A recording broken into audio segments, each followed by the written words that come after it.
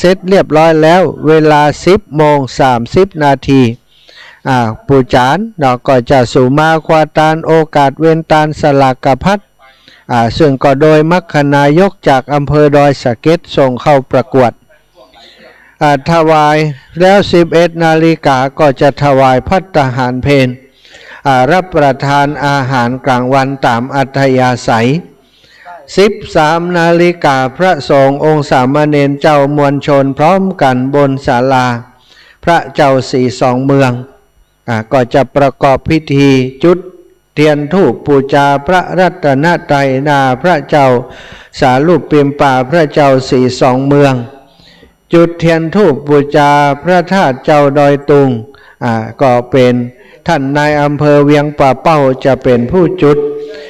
เทียนธูปบูชาพระธาตุเจ้าดอยสุเทพท่านนายอำเภอดอยสะเก็ดเป็นผู้จุดแล้วก็จุดเทียนธูปบูชารูปเหมือนหลวงปู่พระเทพวิสุทธิคุณแล้วก็จุดเทียนธูปบูชารูปเหมือนหลวงปู่พระสุนทรปริยัติวิกรมจากนั้นก็จะเป็นการประเคนพานขอสมาทานเบญจศีลพิธีกรน้ำกล่าวคำบูชาดอกไม้ธูปเทียนไหว้พระสมาทานเบญจศีลกล่าวคำถวายสลากพัด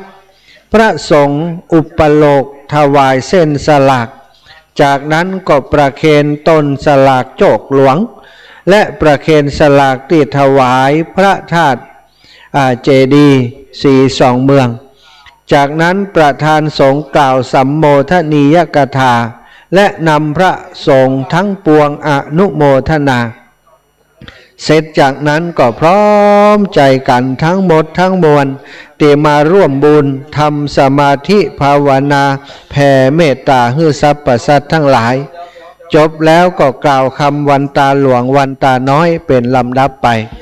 ศรัทธาอีป่ออีแม่ทั้งหลายนี้คือลำดับพิธีเนอะที่เปิ้นได้เตรียมกันไว้กำหนดไว้เป็นอย่างจะมาถึงกี่โมงก็มาถึงเจ้าน้อยเขาจะได้บ่วุ่นวายถ้ามาขวาย11 โมงแล้วยังมีที่ตั้งสลากกำเตื้อฮู้เปิ้นเนี่ยยังได้เอาที่ไหนวุ่นวายมาถามไผก็ฮู้เลยได้ตานโดยเปิ้นดีๆสักกรรมกลายเป็นม่วนอกม่วนใจนี่ถ้าเฮามาเจ้าหามันก็สะดวกถึงคนทำงานสบายถึงศรัทธาญาติโยมที่นำกล้วยสลากนำเส้นสลากมาร่วมบุญในวันนี้ในวันพรุ่งนี้เนอะศรัทธาอีป่ออีแม่ทั้งหลายตอนนี้ก็คิดว่าหลายพื้นที่ตัวกันที่ฟังรายงานสดถ่ายทอดสดที่ดอยนางแก้วนี้ก็ได้เตรียมที่จะมาในวันพรุ่งนี้เนาะพี่น้องต่างจังหวัดลำปางเนอะศรัทธาอีป่ออีแม่ทั้งหลายปกติจะอยู่ไกลเหลือเปิ้นมดพี่น้องดอยสะเก็ดเดินทางมา30 นาทีก็ถึงแล้วเวียงป่าเป้าก็ประมาณ30 นาทีก็มาถึงแต่พี่น้องต่างลำปางเดินทางประมาณ3 ชั่วโมงจะมาถึงที่นี่ก็นึกว่าจะมีไผมาเนาะเปิ้นก็มาการมางานไปโดยอาตมาบ่อยเนอะไปถึงเมืองฝางมาถึงตั้งเชียงใหม่หลายที่หลายแห่งมีกิจการงานบุญที่ครูบาอาจารย์ได้ออกอากาศแจ้งไปในรายการในคลื่นสีขาวของเฮาพี่น้องเจ้าลำปางได้รับฟังก็มีจิตใจที่อยากจะร่วมบุญก็ต้วยไปตลอดทุกที่ทุกแห่งตอนเข้ามาร่วมกิจกรรมกับครูบาอาจารย์ใหม่ๆนั้นไปที่ไหนไปกับตัวคนเดียวพวกลกมีกับทุเจ้าลำปางไปตนเดียวบัดเดียวนี้ไปไหนสิจะเอ็นพ่องละเนอะศรัทธาทั้งหลายเนื่องจากว่าศรัทธาญาติโยมคลื่นสีขาวจังหวัดลำปางบัดเดียวนี้เปิ้นมีกิจกรรมของคลื่นสีขาวที่ไหนเปิ้นก็กลุ่มรุมรากันเป็นกลุ่มเป็นหมู่เป็นคณะปากันมาเนาะร่วมกิจกรรมตลอดนะโดยเฉพาะที่ดอยนางแก้วม่อนพระศรีสองเมืองนี่นะมาหลายรอบแล้วที่เมืองฝางก็ไปหลายรอบแล้วเหมือนกันเนาะวันพรุ่งนี้ทราบว่าจะมากันหลายกลุ่มหลายคณะเนอะศรัทธาญาติโยมหลายกลุ่มหลายคณะก็ แต่ละหมู่บ้านเนาะบ้านสีหมวดเก้านี่นำโดยแม่บัวเย็นจันทบบ้านสีหมวดเก้าบ้านหัวบ้านหนองยางแม่สีนวลสุรินทร์มงคลก็จะปาคณะมาแม่น้อยอินยาสีมาแหมหนึ่งกันเนาะหนึ่งกันรถตู้แล้วก็แม่มะนีแม่ปราณีแม่มอนเตรียมบ้านห้วยฮีก็ได้หนึ่งกันรถตู้แล้วก็รถส่วนตัวแหมหนึ่งกันจากนั้นก็จะมีพี่น้องตังแจห่มเนาะแหมหนึ่งกันรถพี่น้องตังเมืองปานแหมหนึ่งกันรถตู้แสดงว่าลำปางนี่บัดต่ำ5-6รถตู้แล้วก็รถส่วนตัว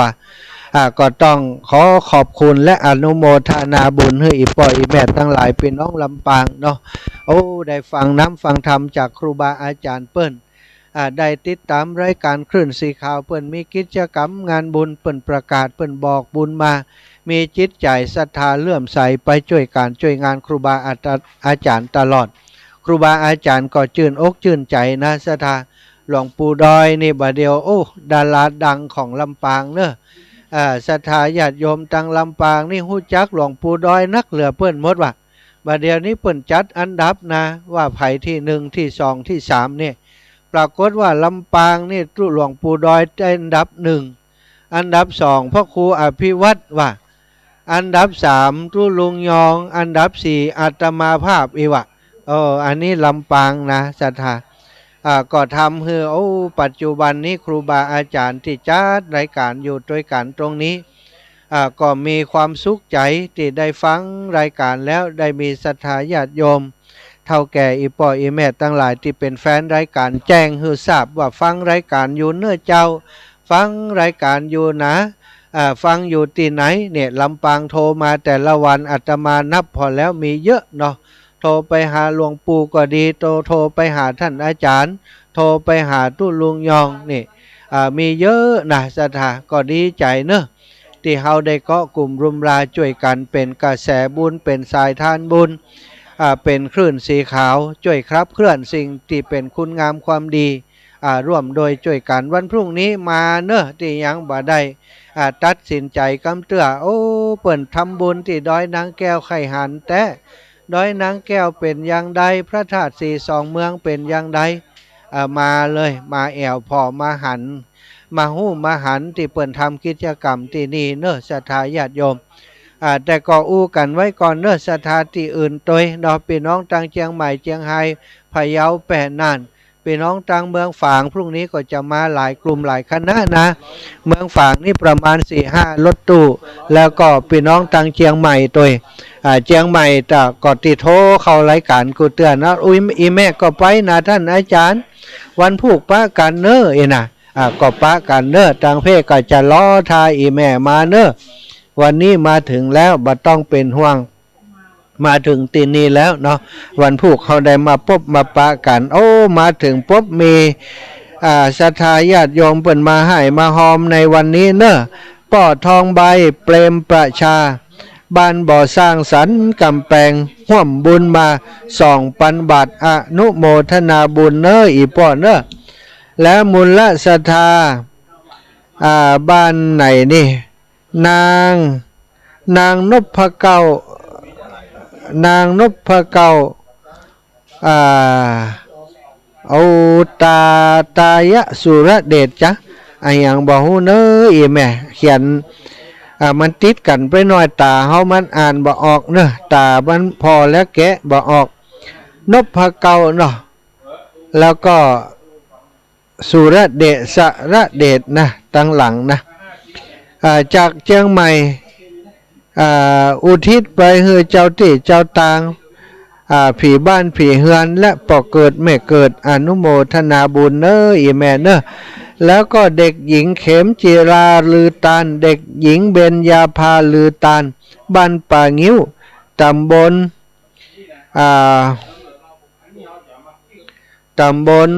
หัวอย่างนี้อำเภอพานจังหวัดเชียงรายหัวงมอีกไงแม่อำเภอพานจังหวัดเชียงรายอุทิศให้เจ้ากรรมนายเวรและปอกเกิดไม่เกิด100 บาทเด็กหญิงเข็มจิราลือตานเด็กหญิงบัญญาภาลือตาน บ้านป่างิ้วตำบลหัวงมอำเภอพานจังหวัดเชียงรายอุทิศไปให้เจ้ากรรมนายเวรร่วมบุญประเกิดไม่เกิดร่วมบุญมาแหม100 บาทแล้วก็เด็กหญิงเบญญาภาลือตาลเด็กหญิงเข็มจีลาลือตาลบ้านป่างิ้วอำเภอพานจังหวัดเชียงรายโยมทินมาเพื่อกรรมอุทิศไปให้เจ้ากรรมนายเวรเอากับย่ำตุลุงออกมาครับย่ำในตุเจ้ากรรมนายเวรประเกิดไม่โกรธแฮม100 บาทแม่สอนใจคำพร้อมครอบครัวอุทิศให้เจ้ากรรมนายเวรบ้านทุ่งมงคลอำเภอพานจังหวัดเชียงใหม่จังหวัดเชียงราย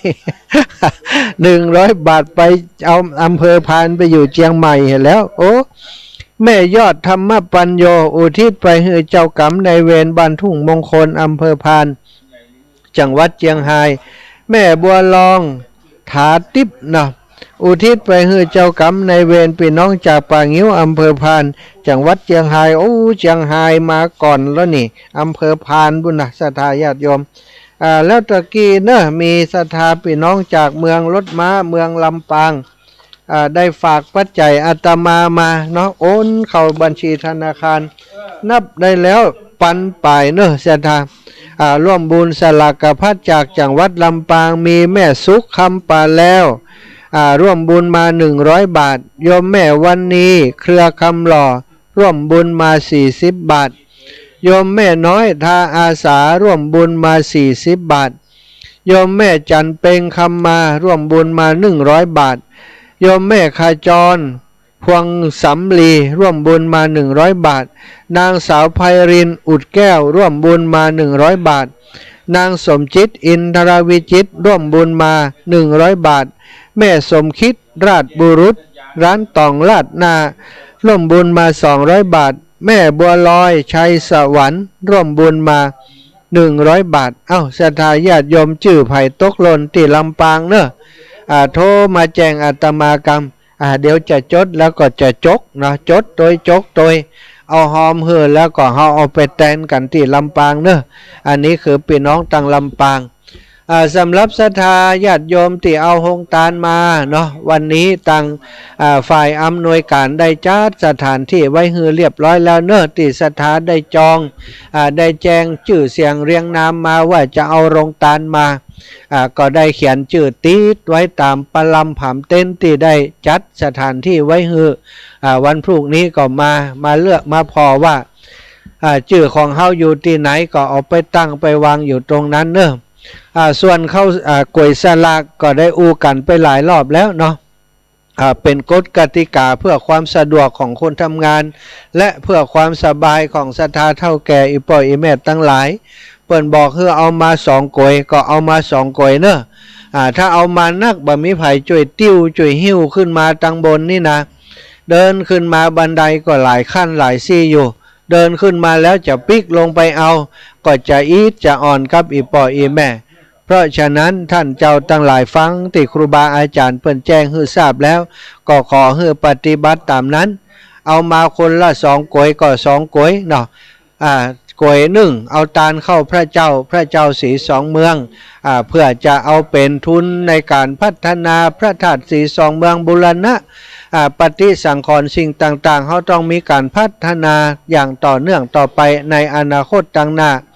มีการมีงานก็จะได้มีทุนสำรองในการจัดนั้นซื้อนี้เนาะบางครั้งบางทีมีการชำรุดทรุดโทรมตรงนั้นตรงนี้ก็จะได้ทุนจากตรงนี้ไปซ่อมแซมแปลงเนาะศรัทธา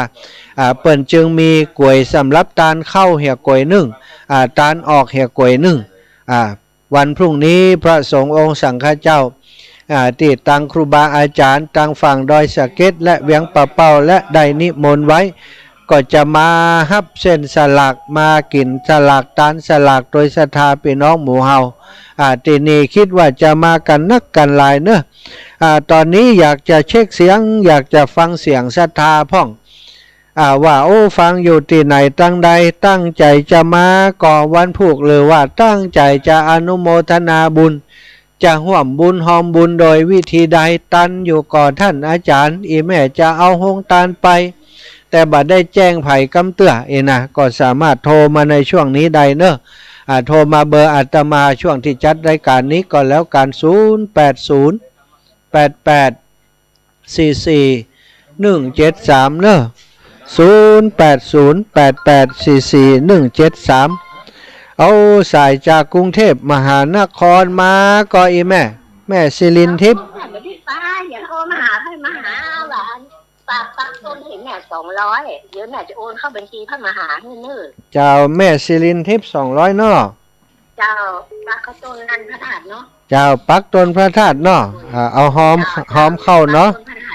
เจ้า200เดี๋ยวแม่โอนเข้าบัญชีท่านมหาให้เนื้อเจ้าแม่เดี๋ยวจะเอาใส่ซองให้แม่เน้อสาธุมีแม่ปักต้นใส่ซองคือครูบาอาจารย์เปิ้นปั่นป้อนแล้วปักต้นอย่างไรก็แล้วแต่เปิ้นนะสะดวกดีจะรบกวนท่านมหาหน่อยจำเป็นยังแม่จะโอนเข้าบัญชีเลยเด้อก็ได้อย่าโอนเข้าบัญชีท่านมหาเลยนะเจ้าสาธุเจ้าเรากลับไปสาเจ้าเอาสายไฟลุดไปเหียตะกี้เอา0808844173โทรมาแหมใหม่เนอะ7662โทรมาแหมใหม่ แม่ศิรินทิพย์200จะโอนมาจะหอมฮื้อก่อนเนอะ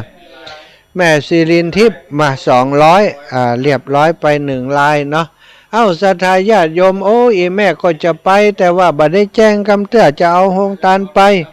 แจ้งกรรมแจ้งตอนนี้แจ้งวันนี้ยังตันอยู่เนอะจะได้เตรียมฮื้อยายพรสงสัยจะเอาโฮงตานมาก็นี่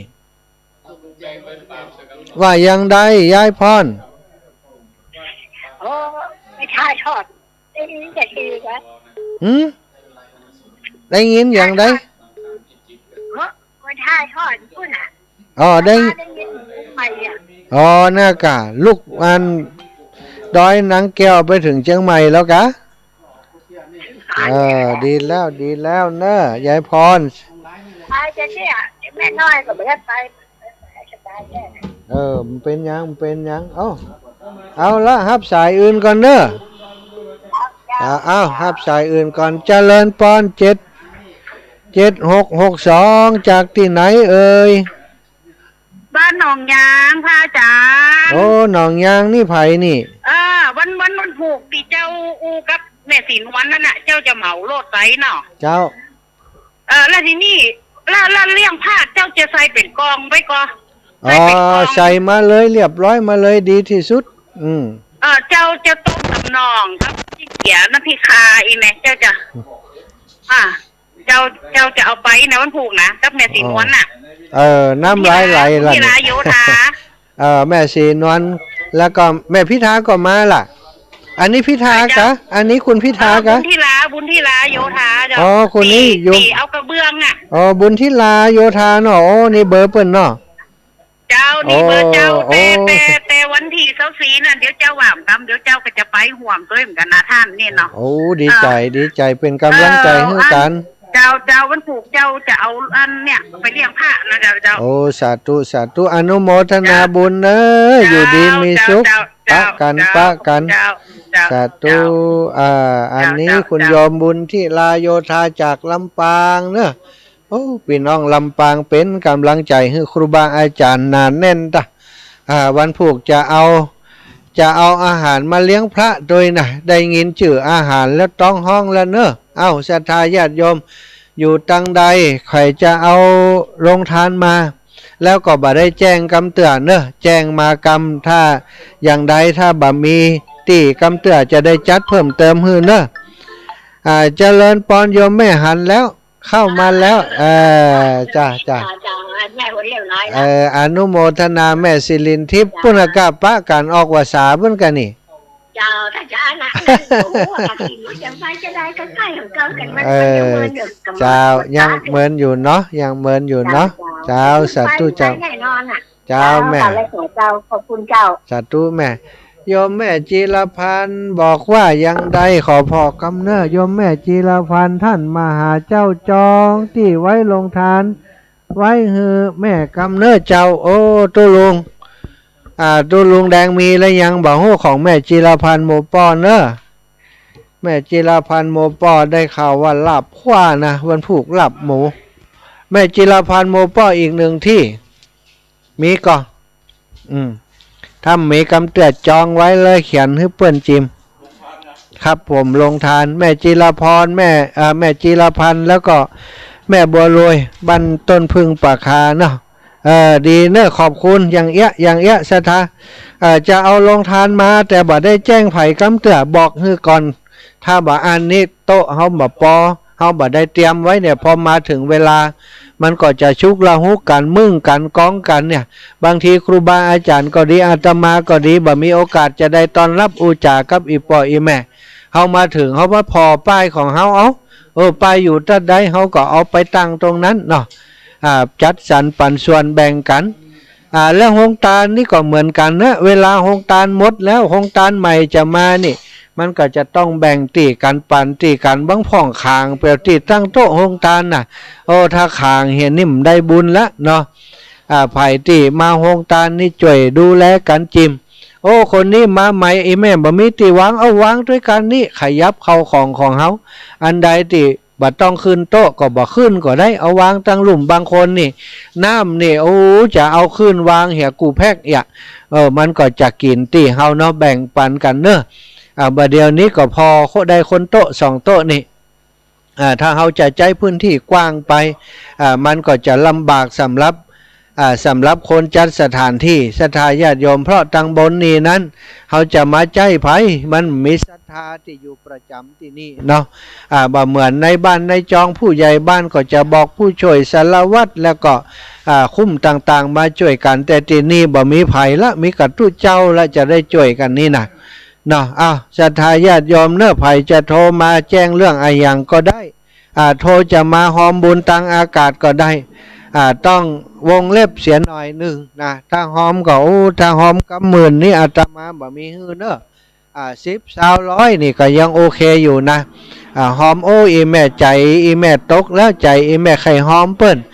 ตู้ลูกหอมฮื้อกำสัก10สัก20สัก100นี่ได้อยู่แต่ว่าถ้านักถ้าหลายนะศรัทธาติดกระเป๋ามานี่บ่นักเท่าใดเนี่ยมันจะบ่ปอเนอะโทรเข้ามาหากันได้เบอร์ใหม่ๆ0808844173เนอะ0808844173โทรมากันได้เลยนะศรัทธาก็ขอบคุณกับศรัทธาเท่าแก่อีปออีแม่ตั้งหลายที่ได้จากกันไว้แล้วว่าจะมาพบมาปะกันในวันพรุ่งนี้เนาะตอนนี้ตั้งส่วนของการเตรียมสถานที่ครูบาอาจารย์หลวงปู่ตู้ลุงตู้ปู่ตู้นาตู้อาตั้งหลายตู้ปีตู้น้องสามารถพระเถรเนนน้อยก็มาเตรียมจัดห้างสถานที่รอท่าดาฮือศรัทธาญาติโยมตั้งหลายที่จะมาร่วมบุญกันพอมาถึงแล้วก็จะได้รับความสะดวกสบายวันนี้ผลกะลึ่งตึ้งตั้งเนอะที่ดอยนางแก้วม่อนพระศรีสองเมืองตะกี้โต๊กอยู่ตังเวียงปะเป้าเนาะโยมแม่ชื่นใจไพวันมาแล้วอีแม่ว่าแรงนี้มาเอวกะแม่ชื่นใจไพวันอีน้องหายแล้วยังบาดเจ็บลูกสาวเนาะแข่งปลาเล็ดนะแข่งปลาเล็ดมองกลายเป็นแข่งฮัก ทำงานอยู่ธนาคารธกส.เวียงปะเป้าถ้าจะหายแล้วเนาะป่านนี้นะเหมือนอละแล้วเนาะโยมแม่ชื่นใจไพวันเนอะตอนนี้ครูบาอาจารย์คืนนี้ก็ถ้าจะประมาณสัก10 รูปนะที่นอนอยู่ที่นี่เนาะตอนเจ้าก็จะมีศรัทธาเอาข้าวต้มเอาอย่างมาอยู่เหมือนกันเจริญหลวงตาไหว้สาถวายความเคารพหลวงตาโชคดีแข่งเยอะเนาะจ้าหลวงตาหลวงตาไม่ได้มามั้งนี่มาไหมไม่รู้ไปยังไงไปไม่ถูกไม่เคยไปเลยไม่เป็นไรหลวงตาส่งใจมาเนอะราชการครับสาธุขอบคุณหลวงตาที่ส่งกำลังใจมาเจริญปอนพี่น้องเมืองฝางเจ้าไม่สัตว์เจ้าทุลูกมาเสียงเงียบไปเหรอเสียงเงียบไปกะเงียบไปทางใดขะลึ่งตึงตั้งเงียบไปกะเงียบปุ่นกะเงียบตะกี้ก็เงียบไปเป็นชัดเมินออกรายการใหม่ๆก็เงียบไปเป็นชัดเมินประเดี๋ยวนี้ก็เงียบนั่นแล้วมันจะเงียบตั้งปุ่นกะเงียบตั้งงานเมืองฝางกะตั้งเพ่บ่เงียบจ้า ต้องเช็คติดทุกปีเลินเนอะหลวงปู่ตั้งเพลงเงียบก็หลวงปู่ตั้งเมืองฝางได้บัดนี้ยินดีวะตั้งเมืองฝางถ้าจะเป็นปัญหาที่เมืองฝางที่ท่านอาจารย์จำเริญฝนตกก็แม่บัดตกเจ้าฝนบัดตกแสดงว่าปัญหาเทคนิคแล้วก้าที่เมืองฝางนี่ตั้งเพ่มมีไผ่จมนะก้มแน่มันกันเนอะสองเงียบแล้วเนี่ยสองเงียบไปเลยกะโอ้พอไม่ก็เดียวก่อนเนอะเช็คทุกปีเลินก่อนเนอะจัดตู้เจ้าแม่ตู้ลุงหนุ่มเช็คให้ทุกปีเลินกำเนอะดีเนาะจ้ะตังปุ่นเป็นยังเนาะศรัทธาญาติโยมอีพ่ออีแม่ทั้งหลายเนอะอยู่ที่ไหนทั้งใดท่านเจ้าจะมาร่วมบุญในวันพรุ่งนี้จะเอาโฮงทานมาตัวยหรือว่าจะฝากอาตมาให้หอมหื้อเนาะแต่ต้องบันนักนะถ้าเล่นเป็นหมื่นเป็นนั้นอาตมามีติดกระเป๋ามานี่สักปัน2 ปันนี่ได้อยู่เนอะศรัทธาทั้งหลายนะเจริญพรโยมแม่ติ๊บกาฟังเจริญพรโยมแม่ติ๊บเจ้าอีแม่พี่น้องลำปางเจ้าอันท่านนี้บุญยวัดมีกระเพ่งเจ้าแสดงว่ามันหลุดไปรู้นี่แต่กี้นั่งฟังกันดีมันหลุดมันมีกระเพ่งเนี่ยไว้สาได้เจ้าขออนุโมทนาตัวเจ้ายอมแม่กำลังเช็คเนื้อแม่เนื้อจ้าแล้วก็ว่าอันฮับชกรรมนี่อันเสียงเงียบไปความจริงเปิดสายปุ๊บมันจะมีคนลุ่มตุ้มตั้มนะเนาะชกรรมเนื้อแม่เนื้อลองฟังไปพอเนื้อเจ้าอาจจะขัดข้องทางเทคนิคเนาะเจ้าเนื้อสาธุแม่ติ๊บกาพังบ้านแรงเนาะพุ่นเนื้อหิมบาทวัดของวัดศรีภูมิมาบ้านตาส้มปอยเนาะอำเภอเมืองจังหวัดลำปางอันนี้ญาติโยมเปิ้นได้ฝากห่วมบุญมาก็มีแล้วก็โทรมาสรุปแล้วท่านแกงต้นหลวงหลอกเนอ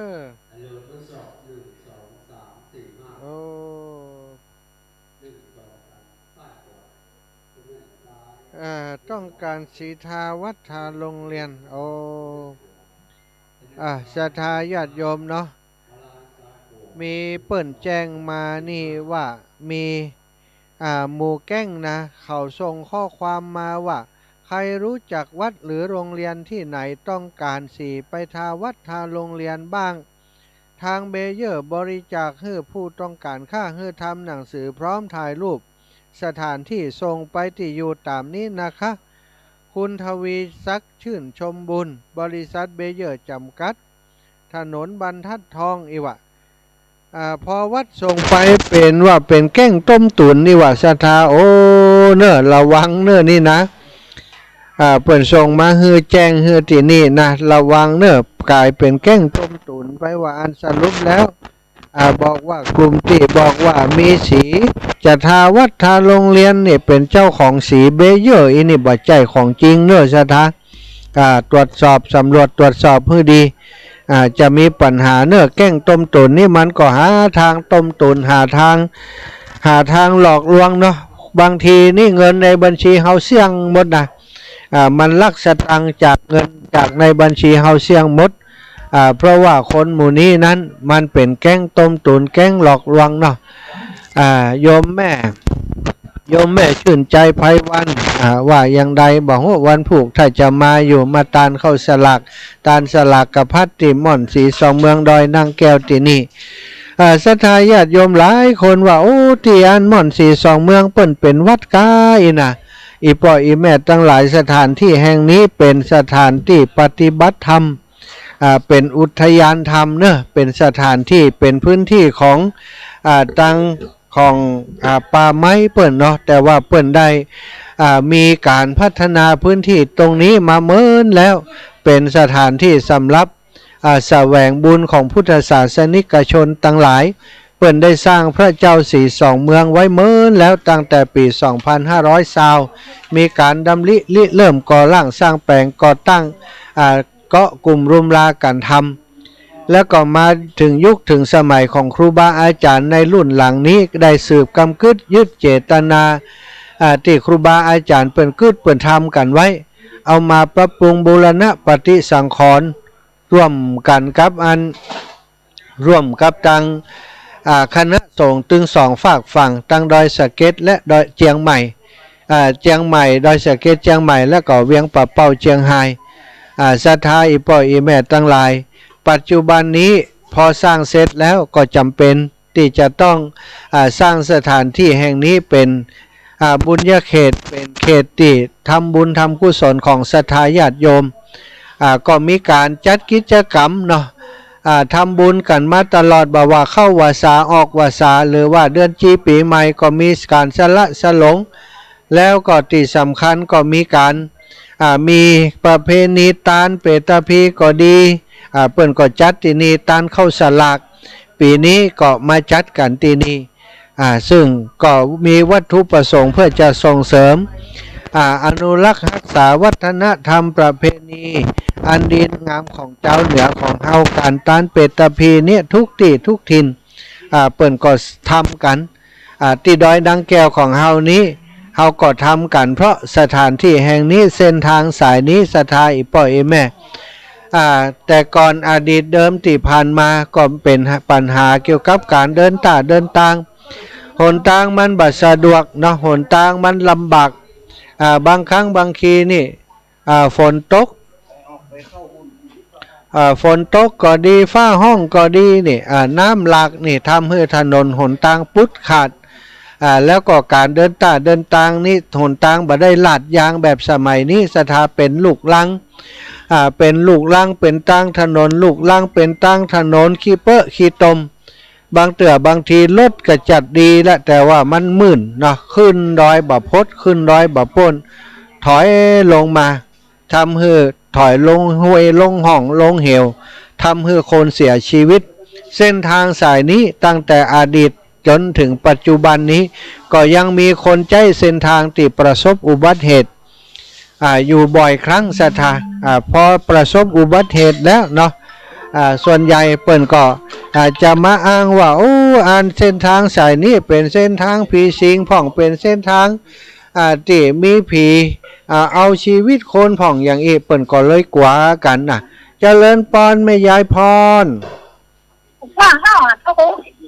ห้องเพ่ก็ห้องนะทั้งปุ่นห้องนักก็นะกะอันเสียงได้ยินอยู่ก็เดี๋ยวนี้ออกอยู่ก็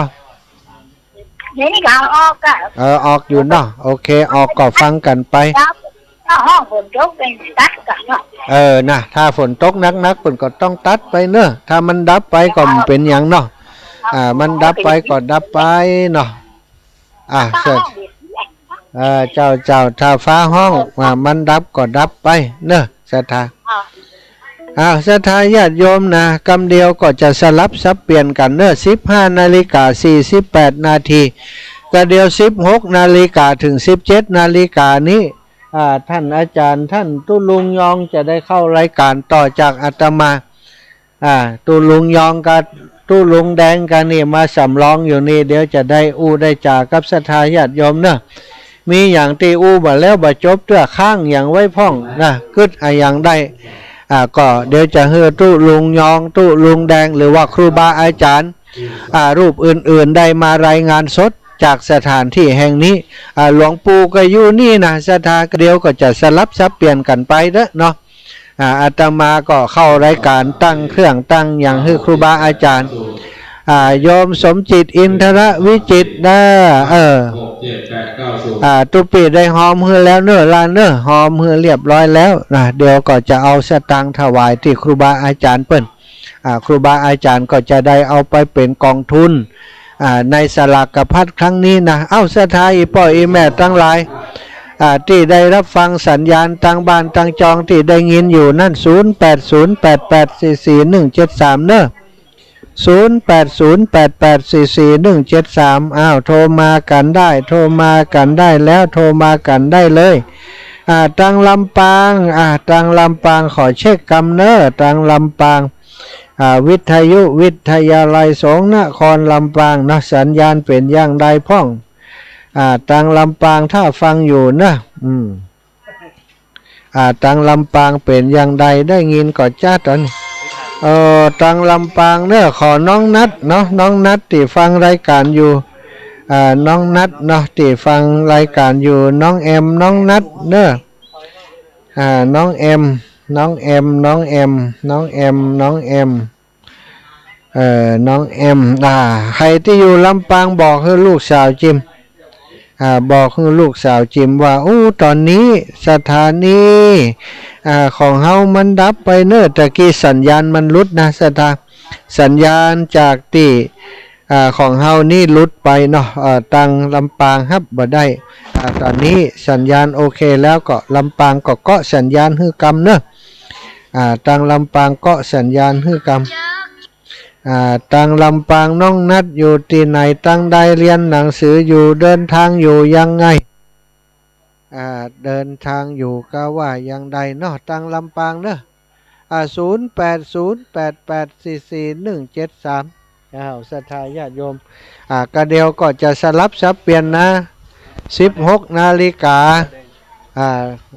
ท่านอาจารย์พระครูชลทานพิทักษ์จะได้เข้ารายการเนอะศรัทธาญาติโยมมีอย่างเพื่อนจะได้แจ้งบอกคือกับศรัทธาบางครั้งบางทีมีเรื่องจะบอก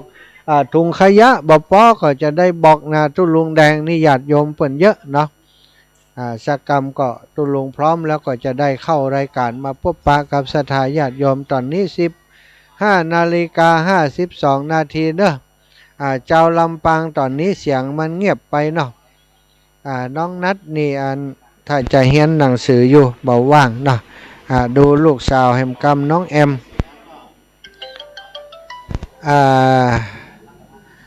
น้องนัดตอนนี้ลำปางฝนตกกำตกครับอาจารย์ครับก็สัญญาณให้อาจารย์จิมเนอะแต่ประเดี๋ยวมันเป็นเพลงไปมันลุดตะกี้ลุดไปครับได้ครับครับผมตังลำปางสัญญาณลุดไปตอนนี้แจ้งไปแล้วลำปางว่าอย่างใดลำปางถ้าดังแล้วโทรมาบอกให้จิมเนอะพี่น้องลำปางโยมแม่บัวเย็นจันทบโยมแม่ศรีนวลสุรินทร์มงคลเนาะน้องสมจิตมาแล้วดีแล้วยังสัญญาณน้องสมจิตลำปางดีแล้วเจ้าตุ๊กตี้ดีแล้วเนาะดีแล้วเจ้าสละโอเคขอบใจมากเด้อดีสัญญาณดีเนาะสัญญาณวิทยุนะวิทยุฟังพอวิทยุต้องเป็นเกินต้องเปิดเฟซเปิดเฟซนี่ได้ยินอยู่แต่ว่าวิทยุตะกี้มันลุดไปตอนนี้น่าจะดีแล้วสงสัยวันนี้เราผ้าห้องตุ๊กตี้กะมันก่อห้องนะเพ่ก่อห้องเหมือนกันสัตว์ตู้เจ้าตุลุงกะเดียวก็จะเป็นตุลุงแดงได้เข้ารายการเนอะศรัทธาญาติโยมสำหรับศรัทธาญาติโยมที่จะเป็นเจ้าภาพโรงทานหรือว่าเป็นเจ้าภาพอายังก็แล้วแต่ในงานสลักกพัดปุพพเปตพีตีม่อนพระศรีสองเมืองในวันพรุ่งนี้สามารถแจ้งความประสงค์มาได้เนอะเอาติเบอร์โทรอาตมาก็ได้ในช่วงนี้กระเดียวตุลุงเปิ่นจัดรายการอาตมาก็จะรับโทรศัพท์เฮือเนอะ0808844173อีปออีแม่ก็สามารถแจ้งบอกความประสงค์มาได้เจริญปอนโยมแม่ได้ยินสักทีเจ้าวิวได้แล้วเนาะตะกี้ลุดไปละแม่ล่ะเจ้าตะกี้ลุดไปเพลงออกหลายเพลงเลยดีละตะกี้แจ้งไปให้ลูกเบาน้องนัดอยู่เชียงใหม่ปุ่นเกาะสัญญาณให้แล้วแม่ขอบคุณอีแม่เนอะเจริญปอนโยมแม่สีขอบคุณหลายๆโยมแม่สีเนาะโยมแม่สีจากเขื่อนยางจังหวัดลำปางนะได้โทรมาแจ้งบอกว่าสัญญาณดีแล้วเนอะตู้ลูกนะขอบคุณหลายๆเนอะอีแม่สถาพี่น้องตังลำปูนเนาะตังลำปูนตังเชียงใหม่ตังเวียงปะเป้านี่ยังบ่ได้รับสัญญาณเต้อตอนนี้รับสัญญาณไปตังเมืองฝางก็คงจะรับสัญญาณได้แล้วตะกี้สัญญาณของเฮาลุดไปเนอะสถาพี่น้องตังเมืองฝางโยมแม่น้อยท่าโทกโยมแม่น้อยท่าอาสาเจริญปอนโยมแม่เจ้าแม่ฟังอยู่นะ เจ้าฝนตกอยู่นอกกะลึงตึ้งตั้งอ๋อบ้านเขากำลังมืดท่านตั้งเพศก็ตกมาแล้วมืดมาหลายรอบแล้วตกไปรอบหนึ่งมาแหมรอบละจ้าเจ้าแม่ท่านได้ถึงกี่โมงเจ้ามาถึงก็เที่ยงไปแล้วก็เพราะแวะหลายตีแม่ไม่ได้อันตุ้ลุงแดงออกกันเจ้าเจ้าตุ้แรงแดงออกเจ้าแม่เจ้าไม่ฟังเลยเจ้าเจ้าสัตว์ตู้นะแม่นะไม่เป็นกำลังใจเนอะเจ้าสัตว์ตู้บุญรักษาอีแม่เจ้าศรัทธาญาติโยมเนอะเตรียมตัวได้พบปะกับครูบาอาจารย์กะเดียวต่อจากอาตมานี้ก็จะเป็นครูบาอาจารย์ตู้ลุงแดงหรือว่าพระครูชลทานพิทักษ์จะได้เข้ารายการพบปะกับศรัทธาญาติโยมฝากไว้ใต้ชั่วโมงนี้ก็แล้วกันว่าศรัทธาญาติโยมอีพ่ออีแม่ตั้งหลายประสงค์จะร่วมบุญเป็นเจ้าภาพโรงทานก็ดีหรือว่าร่วมบุญอื่นๆอีแม่บ่ได้ไปท่านอาจารย์อีแม่ขอฝากพร้อมจิมก็โทรมาที่เบอร์อาตมาเนอะ0808844173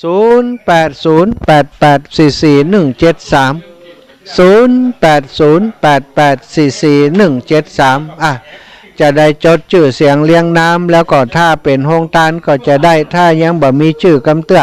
ก็จะได้เตรียมสถานที่ไว้ให้กับท่านเนอะตอนนี้ตุลุงมาแล้วเดี๋ยวขอตุลุงจะได้เข้ารายการเนอะศรัทธาญาติโยมฟังเพลงพระธาตุสีสองเมืองสักกำก่อนเนาะอันนี้จากที่ไหนเจริญพรแม่อุ้ยบุญสว่างวันแม่อุ้ยฟังบ้านนี่ยังไงดิฉันทายชัดเจนเจ้าขอบคุณแม่อุ้ยนะแม่อุ้ยฟังตุลุงน่ะจ้ะดีแล้วขอบคุณเจ้าสานะเจ้าสาธุบุญรักษาอุ้ยนะเจ้าอยู่ดีมีสุขเจ้าอารมณ์ดีแต่อุ้ยเนี่ยอารมณ์ดีแม่อุ้ยเฮาเนี่ย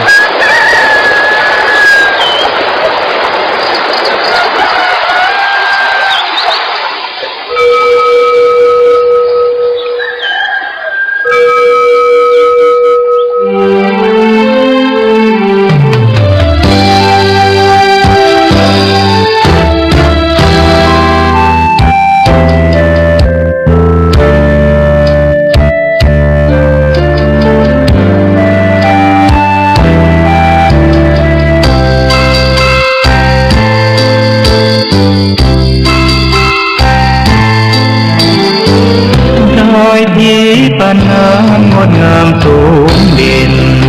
รอยธรรมเทระพระเนตรฝากเปลี่ยนผ่านสายล่อนลอยเชิญชวนศรัทธาร่วมบูรณา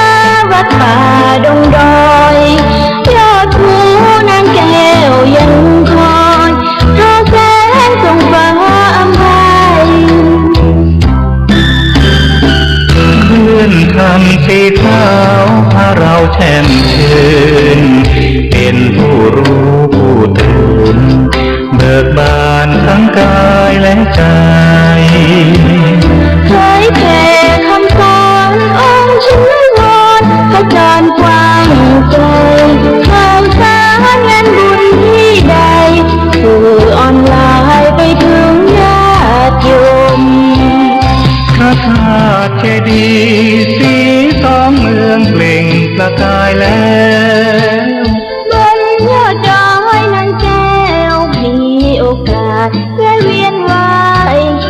มจำลองจากดอยสุเทพดอยทุงคู่ธาตุบรมพลังแรงใจญาติโยมร่วมสั่งสมทันบารมีขอแตบใต้ไหวสาในปารมีธรรมของครูบาอาจารย์จุตนจุองค์ที่ฟังอยู่ต่างวัดต่างวาแล้วก็ขอความผาสุกในธรรมจุ่งมีแก่บรรดาพี่น้องศรัทธาตายกตาญิกาทั้งหลายที่อยู่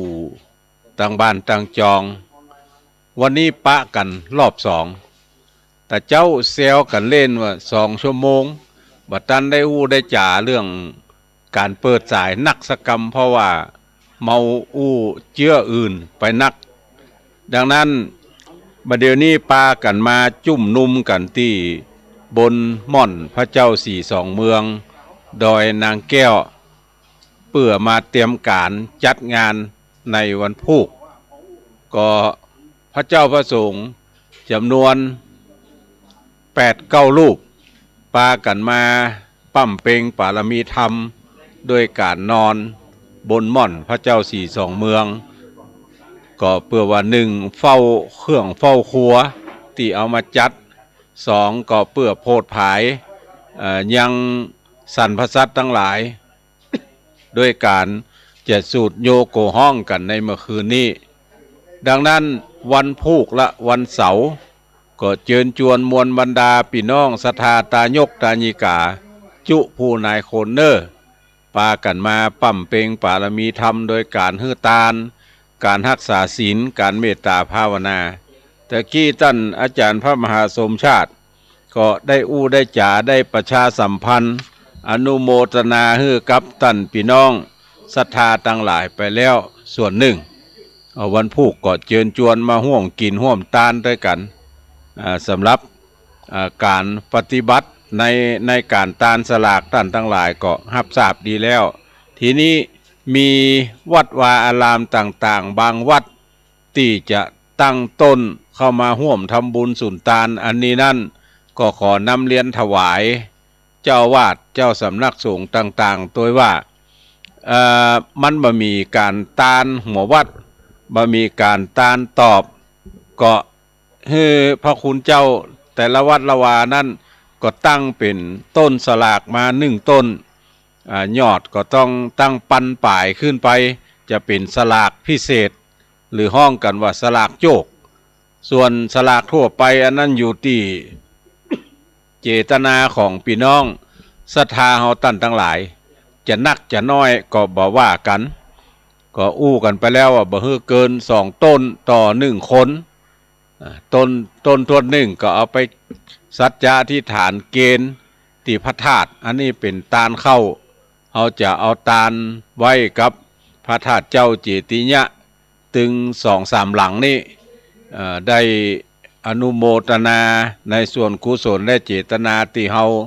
ท่านทั้งหลายได้กึดล่ำตำสร้างกึดกินดาตาลบนม่อนพระเจ้า42 เมืองดังนั้นแห่มต้นหนึ่งก็ให้เอาไปที่กองเลขานุการกองอำนวยการตั้งหน้าพุ่นไปบอกคือเปิ้นว่าอีแม่ผมอุ้ยอีป้อนำสลากมาแถมต้นหนึ่งเนอขอเอามาลงทะเบียนเจ้าหน้าที่ก็จะได้มอบหมายเลขให้กับศรัทธาไปเป็นใบยาวน้อยหนึ่งส่วนใบสั้นคณะทำงานก็จะเอามากิ๊กให้เป็นม้วนแล้วเอาใส่ในหลอดกาแฟเอาไว้มีกี่ต้นก็หารกันไปตามนั้นสมมุติว่าเส้นมี300เส้นมี300 เบอร์ตู้เจ้ามีอยู่150 ตนก็จะถวายตนละ2 เส้นถ้ามีน้อยกว่านั้นก็ว่ากันไปตามนั้นในส่วนสลากโจกหรือสลากพิเศษเนี่ยก็ให้ท่านทั้งหลายที่เข้าใจเอาคนเดียวว่ามียอดเกินกว่า 1,000 บาทอันนี้คือปามาที่ท่านพระครูปริยัติรัตนโชติ จะขออนุเคราะห์พระคุณเจ้าได้เป็นกรรมการเอาเป็นกรรมการฮับลงเส้นตั้งหลังศาลาตั้งหลังศาลาก็ตั้งซ้ายมือของพระเจ้า42 เมืองมีตั้งเยื้องตั้งหลังตั้งเครื่องเสียงจะมีตั้งก็เอามาลงนี่แล้วก็ท่านตุลุงเสาแก้วก็จะเอาเบอร์ให้ท่านทั้งหลายไปติดต้นสลากแล้วหัวเบอร์ใบน้อยๆนะเปิ้นก็จะเอามากิ๊กใส่ในหลอดกาแฟเอาไว้เหียดตี้หนึ่งแยกกันคนตี้กับสลากถึงหมู่ถึงมวลนั้นเมื่อแยกกันคนตี้แล้วเป็นสลากพิเศษ ถ้าทุเจ้ามี150ตน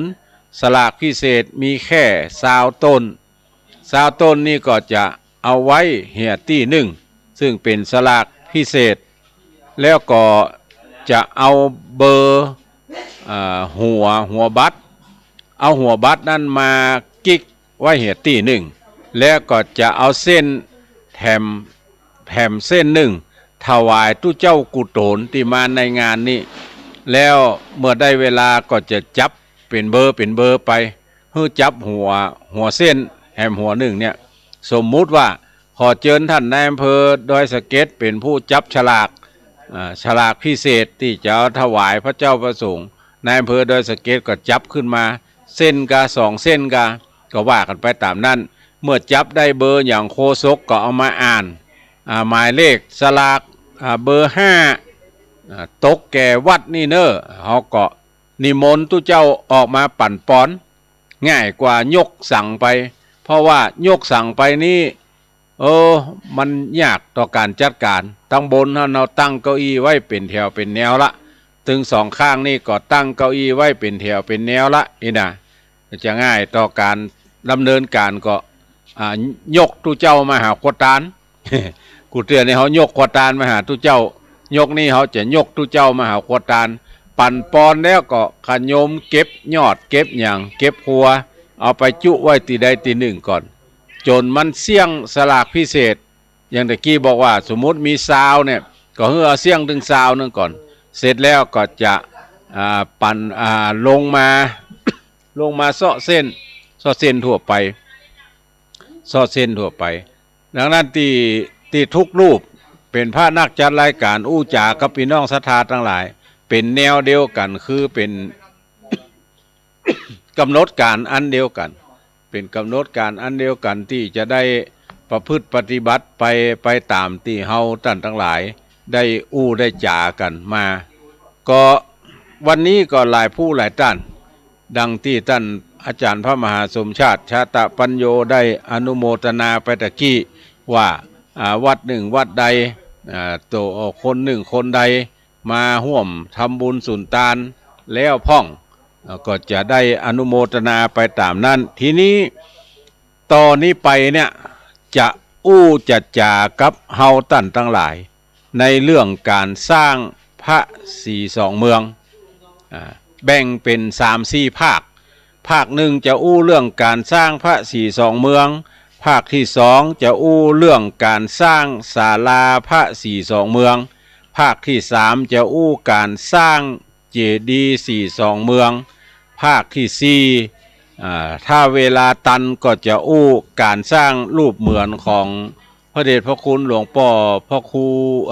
หลวงพ่อเจ้าคุณพระเทพวิสุทธิคุณและหลวงพ่อเจ้าคุณพระสุนทรปริยัติวิกรมอดีตเจ้าคณะอำเภอถึง2อำเภอท่านทั้งหลายได้รับทราบเวลายังเหลืออยู่ก็จะจะจาเรื่องประวั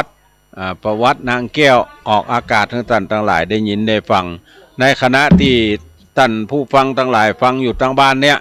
ก็คนแถม8จังหวัดภาคเหนือนี่ก็ฟังในพร้อมเดียวกันแต่บางสถานีก็เปิ้นลิงก์สถานีไป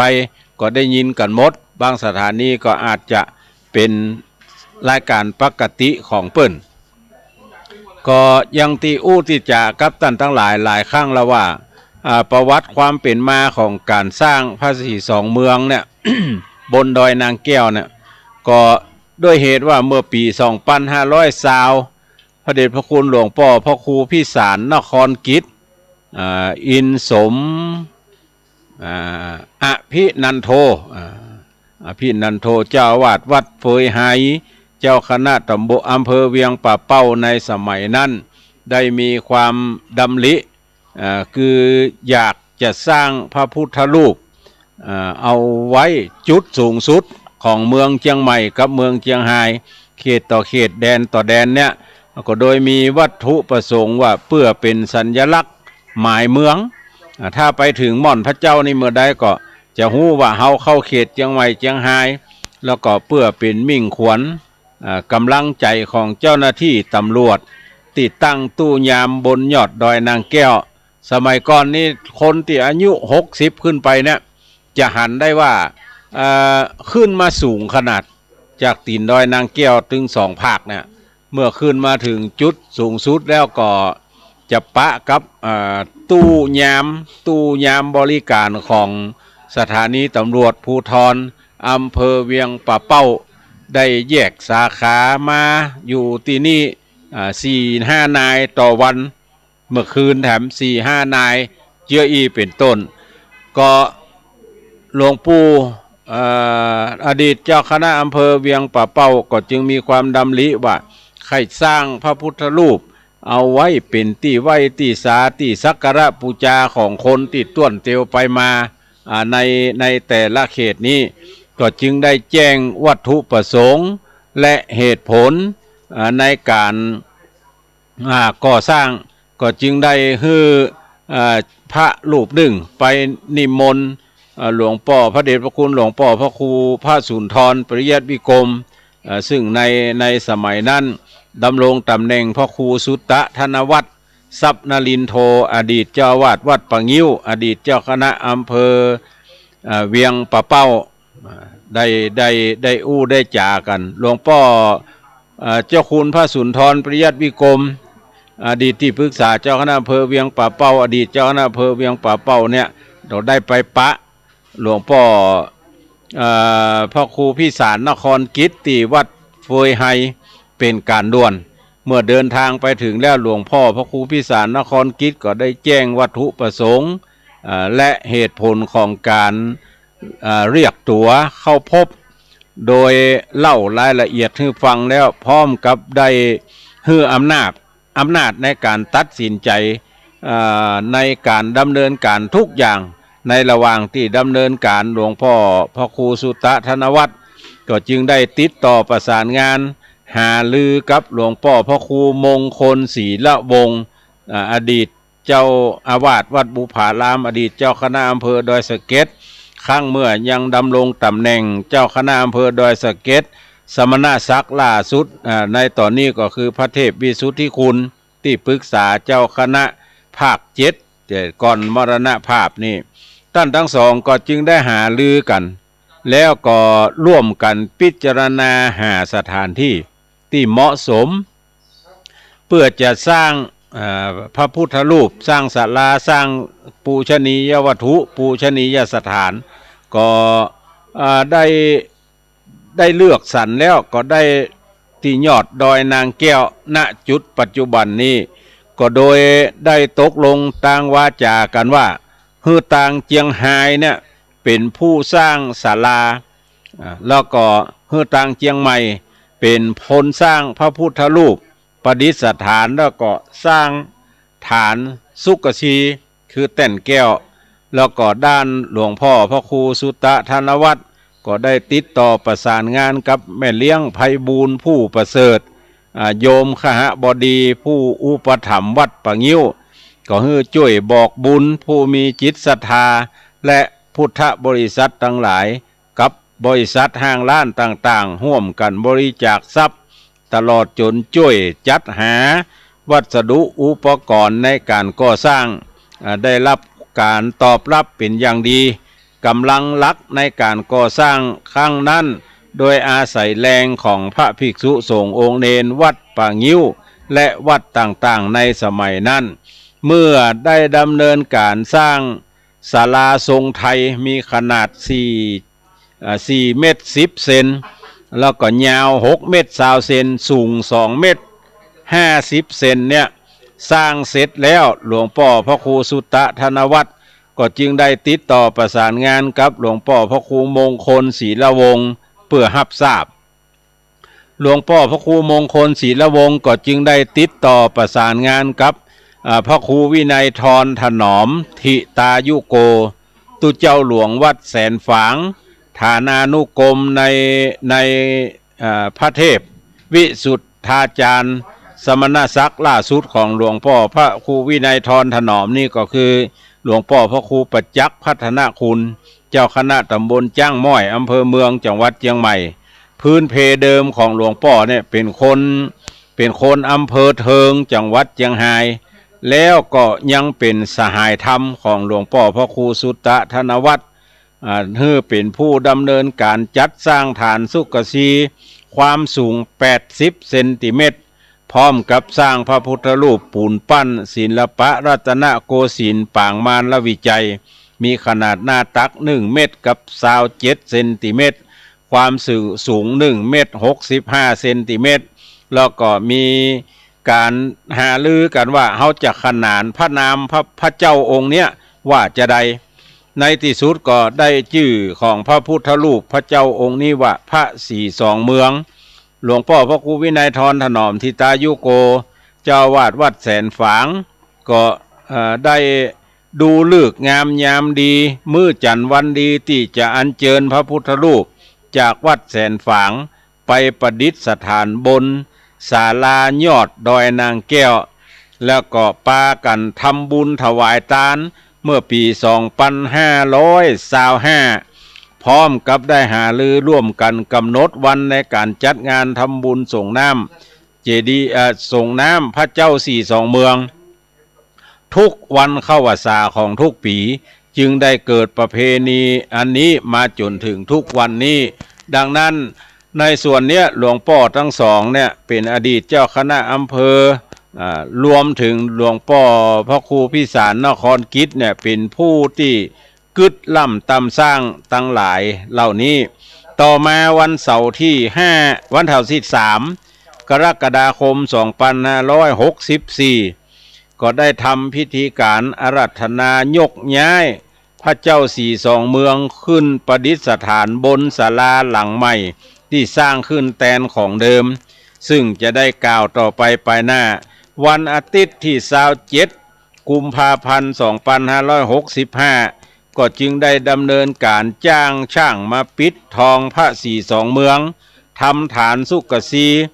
สิ้นทุนทรัพย์เกี่ยวเนื่องกับโดยพระเจ้าสี่สองเมืองในช่วงปลายเนี่ยเป็นเงินอยู่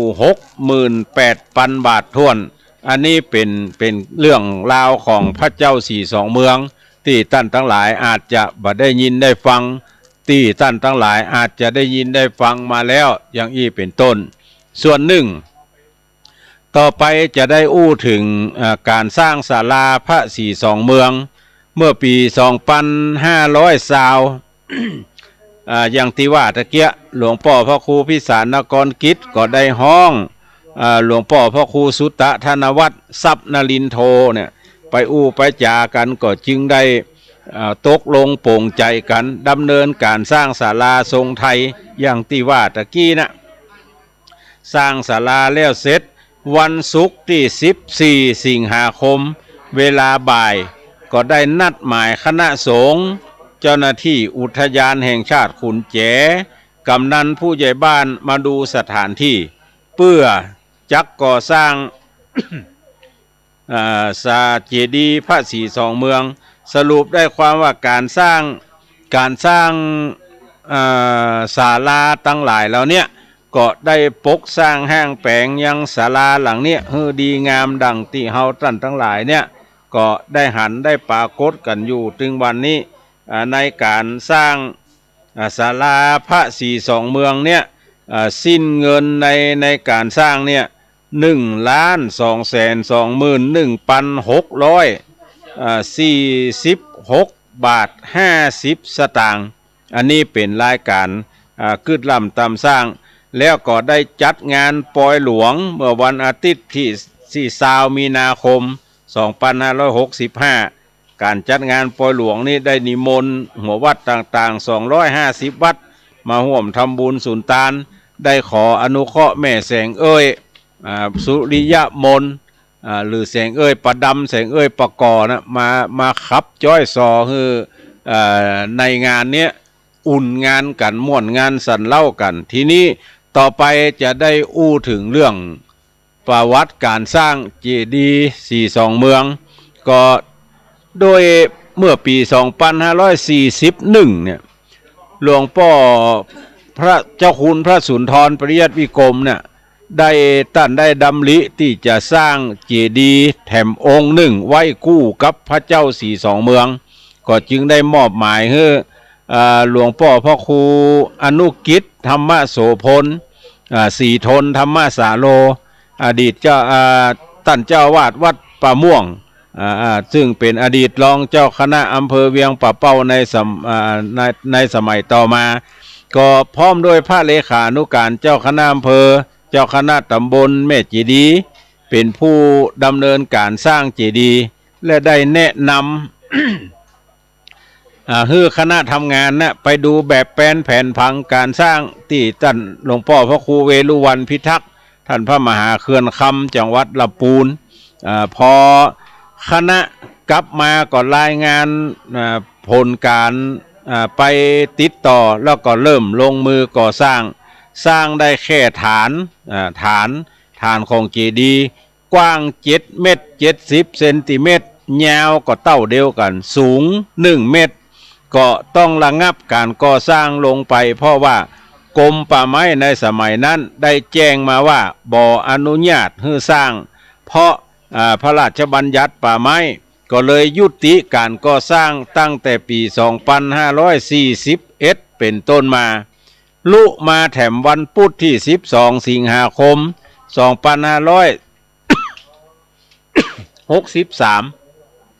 หลวงพ่อหรือหลวงปู่พระครูปฏิภาณธรรมทินได้มีโอกาสเป็นประธานสงฆ์ในงาน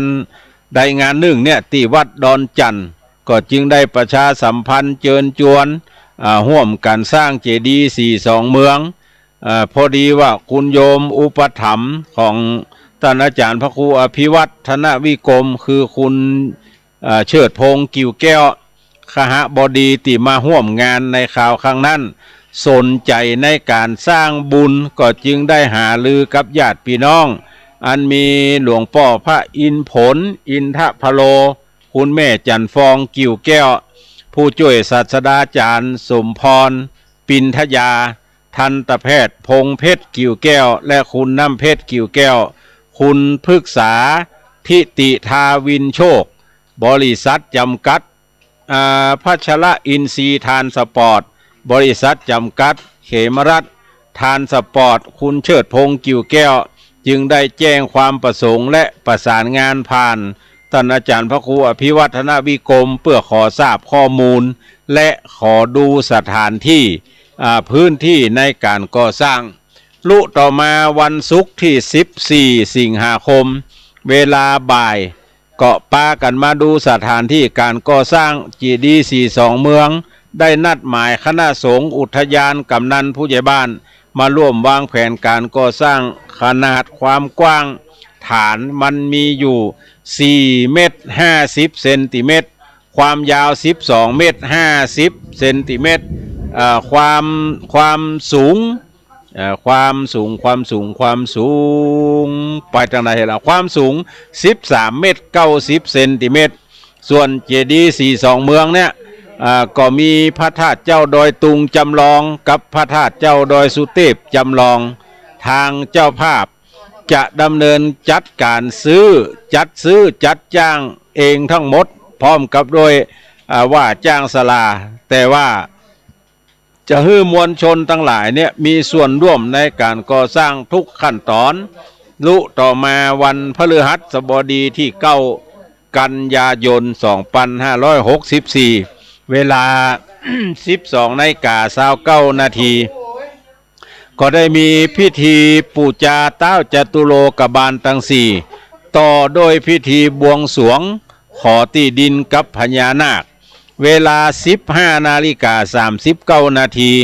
ก็ได้ฤกษ์งามยามดีจัดพิธีวางศิลาฤกษ์เจดีย์42 เมืองต่อมาวันอาทิตย์ที่ 12 ธันวาคม 2564 เวลาบ่ายโมง ได้ทำพิธีทักษิณานุปทานแด่ดวงวิญญาณของหลวงปู่พระพรหมมงคลพระเทพวิสุทธิคุณพระสุนทรปริยัติวิกรมพระครูพิสารนครกิจและพิธีบรรจุพระสารีริกธาตุโดยคุณเชิดพงษ์กิ่วแก้วและคณะมีคนมาร่วมวันนั้นประมาณ 5,000 คนจนบะมีที่นั่งที่เจ้าในวันอาทิตย์ที่ 12 ธันวาคมต่อมาแถมวันศุกร์ที่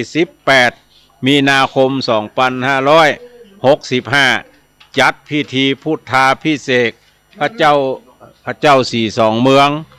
จัดพิธีพุทธาภิเษกพระเจ้า42 เมือง เหรียญพระ42เมืองเหรียญแม่นางแก้วแล้วก็วันเสาร์ที่19มีนาคมจัดพิธียกชัดขึ้นประดับบนยอดเจดีย์ได้รับความเมตตาธรรมจากพระเดชพระคุณหลวงพ่อเจ้าคุณพระธรรมเสนาบดีพระเทพปริยัติพระเทพรัตนนายกพระราชโพธิวรคุณพระพุทธิวงศ์วิวัฒน์พระพุทธิยานมุนีและพระครูสุจิตานุรักษ์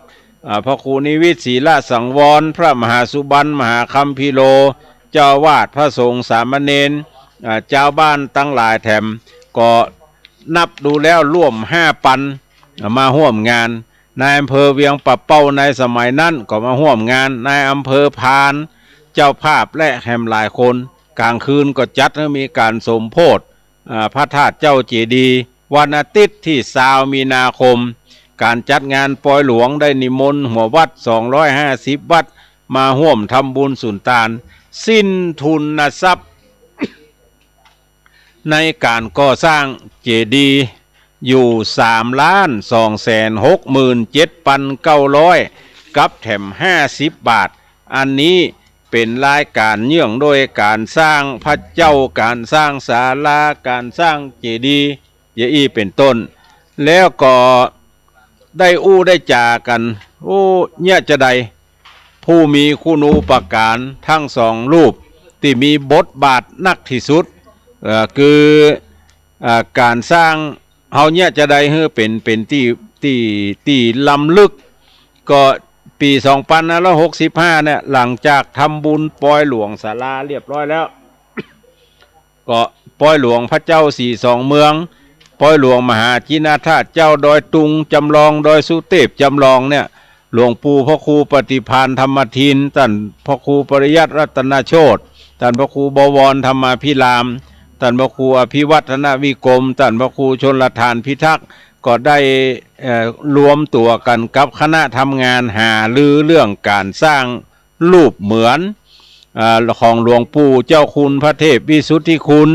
อดีตเจ้าคณะอำเภอดอยสะเก็ดและหลวงปู่เจ้าคุณพระสุนทรปริยัติวิกรม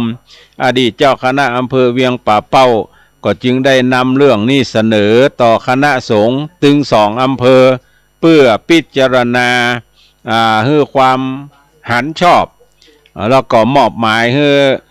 อาจารย์พระครูอภิวัฒนวิกรมวัดปากทางเจริญไปเป็นผู้ประสานงานกับผู้มีส่วนเกี่ยวข้องก็จึงได้ได้หันได้ไหวได้สาได้สักการะปูจากับศรัทธาทั้งหลายโดยดีตลอดมาศรัทธาเฮาท่านทั้งหลายตะกี้เนี่ยมีท่านพระครูไพศาลพนารักษ์ตุเจ้าหลวงวัดป่าซักคำจังหวัดพะเยาร้อยตีชาญชัยจันเจริญศรีแล้วก็แม่พิราวันจันเจริญศรีแล้วก็พัสการอยู่วิจิตรพร้อมกับโดยครอบครัวได้ปากันมาร่วมทำบุญสุนทานในงานสลากกพัดเอาตานไว้กับ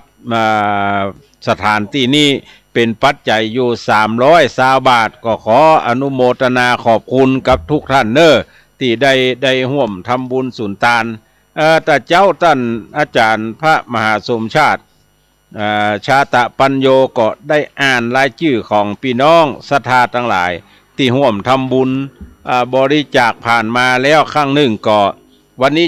เดี๋ยวนี้อาตมาภาพจะอ่านทบทวนอ่านซ้ำแถมครั้งหนึ่งว่ามีป้อทองใบเปรมประชาคหบดีจากวัดบ่อสร้างแต่วันนั้นไปปะกันที่งานอายุวัฒนมงคลของพระเดชพระคุณหลวงพ่อเจ้าคุณพระราชโพธิวรคุณรองเจ้าคณะจังหวัดเชียงใหม่ตู้เจ้าหลวงวัดพระธาตุดอยสะเก็ดพระอารามหลวงปะกันก็ป้อทองใบก็ขอนิมนต์มานิกรรมเถอะไปนั่งนั่งจ่ากันเปิ้นก็บอกว่าอีป้อจะหอมตาล1 ปันนี้เอาตาลเฮ้ตุลุงแดงวัดบุผารามเนอแหม1 ปันนี้เอาตาลเฮ้ตุลุงมหาทรัพย์วัดปังยิ้วเนอก็เปิ้นเกยกันในสมัยก่อนเกยได้ร่วมกึดร่วมสร้างกันสมัยเมื่อแปลงศาลานั้นป้อทองใบเปรมประชาก็ได้มาช่วยกึดล่ำตำสร้าง ในด้านแห่งงานในด้านการบริจาคทรัพย์พอหู้ข่าวว่าคณะสงฆ์กับพี่น้องศรัทธาทั้งหลายที่ตุลุงยองพี่น้องศรัทธาทั้งหลายเนี่ยจะตานสลากก็เลยกึดใจได้ไฟใจเติงหาคู่ประการของหลวงปู่ตึงสองก็เลยฝากหอมมาก็เอาตานให้หลวงปู่ตึงสองเป็นที่เรียบร้อยนอกจากนั้นก็มีแม่บัวลองถาติบอำเภอพานตานให้แก่เจ้ากรรมนายเวรแม่ยอดธรรมปัญโยบ้านทุ่งมงคลอำเภอพานจังหวัดเชียงรายแถม100 บาทแม่สอนใจคำตานหาเจ้ากรรมนายเวรอันนี้อยู่อำเภอพานบ้านตุ่งมงคลแถม100 บาทแล้วก็เด็กหญิงเบญญาภาลือตาลเด็กหญิงเจนจิลาลือตาลบ้านป่างิ้วตำบลหัวงุ้นอำเภอพานจังหวัดเชียงรายตานไปหาพ่อเกิดแม่เกิดปู่แทนย่าแทนเจ้ากรรมนายเวรเจ้าบุญนายกุลแถม100 บาทแล้วก็เด็กหญิงเขมจิราลือตาลเด็กหญิงเบญญาภาลือตาลบ้านป่างิ้วอำเภอพานตานไปหาเจ้ากรรมนายเวรพ่อเกิดแม่เกิดแถมซอง1ก็แถม100 บาทแล้วก็ตานไปหาพ่อเกิดแม่เกิดแถม1ซอง100 บาทนอกจากนั้นก็มีนางอันอย่างนี้นายนพเก้าหารสรเดชเอา กระติกเอาถังน้ำแข็งมาตานไว้กำจูโจตกะศาสนาตานไว้สำนักสงฆ์ปาปาน1 แก่น1 ใบตานไว้สำนักสงฆ์มนทาทิพย์แถม1 แก่น1 ใบก็ได้ใส่ยอดตาลนี่แถม100 บาทอาตมาภาพก็จะเอาให้หอมเข้าในการจัดงานครั้งนี้ส่วนที่บริจาคให้หอมผ่านท่านพระมหาสมชาติมาก็มีแม่สุขคำป่าแล้ว100 บาทแม่วันนี้เครือคำรอ40 บาทแม่น้อยทาอาสา40 บาทแม่จันเพ็งคำมา100 บาทแม่ขจรพวงสำลี100 บาทนางสาวไพลินอุดแก้ว100 บาทแล้วก็นางสมจิตอินทรวิจิต100 บาทแม่สมคิดราชบุตร200 บาทแม่บัวลอยชัยสวรรค์100 บาทแม่เพนเชิงปัญญา500 บาทอันนี้แม่ศิลินทิพย์แถม200 บาทอรพินรามบุตร200 บาทแม่ถนอมนามวงแถม100 บาทก็ขออนุโมทนาในส่วนบุญส่วนกุศลที่เฮาท่านทั้งหลายได้มาร่วมทำบุญสุนทานในคราวครั้งนี้เนอขอเตจะบุญกุศลที่เฮาท่านทั้งหลายได้กระทำมาเนี่ยปกโฮมเมื่อท่านทั้งหลายผ่าศจากเสียยังทุกโศกโรคภัยทั้งหลายทั้งมวลเพื่อท่านทั้งหลายสั่งบอนไปโดยอายุปีเดือนวันยามไปใจอย่าได้ได้พบกรรมว่าบ่มีบัดดีบัดได้ไปจุภาวะจาตขอให้ท่านทั้งหลายมีอายุมั่นขวัญยืนขอปารมีธรรมของพระเจ้าสี่สองเมืองปารมีธรรมของพระเดชพระคุณหลวงปู่เจ้าคุณพระเทพวิสุทธิคุณปารมีธรรมพระเดชพระคุณหลวงปู่พระสุนทรปริยัติวิกรมอดีตเจ้าคณะอำเภอทั้ง2 รูปและปารมีธรรมของหลวงปู่พระครูพิสารนครกิจซึ่งเป็นอดีตเจ้าคณะอำเภอเหมือนกันก็มาร่วมปกห่มให้ท่านทั้งหลายได้อยู่ดีมีสุขมีอายุมั่นขวัญยืนอยู่ก้ำจูดูยังวรพุทธศาสนาดูตั้งกินดูตั้งไว้ดูตั้งใจจ่ายเตตานในศาสนาแห่งพระโกตมเจ้าเหมือนกันจุผู้จุคนวันพุกนี้ไผ่บัติดการติดงานอันใดก็เจอเนอมาร่วมทำบุญสุนทานตัวกันออกกระเป๋ากำครับมาร่วมทำบุญสุนทานด้วยกันเนาะเพื่อจะได้สร้างปารมีธรรมตัวกันสร้างปารมีธรรมตัวกันเนี่ยเฮือตานรักษาศีลเมตตาภาวนาไปใจเนี่ยจักได้บุญได้กุศลที่เฮาท่านทั้งหลายได้ปากันคึดล่ำตำสร้างจุเยี่ยงจุภการแล้วก็หลายท่านที่กำลังโทรมาว่าอีแม่หอม 100ยังอ่านของอีแม่เป็น200 อีแม่หอม200ตู้เจ้าอย่างเอาของอีแม่เหลือ100เดียวอันนี้บางคนก็อ่าน2บางคนก็อ่าน100เดียวไผโดนอ่าน200จำเป็นให้โอนมาแหม100นึง ขออนุโมทนากล้าอ่านแล้วมีแผลอรพินรามบุตรเนี่ยกับแม่ศิรินทิพย์เนี่ยก็ กับแม่สมคิดราชบุตรนี่หอม100หอมตีผ่านท่านอาจารย์พระมหาสมชาติไปเขียนเปิ้น200จำเป็นได้โอนมาแหม101ก็วันพูกพระเจ้าพระสงฆ์ที่นอนเนี่ยก็จะได้ฉันพระทหารเจ้ามีประเดี๋ยวนี้นับตึงขึ้นตึงล่องแล้วมี8รูปซึ่งเดินทางมาจากดอยหล่อ2รูปดอยสะเก็ด3รูปแล้วก็อำเภอเมืองจังหวัดเชียงใหม่แถม3รูปแล้วก็เดินทางมาจากจังหวัดลำปางแถม1รูปเมื่อเจ้าวันพุธจะได้จัดจังหันเจ้าถวายก็ขออนุโมทนาขอบคุณกับท่านพระปลัด40,000สุธีโลตู้เจ้าหลวงวัดสันกูทองหรือหู้จักกัน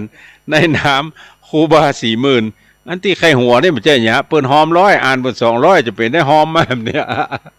แล้วก็มีป่อบุญตาลแม่มาลีคำมุงเมืองบ้านสันกูทองจะฮับเป็นเจ้าภาพข้าวต้มทรงเครื่องในวันพุธเมื่อเจ้าถวายพระเจ้าพระสงฆ์ที่มาปั่มเปงปารมีธรรมอยู่ที่นี่ตะกี้ลืมนับคนบ้านคนขับรถวัดไผ่หินเนี่ยคนเนาะที่นอนด้วยกันนี่นอกจากนั้นก็ยังจะมีโฮงทานไอศครีมโฮงทานอาหารของคุณอธิตาธรวันชัยธนวงศ์นายกองค์การบริหารส่วนจังหวัดเชียงรายแล้วก็คุณจรัญสิทธิวงศ์สมาชิกสภาจังหวัดเขต2อำเภอเวียงป่าเป้าเป็นเจ้าภาพไอศครีมเป็นเจ้าภาพอาหารมัทะปนาถวายเป็นตาลออกเป็นโฮงทานในวันพุธนอกจากนั้นก็มีคุณอธิตาธรวันชัยธนวงศ์นายกองค์การบริหารส่วนจังหวัดเชียงรายเนี่ยยังเอาน้ำดื่มแถมจำนวน100แพ็คหรือแพ็ค100แพ็คกับแพ็คตุลุงแพ็คอ่านยากภาษาปักกิดนี่นะ100แพ็คเอามาห่วมกินหอมตาลด้วยกันนอกจากนั้นก็มีท่านกำนันองค์อาจขันใจกำนันตำบลแม่จีดีใหม่เอามาห่วมทำบุญแหม20แพ็คแล้วก็คุณเกษมพรมเรืองฤทธิ์อดีตกำนันตำบลแม่จีดีใหม่แถม10แพ็คก็กลุ่มลุมลาตัวกันมาก็มีคุณประจิตรพรมเรืองฤทธิ์นายกองค์การบริหารส่วนตำบลแม่จีดีใหม่แถม10แพ็คแล้วก็คุณอนันต์มูลชมพูบ้านแม่จีดีน้ำดื่มแถม10แพ็คก็ขออนุโมทนาเนอแล้ววันพุธใครจะเอาน้ำดื่มเอาเข้าเอาอย่างมาก็เอามาออกโครงทานได้เนอก็วันนี้ก็มีศรัทธาแม่อย่างก็จำมาได้โดยการจักนำของแม่ครูอรวรรณชัยวงศ์เนี่ยเพิ่นเอาถังน้ำแข็งมาถวายเป็นตาลเนี่ยเอาถวายเป็นตาลที่สำนักสงฆ์ประปานกับมนทาทิพย์เนี่ยก็เลยบอกคือเปิดเอาใจนี่ก่อน เอาใจคือเป็นประโยชนะนี่ก่อนเดี๋ยวก็ว่ากันเอาลงไปเมื่อใดก็มีหลายผู้หลายต้านเอาอันนั้นอันนี้มาถวายเป็นตาลนอกจากนั้นเปิดฮับน้ำแข็งแถม9กระสอบ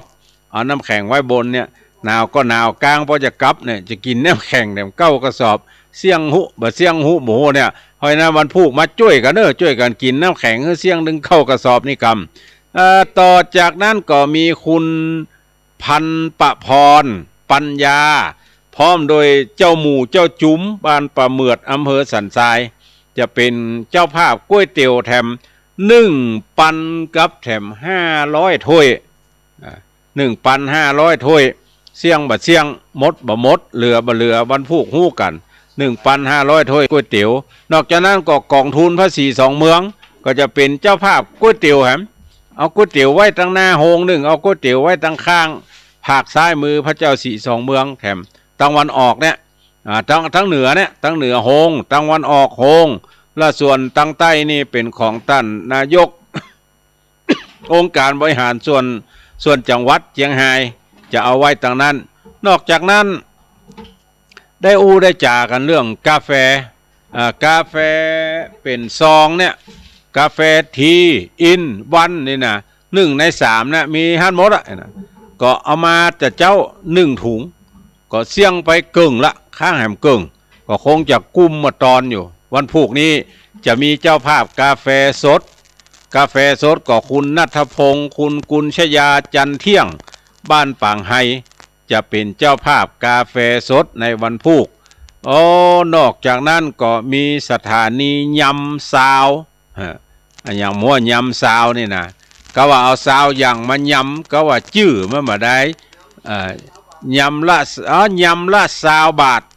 ยำละ20 บาทส้มโจโลก็20 บาทหวานโจโลก็20 บาทไอ้หนอคิวแก๊กก็20 บาทเพชรก็20 บาทเลยใส่ชื่อว่าสถานียำซาวอันนี้ตั้งอยู่หลังมช.มหาวิทยาลัยเชียงใหม่และนอกจากนั้นก็มีคุณธนวรรณแม่ครูตะเกียชัยวงศ์แล้วก็คุณกนกทิพย์ชัยนาจากอำเภอฝางจะเอาโรงทานมาห่วมกินห่วมตาลห่วมออกด้วยกันนี่ก็ท่านทั้งหลายตะกี้มีขอสมุดก็มาศรัทธาวัดขุนลาวตะเกียเอาสมุดไปไว้ตั้งหน้าว่าเปิ่นมาแสดงความจำนงโดยตนเองว่าละโต๊ะใดที่จะไว้อาหารได้พ่องและอันนี้โต๊ะจะได้ห่างลึงนี่นะก็มันเป็นแตะเนาะคือว่ามันเป็นแตะแล้วจะเอาโต๊ะวางตั้งหน้าที่แตะนั่นก็วางของอย่างอื่นถ้าว่ามันวางอาหารเป็นกั๊บได้ก็เอาอาหารเป็นกั๊บวางบนนั้นแต่ถ้วยแกงนี่เอาวางจะได้ก็ถึงปังกระดังคว่ำลงพุ่นมดทีนี้ก็บริหารจัดการกันในส่วนที่จะต้องบริหารจัดการเล่มนี้บัดใจตุลุงแถมเล่มก็ บริหารจัดการกันให้ดีในวันพุกไผมาก่อนเนี่ยขอถามกำว่าโฮงทานเอาไว้ตั้งใดได้พ่องเฮาบ่ได้จองมาก่อนเฮาบ่ได้เอิ้นมาก่อนเนี่ยจะเอาไว้ตั้งใดได้ก็จะได้บอกได้กล่าวกันว่าจะเอาเข้าตั้งในก่อนนะโฮงทานนะส่วนมากมาแล้วก็จะเอาเจาะหม้อปากประตูมันจะได้ขายดีนะกะ ตั้งในมีให้มาซื้อกินกะไอ้น่ะก็เดียวก่อยว่ากันวันพุกร้านซ่อมมอเตอร์ไซค์บ้านโป่งป่าตองอันนี้จะเอาเฉาก๊วยนมสดให้จะบีบจากเต้ามาเนาะ เฉาก๊วยนมสด300 ถ้วยถ้าคนมาปันป่ายนี่แหม700 คนนั่นไม่ได้กินนะแหม700 คนไม่ได้กินนั้นใครจะกินเฉาก๊วยนมสดมาเจ้าจะได้กินถ้าเสี่ยง300ก็เป็นว่าควมหม้อควมไหใส่กันละก็ยังที่ท่านอาจารย์พระมหาสมชาติว่าไปตะกี้ตุลุงดอยไปคืนก่อนอาตมาภาพไปแต่เจ้าว่าอาหารเนี่ยเขาจะเอาไว้ตั้งหน้าเอาไว้แตะตั้งหน้าเอาไว้โต๊ะตั้งหน้าหัวตาลเอาไปไว้ตั้งหลังก่อนกี่ข้าวตอนแล้วก่อนท่านทั้งหลายก็ยกย้ายตั้งหลังมาตั้งหน้าและหรือบ่ไหวแล้วทุกเจ้าปล่อยมันอยู่หันเถอะยกมาอันก็จะก้นถึงมูนะก็เอาไว้หันก็ได้ถึงเวลาเปิ่นบอกเบอร์5ยกมาตานเขาก็ยกเบอร์5เอาเบอร์5เบอร์101เบอร์108เบอร์109ก็ยกเบอร์108 109ออกบัตรตานตู้เจ้าจะอยู่ตั้งหน้าบัดเดียวนี้ยังคาดบัดได้เตื้อว่าตู้เจ้าจะมากี่ตนเฮานิมนต์ไปอำเภอเวียงป่าเป้า64อำเภอดอยสะเก็ด9764กับ97เป็นตัวใดท่านทั้งหลายก็ลองเอาไปบวกลบคูณหารกันและทีนี้นิมนต์ไปจำนวนระยะแล้วมันจะมีมาเสี่ยงกับทุกเจ้าอันนี้ตอบไม่ได้ ตอบมาได้เพราะอย่างเพราะว่าบางวัดมีงานศพที่จะต้องเผาวันนั้นเป็นศรัทธาตัวเก่าตุเจ้ามีตนเดียวเป๊กเค็กจำเป็นจะต้องได้ไป ที่งานศพก่อนบางตนบางองค์จัดงานที่ ได้กำหนดกฎเกณฑ์กันไว้แล้ว จ่าศรัทธาเจ้าบ้านไว้เรียบร้อยแล้วว่าเขาจะตาน100 วันจะตานครบรอบ1 ปีจะตานอันนั้นอันนี้ในวันที่16เพราะมันเป็นวันเสาร์เหมือนกัน ก็จะได้ตานส่วนนั้นก่อนบ่ได้มาห่วมตีนี่สักกำนะอันนี้ก็จะมีเชื่ออันอยู่เพราะว่าแต่ละตนแต่ละองค์นะมันมีภารกิจที่จะต้องปฏิบัติเหมือนกันอาจจะละตั้งเพแล้วก็ไปตั้งปุ้นก่อนเพื่อหลายๆอย่างของแต่ภารกิจแต่ละรูปแต่ละตนบางตนก็สละการอื่นก่อนมีงานศพบัดต้องเอาไปเตื้อ ต้องเอาไปเตื้อเขาขอไปงานโดยนางแก้วฮือแล้วก่อนหลังจากนั้นก่อยมาว่ากันนอปอกศรัทธาเชื่ออีก็มีมันอยู่ที่การบริหารจัดการของตู้เจ้าหลวงบางตนบางองค์ก็ติดภารกิจหมอนัดวันเสาร์บางตนบางองค์ก็ญาติพี่น้องจะมาตานขัวบางตนบางองค์ก็ญาติกาวงศาต่างบ้านเสียชีวิตก็จะต้องไปตามนั้นดังนั้นการคาดการว่าตู้เจ้าจะมากี่ตนนั่นตอนเนี้ยคาดบ่ได้บ่ฮู้ว่าเพิ่นจะมากี่ตนมากี่องค์ดังนั้นเส้นสลากก็เหมือนกันบัดนี้นี่เดาทางบ่ถูกเลยว่าศรัทธาบ้านใดจะยกมากี่ต้นและไผจะยกมาต่อใดปักยอดมาต่อใดมันอยู่ในซองถึงหมดโอ้สุ่มเสี่ยงต่อการหับตาลเด้อตุลุงมันผูกนี่นะบ่ฮู้ว่าเพิ่นจะใส่ต่อใดหยังต่อใดถ้าเป็นจังซอก็ยังแควนน้อยอีเกก็ยังแควนน้อยแห่ก็ยังแควนน้อยเปิ้นไปหาอีเกไปหาซอหาแห่นี่ต้องติดประจำก็หรอวางมัดจำในเอา20%หรือ30%ของราคาค่าจ้างทั้งหลายแล้วนั้นแต่ตุ๊เจ้านี่มันมีติดประจำนะตุลุงท่านพระครูวันที่นั่นเน้อขอนิมนต์เตศศพอุ้ยนั่นกับเน้อบ้านตัดนั่นเน้อแต่บัดแต่หัวไปละถึงวันที่นั่นมาไปแล้วก็ยังซุ่มเสี่ยงแถมเปิ่นจะใส่ต่อใดจะตานต่อใดจะหยังต่อใดมันอยู่ในซองแหมมันเลยเตศเมินก็กลัวยอดมันน้อยเตศนักกลัวยอดมันน้อยเตศน้อยก็กลัวยอดมันนักเลยเป็นเกิงกลางเพราะว่าตู้เจ้าเฮาตันทั้งหลายเนี่ยถ้าจะจุไปฆ่านี่หม้อขนาดสตางค์หลายพอนิมนต์ไปหันกำเนิดจะทำพิธีนั่นนะเดี๋ยวก็ไปละ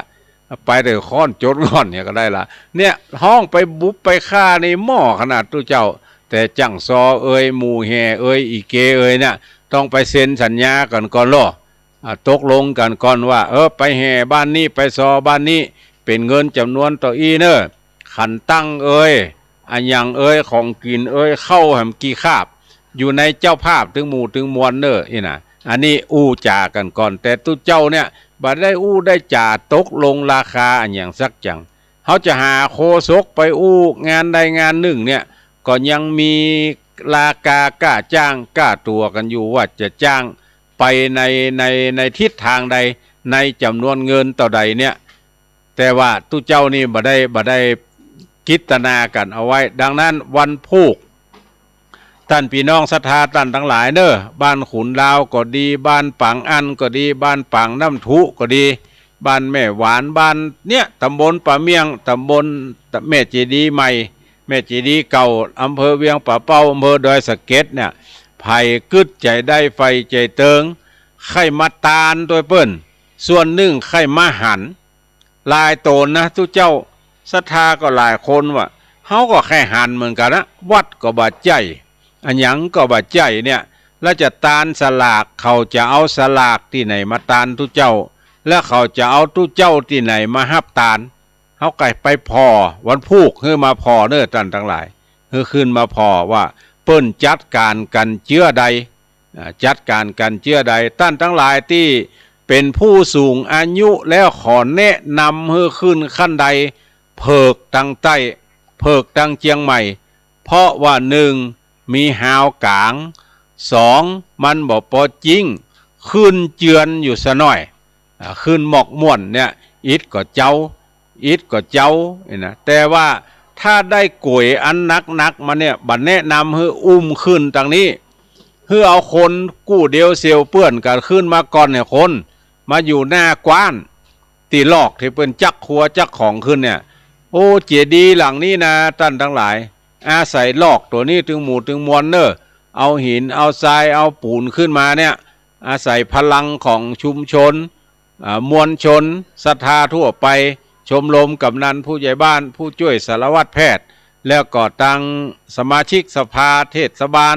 สมาชิกสภาองค์การบริหารส่วนตำบลได้ช่วยกันตู้เจ้าพระเนนหลายๆวัดวัดป่างิ้วแล้วก็วัดดอยจอมพอที่เป็นสำนักเรียนก็วัดป่างิ้วเอาพระเนนขึ้นมาช่วยและตังดอยสะเก็ดก็มีสำนักเรียนวัดปทุมศาลารามโรงเรียนดอยสะเก็ดพดุงศาสตร์ แล้วก็ตู้เจ้าตังแม่กะใต้ป่าป่องป่าคาตังหนองบัวตังห้วยบอนตังแม่ห้อยเงินตังม่วงโตนก็ได้มากันตามสายบุญช่วยกันคนครอบครัวขึ้นมาท่านทั้งหลายถ้าได้ของนักมาวันพุกเนี่ยเป็นต้นวันน้ำการอย่างการแนะนำเพื่อเอามาขั้นใดเพิกตังเหนือเอามาถึงแล้วก็ยกเข้าใส่กว้านที่เปิ่นจะดึงขึ้นมานะยกเข้าใส่มีกู้อยู่บนเพื่อคนอันนี้ของเฮาเลยอีกแก้วขึ้นไปแล้วนะก็อีกแก้วก็เกิดเอาบนเนี่ยเพราะอยากคำส่งทั้งลุ่มมาแล้วเพราะถ้าบ่มีไผ่มาเกิดบนเนี่ยป้าคำเอาใส่กว้านขึ้นมาเนี่ยแล้วก็ลุงมาบอกว่าเป็นของไผ่ก็บอกว่าจะเอาลงอย่างไรและจะเอาไปไว้ที่ไหนถ้าเอาลงแล้วย้ายของเปิ้นไปไว้ที่อื่นเพื่อหมอเป็นเจ้าของมันขึ้นมาเนี่ยมันอิดมันอ่อนเลยจะบอกว่าตัดใดเอาไปไว้แล้วก็จะทำให้เกิดการเสาะหากันว่าของเฮามีไหนเอามาขึ้นมาแล้วเอาของเฮาไปไว้ตังใดมันจะเสาะหากันบะปะขนาดอาตมาภาพขอแต่เจ้า5-6 โตนมาได้นะเอาสิ่งตั้งหลายเราเนี่ยขึ้นมาเนี่ยเป็นว่าเอาขึ้นมาแล้วเอามาไว้หลังศาลาก็มีเอาไว้หน้าศาลาก็มีบางโตนก็เหี้ยตีนธาตุฮะนะโอ้เลยมาเสาะหากันว่าเอาขึ้นมาแล้วมันมีไหนดังนั้นท่านทั้งหลายวันพุกเนี่ยก็มาอยู่บนเหี่ยโคนอยู่ลุ่มเหี่ยโคนเอาขึ้นมาเตี้ยยังกำลังที่มันจะหับได้ก็บ่เกิน100 กิโลเพราะลวดสลิงนี่บัดตันได้เข่งสักกำบ่มีอุปกรณ์ฝนก็ตก 2-3 วันก่อนนั้นเลยเงี้ยอย่างบ่ได้ก็ปล่อยมันไปตามสภาพนะว่ากันไปตามนั้นทีนี้ท่านทั้งหลายเมื่อขึ้นมาแล้วถ้าเป็นโฮงทานเป็นอย่างนั้นถ้าเป็นน้ำเนี่ยคือขนไปจุที่ถังน้ำแข็งอย่างเดียวถังน้ำแข็งจะอยู่วันออกธาตุแก่นหนึ่งอยู่สีแดงแม่นะกะแดงปะลึงกันเนาะ สีแดงอยู่ตั้งเหนือธาตุและสีน้ำเงินอยู่ตั้งใต้ธาตุสีเขียวอยู่ตั้งวันออกธาตุ3 แก่นเนี่ยจะเป็นที่ไว้น้ำตึงมวลท่านทั้งหลายก็บัดถ้าขนไปไกลขนไปจุฮะเด้อไปจุหิมถังนั้นถ้ามันเสี่ยงมันบกพ่องลงไปก็อย่าได้เตะใส่แถมกินน้ำเย็นด้วยกันถึงหมู่มันจะเย็นล่ำกับเย็นจี้ลี่กับเย็นมาให้บดีนะมันผูกหู้กันดังนั้นก็คือเอามาไว้ที่หันเพื่ออำนวยความสะดวกคือท่านทั้งหลายบัดต้องขนมาหลังถ้าขนมาหลังถ้าตั้งหน้าเสี่ยงก็จะได้ขนปิกไปอย่างเก่านะเพราะฉะนั้นเอามาไว้ตั้งหน้าคือมันบัวละม้วนก่อนมันบัดเสี่ยงเสร็จงานแล้วก็ขนมาไว้ตั้งหลังโฮงทานก็เหมือนกันบัดเดี๋ยวนี้โฮงทานของแม่ครูธนวันแล้วก็เจ้าหมู่เจ้าจุมจากเมืองฝางเนี่ยเอาตั้งไว้ตั้งใต้ศาลาพระศรี2 เมืองของนายกอาทิตย์ธรวันชัยธนาวงศ์นี่ก็ ตั้งไว้หิมเจดีย์ภาคทางใต้แล้วของคุณประพันธ์พรอยู่ทางวันออกของวัดห้องกูอยู่ทางวันออกของวัดดอยจอมพอก็อยู่ทางวันออกส่วนของกองทุนคณะกองทุนพระเจ้า42 เมืองนี่อยู่ทางเหนือธาตุอยู่ทางเหนือศาลาแบ่งกันไว้ก่อนบอกกันไว้ก่อนเผื่อวันพุกเอาขึ้นมาก็จะได้ฮู้แล้วก็โฮงทานกาแฟสดก็อยู่ทางหน้าเจดีย์ไผ่มักกาแฟสดมักพ่องใครรับก็ไปเตียวไปเอาเด้อคนก๊อก2 ก๊อกกินกันไปเพิ่นจะต้มมานักอยู่ถ้าว่าอดได้บ่เนี่ยก็กินนักไปเพราะว่าคาเฟอีนมันเนี่ยกาแฟ2 แก้ว เต้าเมี่ยงหนึ่งอมท่านทั้งหลายเมี่ยงที่คนเท่าบักเก่าอมเนี่ยอาตมาก็ยังอมอยู่เมี่ยงถึงวันเนี่ยเมี่ยงอมหนึ่งคาเฟอีนมีเต้ากาแฟ2 แก้วเพราะนั้นกินกาแฟ2 แก้วยังบัดเต้าเมี่ยอาจจะเต้าเมี่ยงอมหนึ่งกินเมี่ยงอมหนึ่งเนี่ยคาเฟอีนมีเต้ากินกาแฟ2 แก้วบัดแปลกเลยที่คนบักเก่าเนี่ยกินเข้าแล้วก็สวกเขี้ยวเดี๋ยวเอาเมี่ยงเข้าใส่มันก็ไปขำเขี้ยวอย่างเก่าเหรอเพราะนั้นสิ่งทั้งหลายแล้วเนี่ยมันเป็นภูมิปัญญาของคนบักเก่าภูมิปัญญาของคนบักเก่าได้ปฏิบัติสืบกันมาตุลุงยองไปทางใดนิมนต์เนอะมาเปลี่ยนกันนี่กรรมเนาะก็เดี๋ยวผมจะไปสละสลงน้ำเหตุกรรมหนึ่งแต่ปัญหามีว่ามันจะอาบได้ก่อศรัทธาบัดเดี๋ยวนี้พอเย็นจิ้วแล้วนะถ้าบัดได้ก็จะเอาหาฝาเนาะทุลุงเนาะถ้าบัดได้ก็เอาหาฝาลายตนลายองค์ได้ยินท่มน้มนะมันจะหาฝาก็ว่าจะอาบแต่ผมว่าตุลุงยองถ้าพร้อมแล้วนิมนต์นะครับมาเปลี่ยนกันอู้กันจาไปเพราะว่าบ่ฮือทางสถานีวิทยุแต่ละสถานีได้เป่าได้หมองได้มีเสียงดักไปจะอู้กันอย่างอี้ตลอดเพราะนั้นก็ได้อู้ได้จากับท่านทั้งหลายมาก็หันว่าสมควรแก่เวลาละก็ขอนำตัวเก่า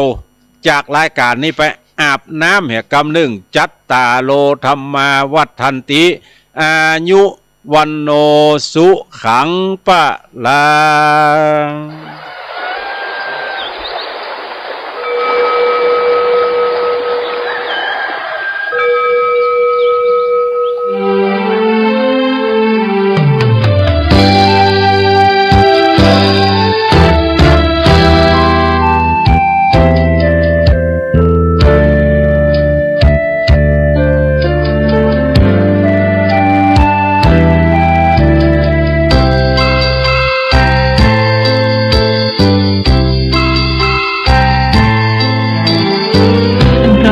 ที่ปานน้ำงดงามสูงเด่นรอยธรรมเทระพระเนตรฝากเปลี่ยนผ่านสายลมลอยเชิญชวนศรัทธาร่วมบูรณาวัดป่าดงดอยยอดภูนางแก้วยังคอยทอแส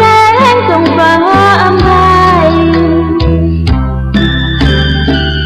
คลื่นคำสีขาวพาเราแช่มชื่น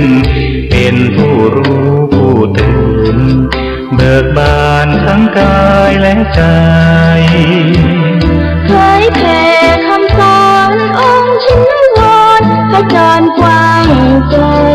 ข่าวสารงานบุญที่ใดสื่อออนไลน์ไปถึงญาติโยมพระธาตุเจดีย์สีสองเมืองเปล่งประกายแล้วบนยอดดอยนางแก้วมีโอกาสแวะเวียนไหว้ชมจำลองจากดอยสุเทพดอยตุงคู่ธาตุบรมพลังแรงใจญาติโยมร่วมสั่งสมทันบารมีสีขาวคลื่นธรรมนำพาความสุขพระเนรชี้ทางคลายทุกข์เกิดปิติสุขไปทุกทินทีเปิดฟังธรรมะพระจัดรายการหลายคืนบางทีร่วมสร้างมหาทานบารมีพระธาตุเจดีย์สีสองเมือง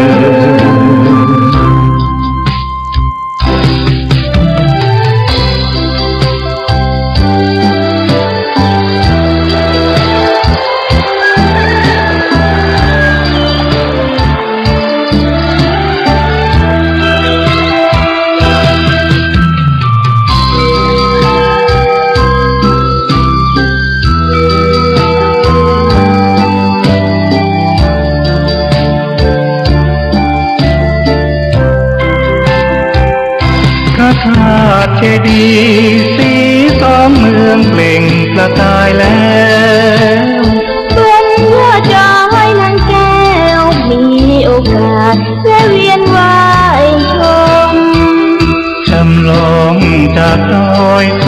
ดอยตุงคู่ธาตุบรมพลังแรงใจญาติโยมร่วมสั่งสมท่านบารมี สีขาวคลื่นทางนำพาความสุขพระเนรที่ทางคลายทุกข์เกิดปิติสุขไปทุกทินทีเปิดฟังธรรมะพระจัดรายการหลายคลื่นฟังร่วมสร้างมหาทานบารมีพระธาตุเจดีย์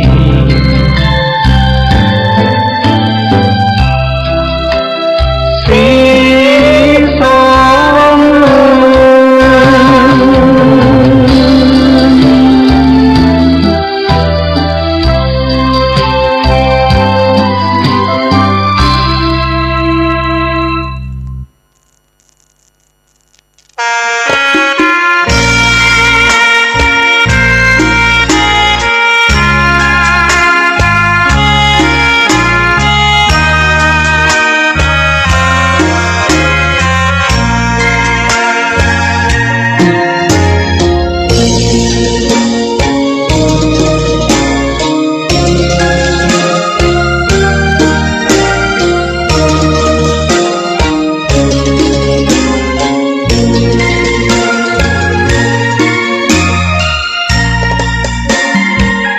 ดอกบัวดอกหนึ่งพึงใจไว้เพื่อบูชาแด่องค์พระศาสดาสัมมาสัมพุทธเจ้ามีความงามเงียบไม่เปรียบเทียบเขาเทียบเราใครมองไม่งามช่างเขาแต่เจ้าก็คือดอกบัวด้วยความสัตย์ซื่อยึดถือความดีเป็นหลักใครรักไม่รักก็ไม่จงปลักมองมัวเมื่อโผล่พ้นน้ำก็เห็นความงามในตัวไม่ยึดติดในตมชั่วขอเป็นดอกบัวดอกดีใครไม่มองว่าบัวงามเด่นแต่บัวก็เป็นดอกบัวทุกวันอย่างนี้ไม่อยากเด่นดังแต่มุ่งหวังในทางเด่นดีเกิดมาเพื่อสร้างบารมีถวายชีพนี้บูชาดอกบัวดอกน้อยเฝ้าคอยคนที่ใจบุญมาโอบเอื้อเกื้อกูลรู้ค่าของบุญเก็บบัวขึ้นมาเพื่อสร้างความดีและสร้างบารมีดังว่าใช้ดอกบัวนี้บูชาพระสัมมาสัมพุทธองค์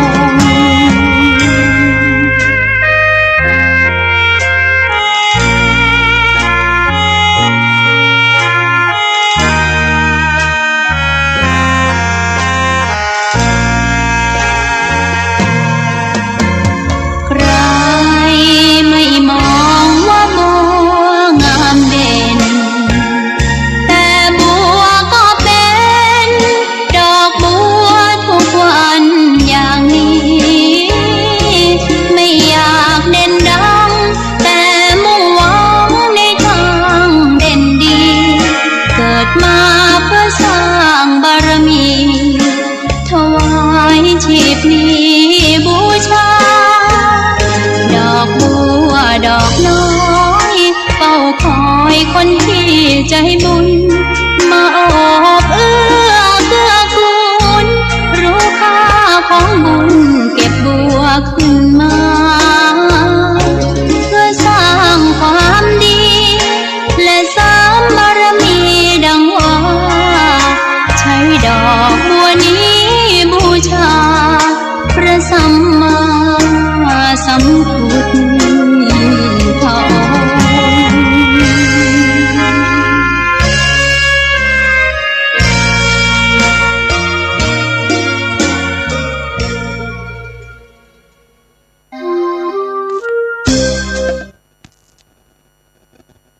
สวัสดีตอนค่ำยามแรง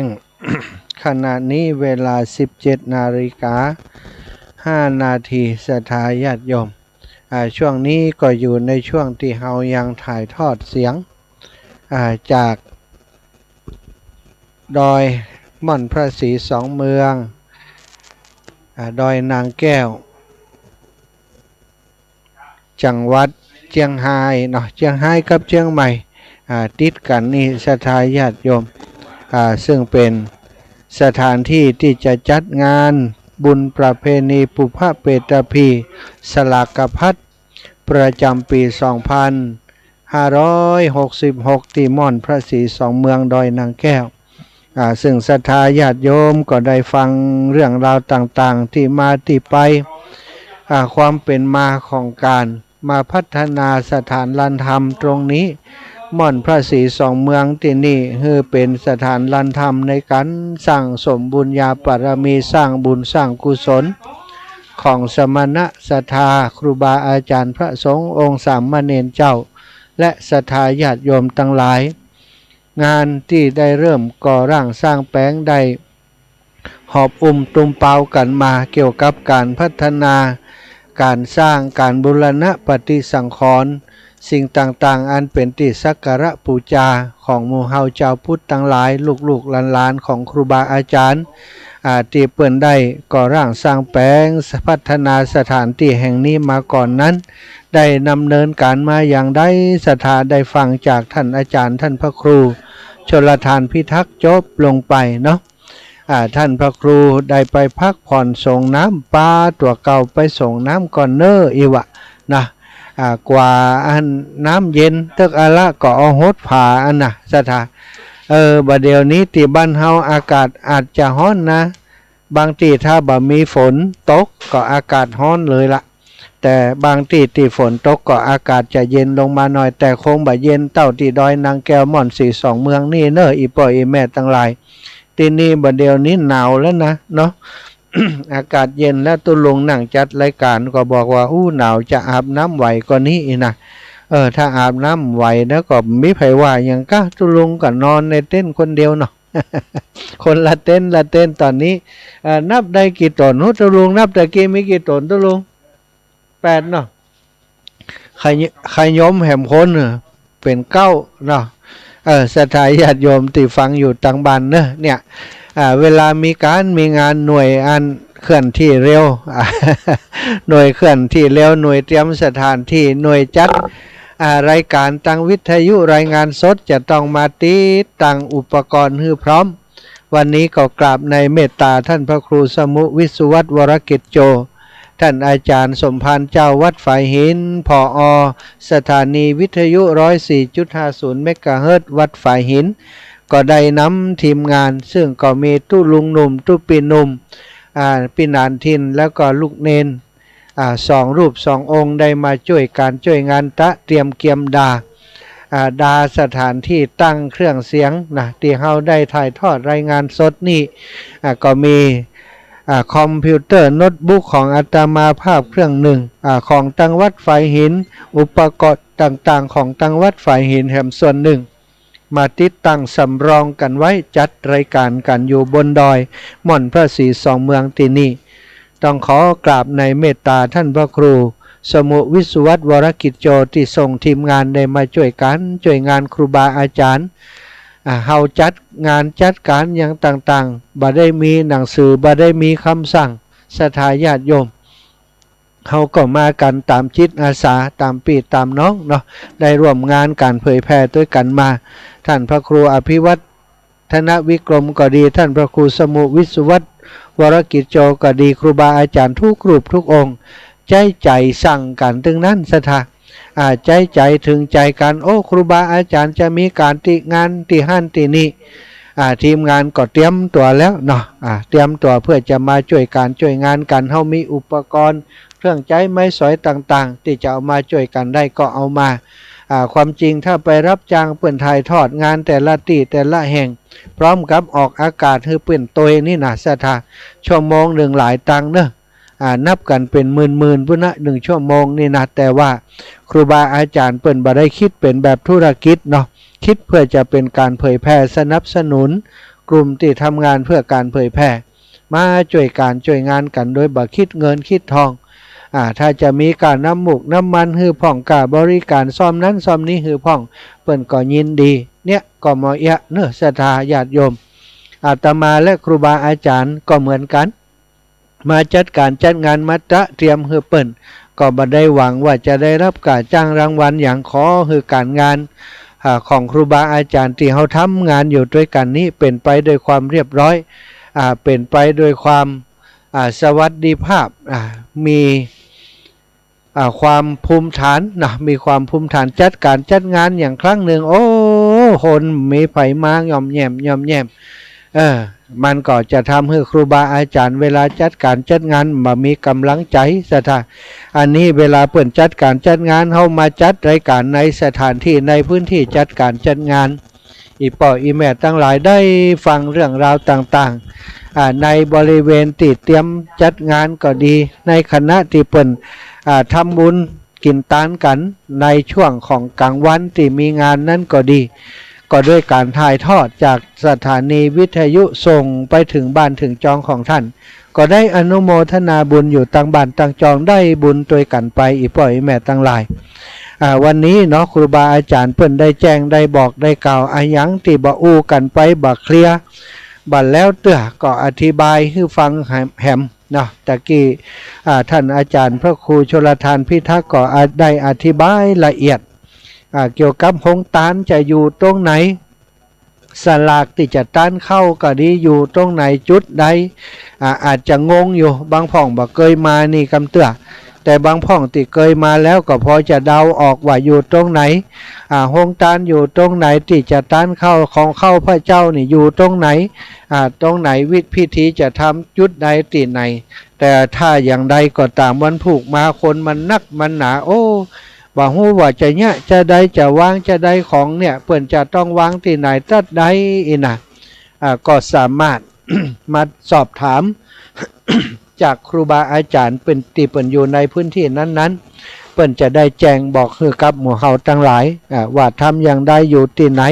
ไปเนี่ยอย่างก่อนลงทะเบียนตรงไหนเอาโฮงตานไปไว้ที่ไหนเอากล้วยสลาก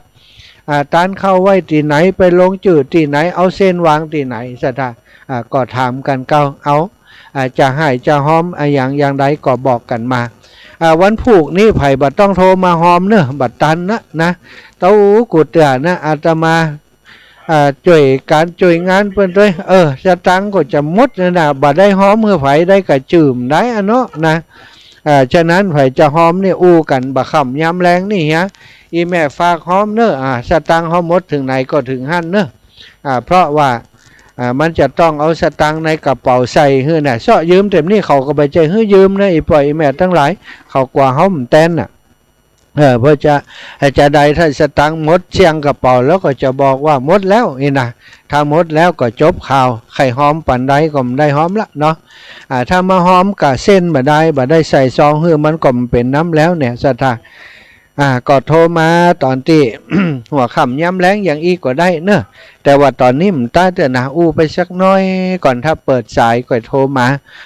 มาบอกโอ้อีแม่จะมาลงทานหรือว่าอีแม่จะหอมสำหรับตานเข้าเต่าอันเต่าอีตานพระป่าสามัคคีโดยเปิ่นเต่าอันเต่าอีปักต้นสตังโดยเปิ่นเต่าอันเต่าอีก็บอกมาเนอะ เอาละเนาะวันนี้ครูบาอาจารย์อู้เรื่องราวต่างๆไปแล้วทีนี้ตนตัวอาตมาภาพก็จะขออู้เกี่ยวกับเรื่องของประเพณีต้านกล้วยสลากหรือว่าสลากกพัดสถายป่อยแม่ตั้งหลายสลากกพัดนี้เป็นประเพณีติเจ้าร้านนาของเฮาเปิ่นแสดงความระลึกถึงบรรพบุรุษญาติสนิทมิตรสหายที่ล่วงลับไปแล้ว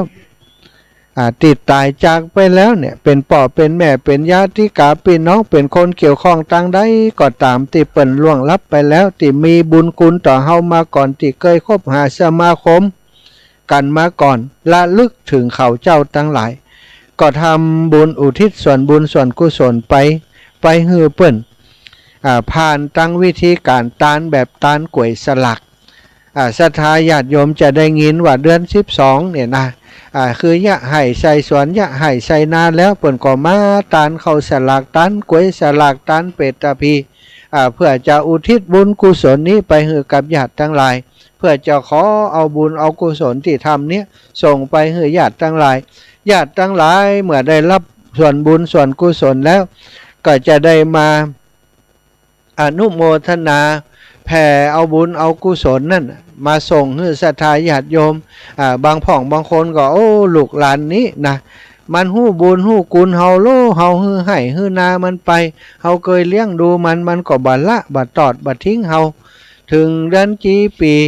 เปิ้นทำบุญอุทิศไปฮือมันก็ปากันสนองของควายส่งบุญส่งกุศลมาฮือเฮาทุกปี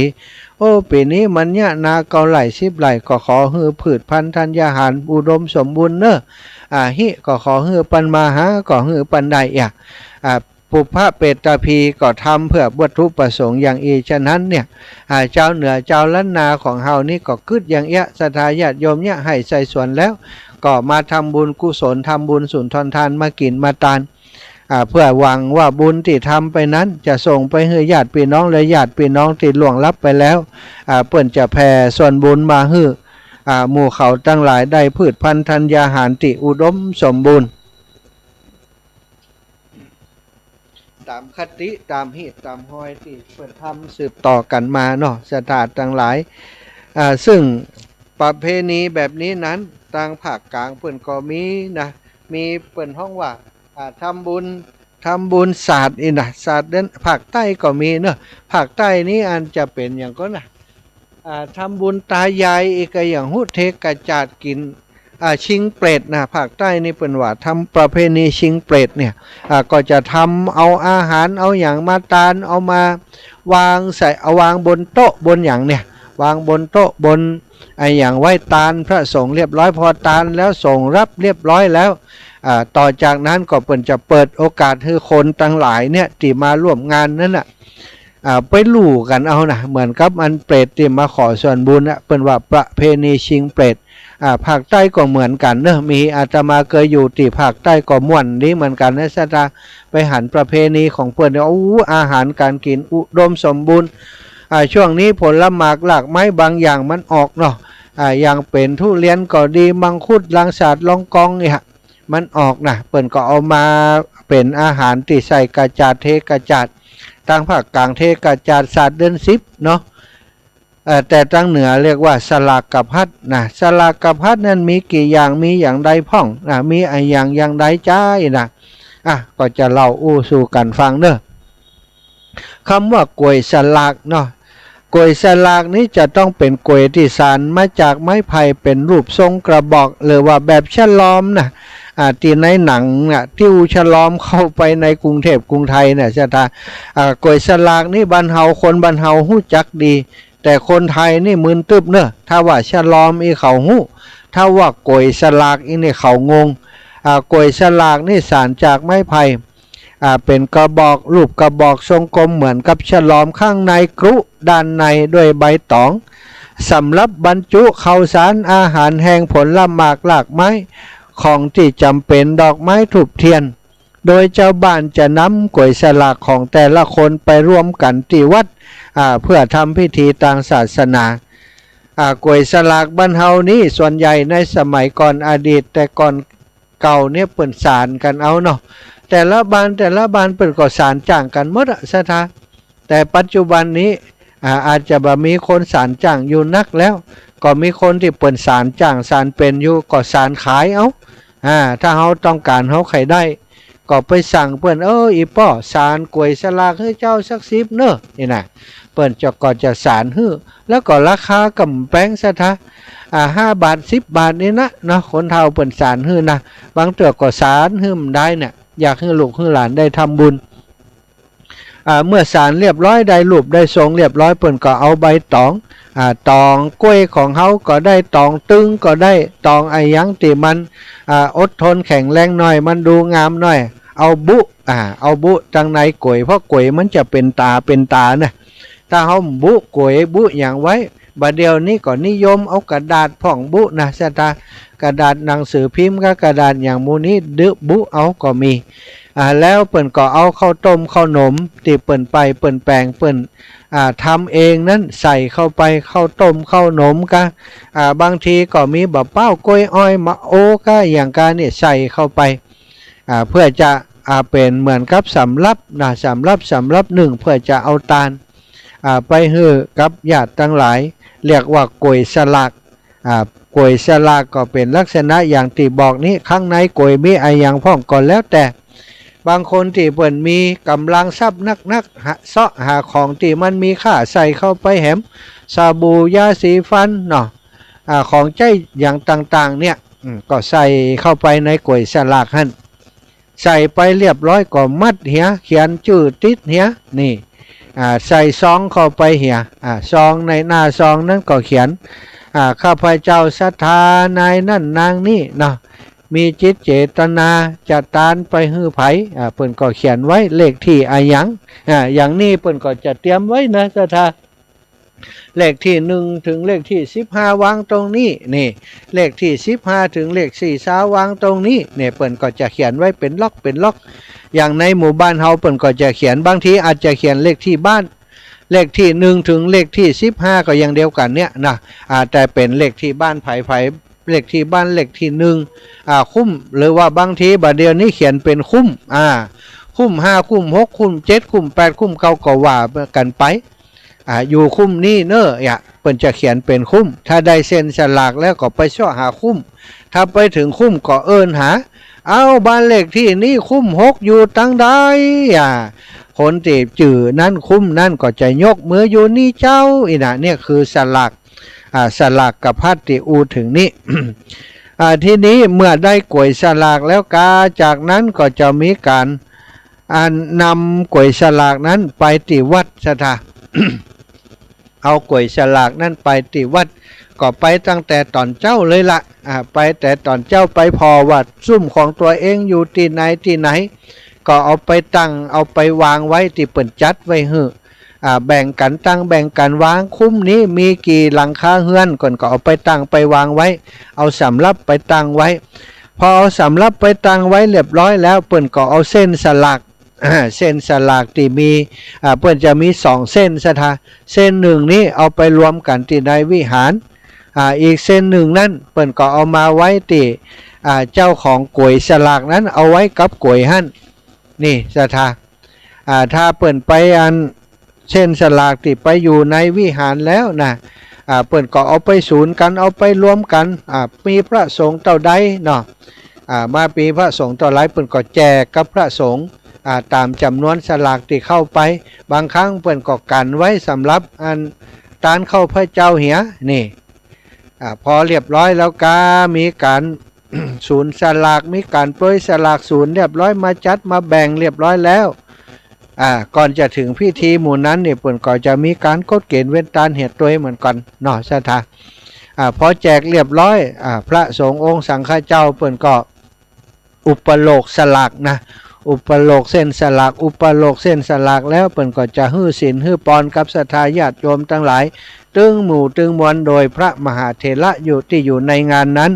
หลังจากนั้นแล้วพระภิกษุสงฆ์องค์สามเณรเจ้าก็เอาเส้นสลากของตัวไปซ้อหากล้วยสลากที่อยู่ตามคุ้มตามซุ้มต่างๆที่เปิ้นได้ระบุไว้ในเส้นสลากโอ้เป็นตาดีม่วนเนอะจะทายย่ำหัวไม่ตีนกันนะคนมันนักนะครับเดินสวนกันไปสวนกันมา บางผ่องเขียนใบชัดตกลงมันอยู่ไหนบัดเดี๋ยวนี้มาอยู่คุ้ม6นี่แล้วจังมีหรอคนนั้นชื่อไหนโอ้เปิ้นอยู่นี่เปิ้นอยู่แฮมตี้ปุ่นนี่น่ะมันก็มีนะเสาะหาวุ่นวายบางครั้งบางทีเสาะหาเจ้าของเปิ้นมาอยู่ไปเห็นแล้วเปิ้นเอาไปตานพระเจ้าเหี่ยโอ้โซ่ไปเหี่ยก็มีน่ะศรัทธาม่วนดีเหมือนกันนะตานกล้วยสลากกินข้าวสลากนี่พระเทนเน้นน้อยเป็นตาดีม่วนเนาะ เป็นตาดีม่วนเวลาตานกล้วยสลากมานี่พระสงฆ์องค์สังฆเจ้าสามเณรน้อยนี่มีสิทธิ์มีเสียงเท่ากับพระภิกษุนะศรัทธาเปิ้นแจกเส้นสลากไปแล้วนี่บางครั้งเส้นสลากนี่พระน้อยได้น้อยกว่าตู้เจ้าเนี่ยแต่ว่าไป ไปเจอสลากโจกก็ไปเจอสลากที่เปิ้นใส่สำหรับนักไอ้เนาะเป็นสลากที่มีสลากตุงก็มีสลากอันหลายแบบหลายอย่างเนาะที่เปิ้นนั้นจัดการประดิษฐ์ประดอยกันนะคนที่มีสตังค์อย่างที่อาตมาว่าเนี่ยคนที่เปิ้นมีสตังค์นักกาคนที่เปิ้นตั้งใจจะทำบุญใหญ่เนี่ยเปิ้นก็จะประดับประดาต้นสลากเครื่องคว้าที่เอาใส่ในต้นสลากเปิ้นก่อนนักหนาปะปานบางครั้งบางทีลูกเน้นไปก็หมายตาไว้จะเอาอันเนี้ยจะเอาอันเนี้ยนะไปจับเส้นสลากบางคนก็ได้แต่นะสถาส่วนใหญ่เนี่ยพระภิกษุสงฆ์องค์สามเณรเนี่ยสามเณรน้อยจะได้นักกว่าทุเจ้า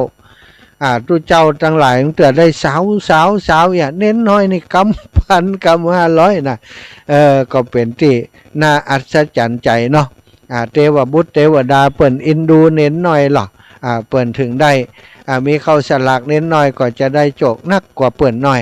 เนี่ยศรัทธาตั้งเหนือเฮาเนี่ยประเพณีนี่มีความละเอียดเนอะมีความละเอียดละออแล้วก็แผงไว้โดยเปิ่นห้องว่า กุศโลบายหลายอย่างหลายประการคำว่าตานก๋วยสลากนี้สัตว์บางของก็มันมีติมาติไปอย่างใดฮะท่านอาจารย์ซึ่งก็เจ้าติได้หู้มาเจ้าติได้เฮียนมาเจ้าติได้ฟังมาก็มีติมาหลายอย่างหลายประการเหมือนกันเนอะศรัทธามีติมาติในพระไตรปิฎกนี่ติเรื่องเล่าอยู่ในธรรมบทติได้แปลไปเมื่อตอนเป็นสามเณรเฮียนบาลีเนี่ยก็ยังจำได้อยู่ประทับใจว่าเป็นว่าติมาของเข้าสลากเป็นอย่างนี่เองกันนี่เนาะมีติมาอย่างใดศรัทธาในเรื่องเล่านั้นเนาะว่าตอนนั้นพระพุทธองค์พระพุทธเจ้าของเฮาเนี่ยประทับอยู่ที่พระวิหารเชตวันปรากฏว่ามีผู้หญิงคนหนึ่งได้อุ้มลูกน้อยนะซึ่งกำลังแบเบาะซึ่งกำลังเกิดใหม่ๆเนี่ยวิ่งเข้าไปในพระวิหารซึ่งพระองค์กำลังแสดงพระธรรมเทศนาอยู่วิ่งเข้าไปวิ่งเข้าไปเป่าๆให้ตัวศรัทธาพอไปถึงในพระวิหารที่พระองค์แสดงพระธรรมเทศนาอยู่เขาทั้งหลายห้ามอย่างใดก็บ่ฟังล่นเข้าไปถึงที่พระพุทธองค์ประทับแล้วก็เอาน้องน้อยนั้นวางบนวางแทบพระบาทของพระพุทธองค์พระพุทธเจ้าแล้วก็ได้กล่าวละล่ำละลักให้ไปตัวบอกว่าขอพระพุทธองค์ทรงได้มอบชีวิตโดยปกปักรักษาเด็กน้อยคนนี้โดยเถิดเจ้าข้าพระองค์ขอช่วยชีวิตเด็กน้อยคนนี้โดยเถิดเจ้าข้าพระองค์ช่วยชีวิตเด็กน้อยคนนี้โดยเถิดเจ้าข้าได้พร่ำพรรณนาแต่อย่างคนทั้งหลายก็ตกใจว่านางคนนี้มันเป็นอย่างใดอุ้มน้องน้อยมาวางกับตีนพระพุทธเจ้าแล้วก็ล่ำละลักบอกว่าขอพระพุทธเจ้าจงคุ้มครองจงปกป้องจงให้ชีวิตแก่เด็กน้อยคนนี้เป็นไออย่างมันนี่แม่หญิงคนนี้บรรลุชุดชาติเข้ามานี่ก็ได้ขณะนั้นเนาะก็มีผู้หญิงอีกคนหนึ่งวิ่งตัวมาศรัทธาถ้าดูบัดทีก็คิดว่าจะเป็นผู้หญิงชาวบ้านทั่วไปนะวิ่งตามแม่นางคนนั้นมาแล้วก็บอกว่าเอาลูกมาให้ฉันเอาลูกฉันคืนมานะเอาลูกฉันคืนมานะเอาลูกฉันคืนมาเดี๋ยวนี้แต่ว่าเมื่อไปก่อนแต่ว่าแม่หญิงคนนั้นนี่บ่สามารถจะเข้าไปในพระวิหารเชตวันได้เพราะว่าในซุ้มประตูพระวิหารเชตวันนั้นมีพญายักษ์นะได้ปกปักรักษาอยู่เทวดาปกปักรักษาอยู่บ่ยอมให้นางยักษ์คนนี้ได้เข้าไปนางยักษ์คนนี้เข้าไปบ่ได้ถูกสกัดไว้ซึ่งในขณะนั้นเองพระพุทธองค์ก็ได้มองหันเหตุการณ์ทั้งหมดแล้วก็ได้หู้เรื่องราวทั้งหมดว่ามันเกิดขึ้นอย่างใดมีความเป็นไปเป็นมาอย่างใดพระพุทธองค์ว่าก็ได้ตัดออกไปว่านางเหยเวรย่อมระงับโดยการบ่จองเวรเนอะเธอบ่ต้องห่วงฉันจะคุ้มครองเด็กคนนี้เองเธอทั้งสองนี้มีกรรมมีเวรต่อกันตั้งแต่อดีตชาติมาหลายชาติแล้วมาจนถึงปัจจุบันในชาตินี้ดีแล้วที่เธอได้มาเจอเฮา เจอพระพุทธเจ้าถ้าบ่อ่านแล้วเวรของเธอทั้งสองจะบ่สงบจะบ่ระงับลงได้เอาก็กวักมือห้องนางยักษิณีจุติอยู่หน้าประตูพระวิหารเชตวันได้บอกเทวดายักษ์ตนที่จัดถึงกี่ทุ่ม2 ทุ่ม 2 ทุ่ม เทวดาที่อยู่ที่พระวิหารเชตวันว่าปล่อยให้เขาเข้ามาปล่อยให้เขาเข้ามาเอานางแม่ของน้องน้อยคนนั้นก็บอกว่าพระองค์ปล่อยเข้ามาได้อย่างไรน่ะมันจะมากินลูกข้าเจ้าน่ะลูกข้าเจ้าเสี่ยงไป2 คนแล้วเนี่ยนางยักษ์คนนี้แหละมันกินลูกข้าเจ้าอ้าวเธอไว้ใจเฮาก่อถ้าเธอไว้ใจเฮาก็ต้องในเมื่อเธอมอบเด็กคนนี้ไว้ให้เฮาแล้วเธอจะกลัวอะไรอย่างแหมเฮาจะปกป้องลูกของเธอเองเฮาฮื้อคำมั่นสัญญาแล้วเธอจงอยู่เฉยๆเธอจงอยู่เงียบก็ได้แม่นางคนนั้นกุมาริกาคนนั้นก็บ่ฮู้ใจเนี่ยอย่างใดก็ยอมเชื่อฟังพระพุทธเจ้าเชื่อแต่โดยดีก็เชื่อว่ากุลบารมีของพระพุทธเจ้าสามารถคุ้มครองลูกของเธอได้ก็สงบอยู่ในใกล้พระบาทพระพุทธเจ้าหันขณะนั้นนางยักษิณีก็เดินเข้ามาพอมาถึงในรัศมีที่ใกล้พระพุทธองค์ก็ได้กราบไปที่พระบาทของพระพุทธเจ้าเสถะแล้วก็นั่งสงบนิ่งอยู่พระพุทธองค์ได้ฮู้ว่านางนั้นบ่ใช่มนุษย์ธรรมดาแต่มันเป็นนางยักษิณีที่แถลงตัวมาแปลงร่างมาเป็นมนุษย์เพื่อจะมากินลูกของนางกุมาริกาคนนั้นพระพุทธองค์ก็ได้ตรัสกับนางยักษิณีคนนั้นว่านางยักษิณีเอ๋ยเธอฮู้ก่อว่าเวรกรรมที่เธอถึง2 ก่อชื่อกันไว้เนี่ยมันข้ามภพข้ามชาติมาหลายภพหลายชาติแล้วเวรย่อมระงับโดยการบ่จองเวรเธอทั้งหลายฮู้ก่อเธอทั้ง2ฮู้ที่มาที่ไปก่อว่าเธอได้มีเวรต่อกันตั้งแต่เมื่อใดมาพระพุทธองค์ก็ได้ทรงเล่าให้นางยักษิณีและนางกุมาริกาฟังว่าในอดีตเมื่อชาติก่อนนั้นนางกุมาริกาฉันจะบอกให้เธอฟังเธอละลึกจัดบ่ได้นางยักษิณีก็ละลึกจัดบ่ได้ฮู้อย่างเดียวว่ามีหน้าที่จะต้องกินลูกของนางคนนี้เท่านั้นนะพระพุทธองค์ก็ทรงเล่าให้ฟังว่าในอดีตสมัยก่อนนั้นในชาติก่อนนั้นเธอคนหนึ่งได้เกิดมาเป็นนางกุมาริกาในสกุลหนึ่งแล้วก็ถูกสู่ขอให้ไปอยู่กับมานพคนหนึ่งในตระกูลที่มีตระกูลเสมอกันเมื่อไปอยู่ด้วยกันแล้วปรากฏว่าเธอบ่มีลูกให้กับมานพคนนั้นก็ทำให้เป็นปัญหาว่าเปิ้นต้องการลูกมาสืบสกุลแล้วก็มาอยู่ด้วยกันบ่มีลูกมีเต้าทำให้ทางครอบครัวมานพหนุ่มคนนั้นได้มีปัญหาขึ้นก็เลยได้ปรึกษาหารือแม่ของมานพคนนั้นก็ได้ไปปรึกษาหารือกับผู้ที่เป็นลูกแล้วก็บอกผู้เป็นลูกว่ายังใดดีบ่อ้ายบัดเดี๋ยวนี้จะได้บ่มีลูกมีเต้าฮือกับแม่แล้วกาทาอย่างอีแม่ว่าจะไปเชาะเมียมาฮือมึงแหมสักคนน่ะเพื่อจะมาอยู่ด้วยกันและสืบวงตระกูลของฮือกับอีแม่จะได้มีลูกมีเต้ามาสืบสกุลถ้าลูกบ่มีลูกมีเต้านี่เท่ามาวันหน้าไผจะมาสอพอลูกแม่นี่ยังดียังมีลูกในสืบสกุลได้สืบเข้าสืบของได้อยู่บ้านแตนเฮือนได้เลี้ยงดูแม่ยามเท่าแต่ลูกของแม่นี่กะบัดเดี๋ยวนี้เธอบ่มีลูกด้วยกันนี่ก็ได้กระซิบได้อูจากับลูกโอ้ปรากฏว่านางกุมาริกาที่เป็นลูกสะใภ้ได้ยินเข้าก็มาคิดว่า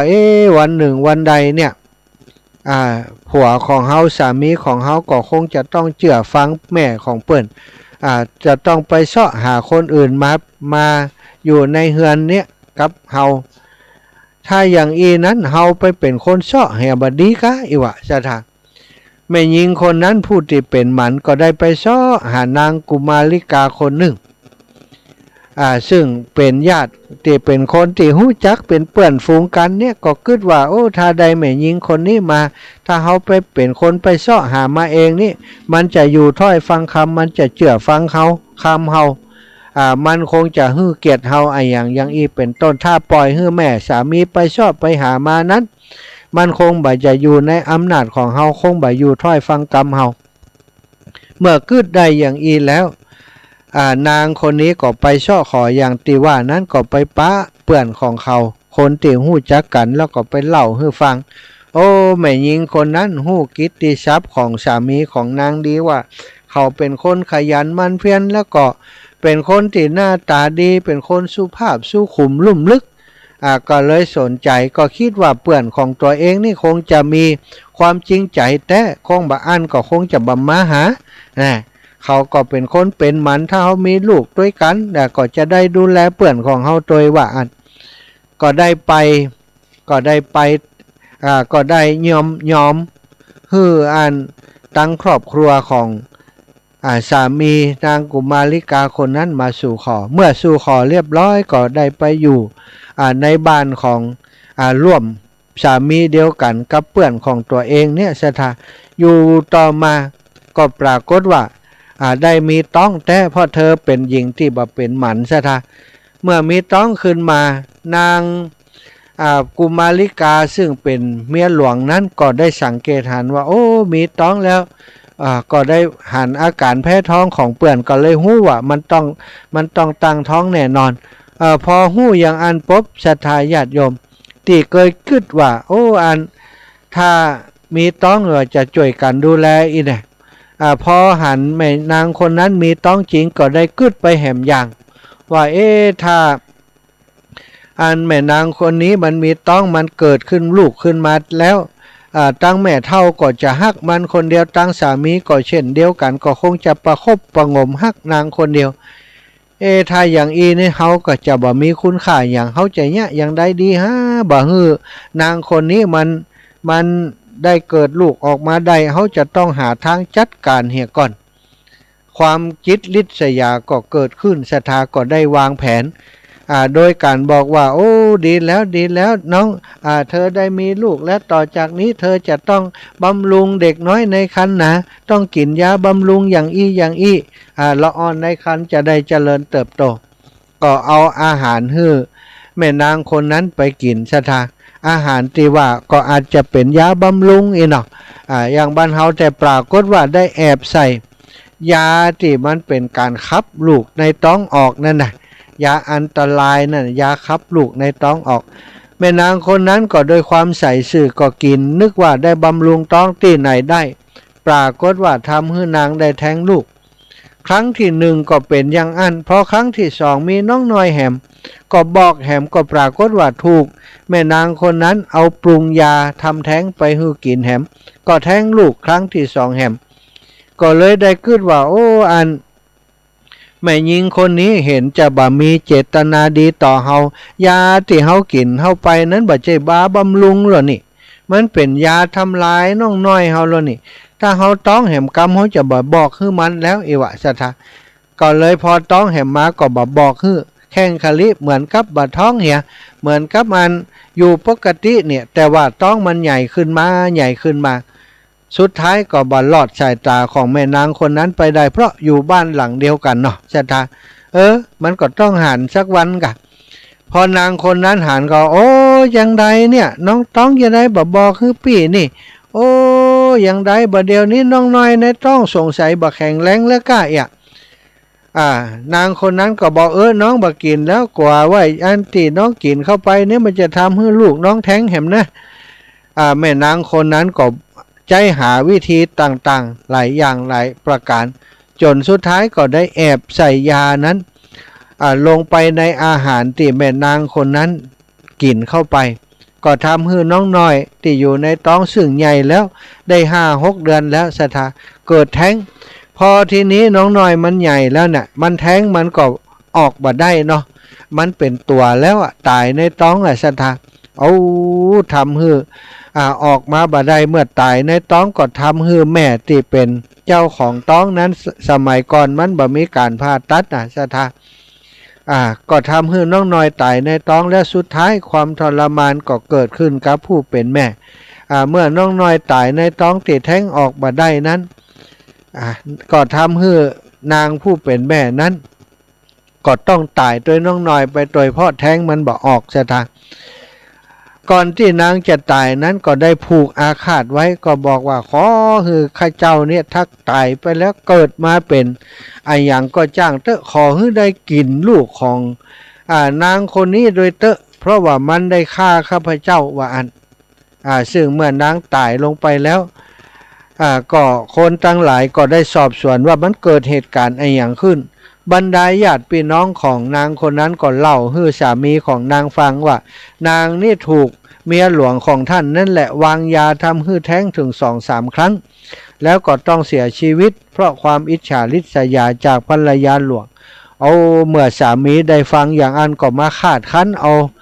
ภรรยาหลวงว่าเธอทำอย่างอันจริงกะนางคนนั้นก็สุดที่จะปฏิเสธได้ก็รับสารภาพพอรับสารภาพโตศรัทธาญาติโยมตึงศอกตึงเข่าตึงบักกุยกันนำใส่กะมึงเนี่ยให้ลูกกูตายก็อีตัวนี้เนาะตึงเตะตึงถีบตึงเตะตึงตีปักคิดลกคันใดพุ่นกิงอรุณตายไปเลยดูศรัทธาตายไปด้วยกันแม่นางคนที่ตายไปก่อนนั่นคนที่ตายพร้อมกับลูกของเขานั้นได้ไปเกิดเป็นแมวแล้วก็มาอยู่ในบ้านหลังนั้นล่ะส่วนนางคนที่เป็นเมียนั้นเป็นเมียหลวงนั้นตายไปเกิดเป็นไก่ว่าซะทะนั่นตายไปเกิดเป็นไก่อยู่ในบ้านหันกุ๊กกุ๊กกุ๊กกุ๊กอยู่หันเอาไก่ตัวนั้นก็มีออกไข่ออกมาแล้วก็มีลูกก็ตามธรรมชาติของไก่นะกะพอไก่มีไข่มีลูกป๊บเอาแมวตัวนั้นอยู่ในบ้านไปกินลูกไก่ตัวนั้นหมดซะตาไข่มาชุดแรกโดนกินไปหมดไข่มาชุดที่สองก็ปรากฏว่าแมวตัวนั้นก็ไปกินลูกของนางแหมนางไก่คนนั้นก็คิดว่าบัดเดี๋ยวนี้มันกินลูกของเฮาไปแล้วสุดท้ายมันก็คงจะกินเฮาในที่สุดก็ได้อธิษฐานจิตว่าตายเป็นตายเถอะถึงเฮาจะถ้าชาตินี้เฮาถูกมันกินถูกแมวตัวนี้กินไปแล้วขอให้เกิดมาจัดได้เฮาสามารถจะกินนางแมวตัวนี้จิมเตอะสถานแล้วก็เป็นอย่างที่นางกึดจริงๆพอกินลูกเสี่ยงคอกที่สองแล้วแมวตัวนั้นก็เลยคบไก่แม่ตัวนั้นตายไปแหมก็กินไก่แม่ตัวนั้นไปแหมแล้วเมื่อทั้งสองตายจากไปแล้วนะสถาเจ้าของไก่เจ้าของแมวนั่นเจ้าของไก่ของแมวนั้นพอหูว่าแมวตัวนี้บดีกินไก่จนหมดแม่ไก่ก็บ่เหลือก็เลยบุบแมวไปแหมแมวก็ตายไปปรากฏว่าแมวตัวนี้กลายไปเป็ดเกิดเป็นงัวเป็นนางเนื้อนางงัวส่วนไก่ตัวนั้นไปเกิดเป็นเสือดูสถาไปเกิดเป็นเสือก็กินงัวตัวนี้เกิดไปพอเกิดลูกออกมา2 ตัวปรากฏว่าเกิดมาตัวแรกเสือก็ไปกินเหี่ยพอเกิดมาแหมตัวเสือก็ไปกินเหี่ยงัวตัวนี้ก็คิดว่าต่อไปมันมีลูกกินแล้วมันก็คงกินเฮาฉะนั้นเฮาจะอธิษฐานใจไว้เกิดมาแหมจาดคอให้เฮาเนี่ยได้มีโอกาสไปกินเสือตัวนี้จิมเตอะต่อมาตึงเสือตึงวัวก็ตายด้วยกันไปแล้วก็เกิดมานางเสือนั้นไปเกิดเป็นกุมาริกาที่มีลูกนั้นสถาส่วนนางวัวนั้นไปเกิดเป็นนางยักษินีก็ได้กินลูกของนางกุมาริกาไปแล้ว2 คนแล้ว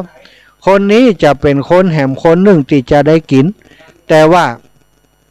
นางกุมาริกานี้เอาตัวรอดได้ล่นไปที่ในพระวิหารเชตวัน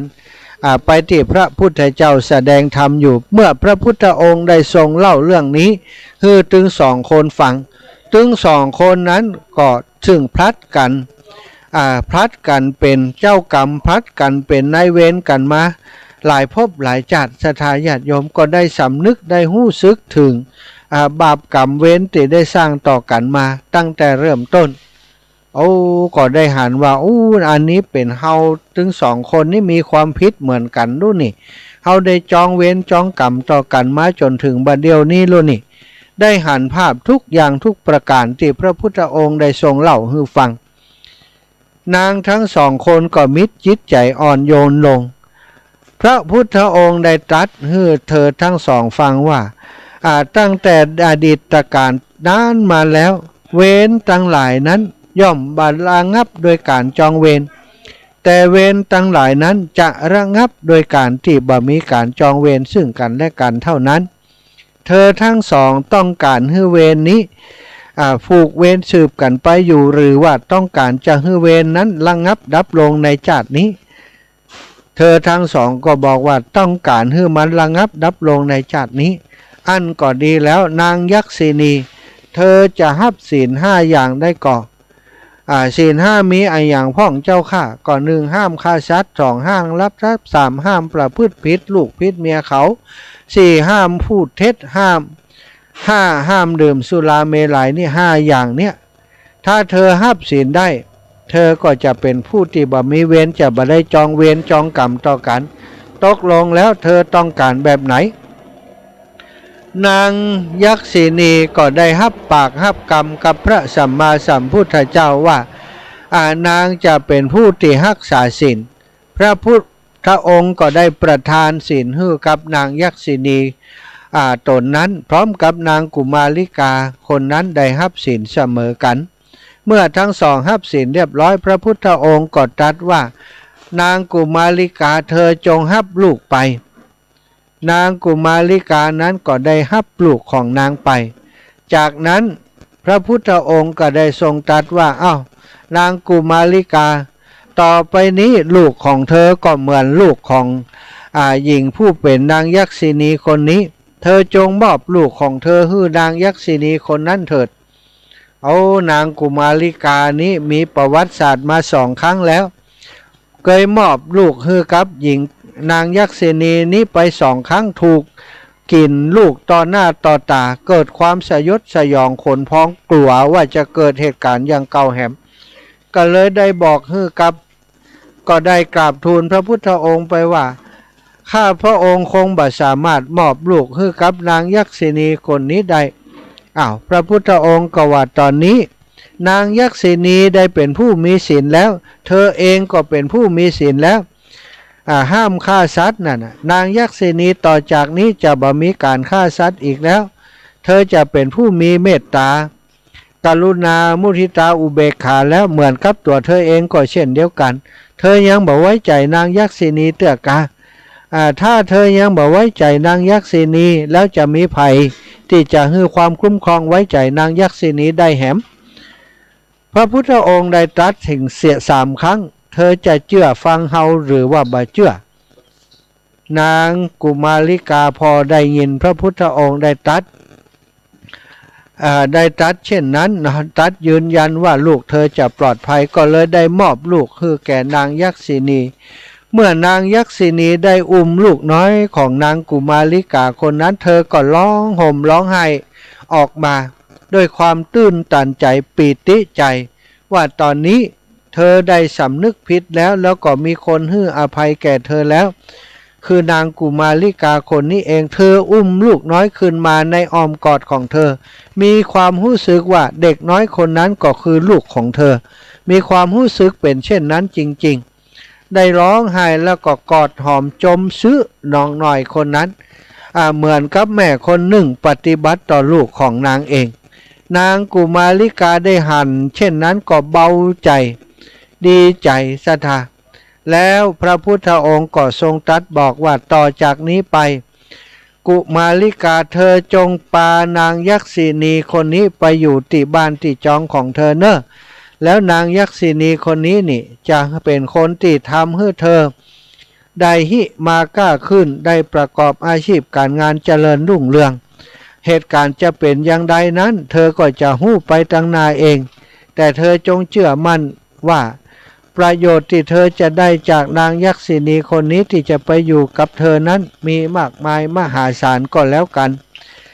เมื่อทั้งสองได้กราบลาพระพุทธองค์ก็ป้ากันไปสู่บ้านสู่จองสถาซึ่งก็เป็นไปตามที่พระพุทธองค์ได้คาดคะเนไว้เมื่อจะถึงฤดูการทำนานางยักษินีก็บอกซึ่งนางเป็นคนที่เรียกว่าหู้เหตุการณ์ในอนาคตตั้งหน้าว่าจะเป็นอย่างใดปีนี้ฟ้าฝนจะเป็นอย่างใดปีหน้าฟ้าฝนจะเป็นอย่างใดนางยักษินีนี้จะหู้โอ้ปีนี้ฝนนักเนอะเพื่อนหญิงของฉันปีนี้เธอทำนาบนตีดอนเนอะถ้าทำนาบนในตีลุ่มนี้เข้าป่าจะเสียหายเธอไปทำนาบนที่ดอนนางปุมาลิกานี้ก็เชื่อฟังนางยักษินีนี้ก็ไปทำนาบนที่ดอนก็ปรากฏว่าปีนั้นฝนตกนักศรัทธาญาติโยมนาบนที่ลุ่มได้รับความเสียหายแต่นาที่ทำบนที่ดอนเนี้ยปลอดภัยทุกที่ทุกแห่งว่าอันนางก็เลยได้เข้าป่าอาหารบริบูรณ์นางยักษินีบอกเรื่องของการทำการเกษตรบอกเรื่องของการประกอบอาชีพเธอว่าทำอย่างถึงจะได้ราคาดีในปีนี้ปีนี้เธอปลูกพักปลูกไม้เนอะบ่ต้องปลูกบ่ต้องดูแลผลไม้อย่างเพราะมันบ่ได้ผลนางกุมาริกาก็บอกสามีได้ทำเช่นนั้นหมู่เจ้าให้เจ้านาทั้งหลายในหมู่บ้านชุมชนเดียวกันก็นางกุมาริกาคนนี้มันเหมือนมันหู้ได้อย่างใดว่าปีนี้น้ำจะท่วมมันไปทำนาบนที่ดอนนี่มันได้ผลผลิตดีหมู่เฮานาของเฮาจมน้ำไปหมดว่าอันก็ได้ไปถามนางกุมาริกาคนนั้นนางกุมาริกาก็เลยได้บอกทราบว่าโอ้เฮาบ่ได้หู้หรอกแต่ว่าเพื่อนของเฮาน่ะแม่นางยักษินีที่อยู่บ้านเฮาเนี่ยได้บอกเฮาอย่างอี้คนทั้งหลายเมื่อทราบอย่างอันเวลาจะทำให้ทำนาก็ได้ไปสอบถามที่นางยักษินีคนนี้นางยักษินีก็บ่ได้ปิดบังก็บอกเขาทุกคนเหมือนกันฉะนั้นเมื่อเขาทั้งหลายได้ผลผลิตดีก็เอาข้าวน้ำโภชนาอาหารผลละหมากหลากไม้ตลอดถึงทรัพย์สินเงินทองมามอบเป็นบรรณาการให้กับนางยักษินีนางยักษินีก็เป็นผู้บริบูรณ์ไปโดยทรัพย์สินสลิงคารต่างๆข้าวน้ำโภชนาอาหารมีมากมายนับคณาบ่ได้โดยเฉพาะเวลาฤดูทำนาก็มีคนไปบอกไปกล่าวไปถามนางก็บอกคนทั้งหลายก็เอาบรรณาการมากับ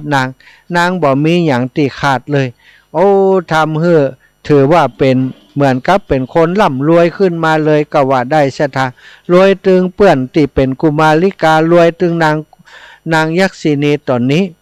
เมื่อนางมีทรัพย์สินที่มีมากมายนางก็เลยคิดว่าโอ้ทรัพย์สินที่เฮาได้มานี่เกิดจากการที่เฮารักษาศีลเฮารักษาศีลเพราะมีพระพุทธเจ้าได้บอกศีลให้เฮาฉะนั้นเฮาควรจะทำกุลต่อพระรัตนตรัยแก้วเจ้า3ประการพระพุทธเจ้าพระธรรมพระสงฆ์พระสงฆ์สาวกของพระพุทธเจ้านั้นควรจะได้รับการดูแลจากเฮานางก็ทรงได้ขอพุทธานุญาตว่าจะถวายทานแก่พระสงฆ์ซึ่งพระสงฆ์มีหลายทานแต่นางมีอยู่นั้นถ้าจะแก่พระสงฆ์พระเถระผู้ใหญ่นี่ก็จะบยุติธรรมกับพระนวกะเกิดติมาใหม่ก็เลยได้จัดเป็นสลากสถาเขียนเป็นเส้นสลากไว้ก่อนนิมนต์พระสงฆ์มาจับเอาเส้นสลากไว้เส้นสลากได้เส้นสลากอันใดก็จะได้สิ่งของอันนั้นจากนางยักษินีไปนางยักษินีก็ถวายมหาสังฆทานเป็นสลากพัดแบบนั้นตลอดชีวิตของนางได้เริ่มต้นสลากพัดตั้งแต่นั้นเป็นต้นมาคนต่างหลายได้หันนางยักษินีทำอย่างนั้นก็ทำตามพ้องศรัทธาทำให้เกิดการทำบุญสลากพัดตั้งแต่อดีตการตั้งแต่สมัยที่พระพุทธองค์ยังทรงมีพระชนชีพอยู่ จนฮอดหมู่เฮาตั้งหลายจนปัจจุบันนี้ อันนี้คือที่มาจากตำนานหนึ่งเนอะเสตาตำนานที่เล่าขานบอกว่าเกิดในสมัยพุทธกาลเมื่อพุทธองค์ยังทรงพระชนอยู่ศรัทธาญาติโยมตั้งหลายที่ได้ฟังเรื่องนี้ก็คงจะคิดใจได้ไล่ใจตันว่าโอ้อันนี้นางยักษินีนี่หู้กุลของพระพุทธของกุลของพระธรรมพระสังฆเจ้าเลยได้ทำสังฆทานเป็นสลากพัดเป็นเรื่องที่เป็นแบบเบามาจนถึงปัจจุบันนี้เนาะซึ่งเดี๋ยวจะเล่าให้ฟังแหมเรื่องหนึ่งก็ซึ่งเป็นเกี่ยวกับเรื่องสลากนี่แหละแต่ว่าเป็นอีกแนวหนึ่งที่เปิ้นบอกว่าเดิมทีทำไมมีการจับสลากแบบนี้แบบที่เป็นอยู่ปัจจุบันนี้นะก็เดี๋ยวอาตมาจะได้เล่าให้ฟังต่ออีกเรื่องหนึ่งแต่ในช่วงนี้ขอพักเบรกสักกรรมเนอะศรัทธาญาติโยมทั้งหลายใจเสียงมาพอสมควรก็ขอพักเบรกสักกรรมให้ศรัทธาญาติโยมได้ฟังเพลงธรรมะแหมสักเพลงหนึ่งก่อนเนอะธรรมะเพื่อนใจก่อนแล้วกันเนาะในช่วงเอาเพลงธรรมชวนศรัทธาญาติโยมทำบุญก่อนกันแล้วกันชวนกันทำบุญสุนทรทานทำสลักกพัดเนอะศรัทธาญาติโยม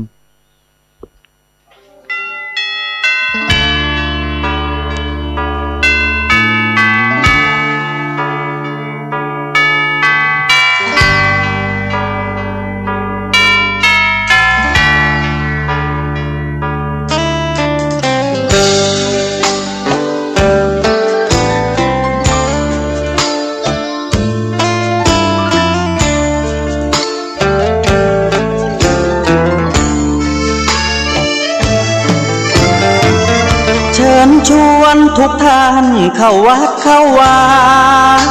ฟังธรรมะจากหลวงตาเสริมชีวาให้สุขสดใสยึดมั่นหลักธรรม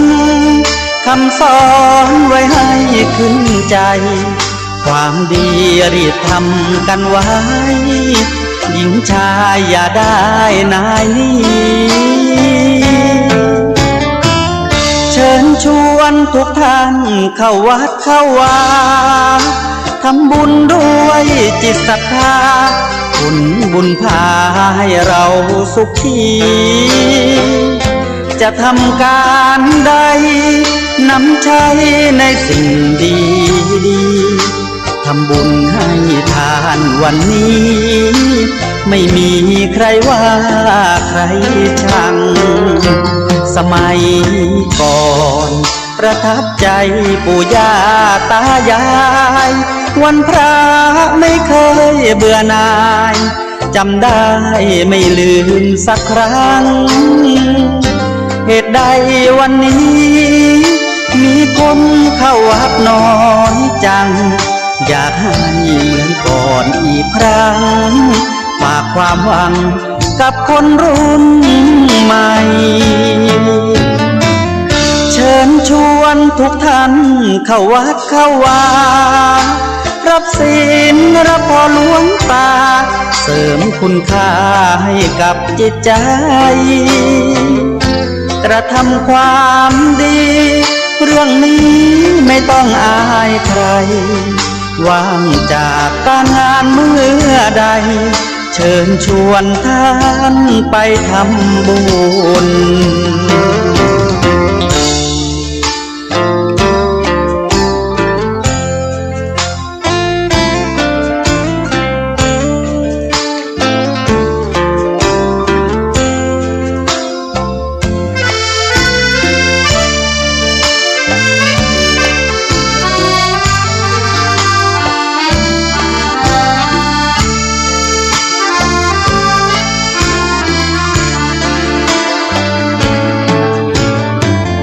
เชิญชวนทุกท่าน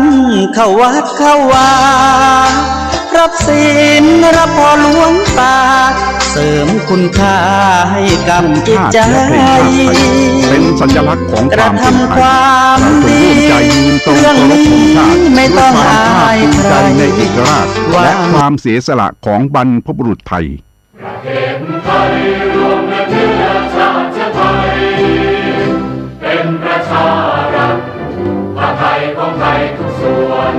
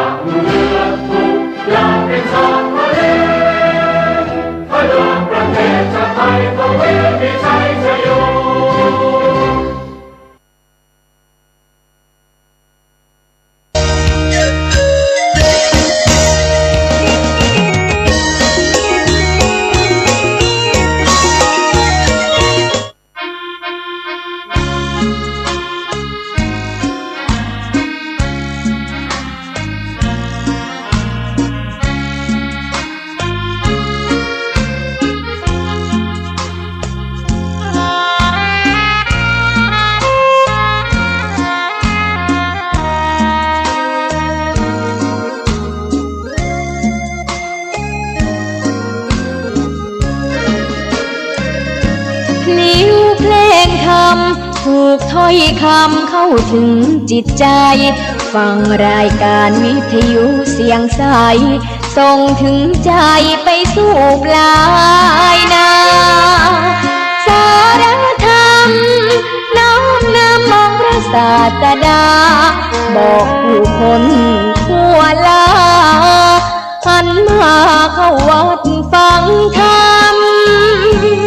คลื่นเสียงนี้เป็นคลื่นธรรมะจากใจส่งถึงบ้านไกลบ้านไกลฟังได้สุขใจล้ำยามดึกดื่นค่ำคืนมีงานต้องทำเป็นคลื่นสารธรรมเน้นย้ำธรรมะเพื่อนใจเสียงคลื่นธรรมบอกหลักธรรมให้คลายความเหงาฟังเสียงธรรมะเบาเบาบอกเล่าถึงคนบ้านไกลสื่อธรรมะบอกลดละระหว่างด้วยใจสื่อไปถึงสวงในเข้าใจหลักธรรมหลักดีพลิ้วเพลงธรรมถูกสัมพันธ์จิตใจร่าเริงฟังสาระธรรมะบันเทิงรื่นเริงในชีวิตยามวันว่างเดินทางไปเยี่ยมสถานีนัดพบกันน้องพี่วันนี้วันดีวันเสาร์สวดมนต์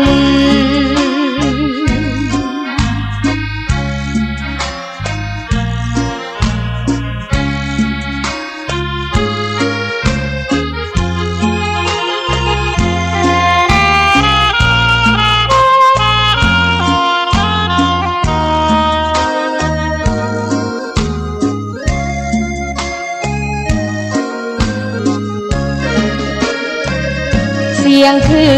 นธรรมบอกหลักธรรมให้คลายความเหงาฟังเสียงธรรมะเบาเบาบอกเล่าถึงคนบ้านไกลสื่อธรรมะบอกลดละระหว่างด้วยใจสื่อไปถึงสวงในเข้าใจหลักธรรมหลักดีพลิ้วเพลงธรรมถูกสัมพันธ์จิตใจร่าเริงฟังสาระธรรมะบันเทิงรื่นเริงในชีวิตยามวันว่างเดินทางไปเยี่ยมสถานีนัดพบกันน้องพี่วันนี้วันดีวันเสาร์สวดมนต์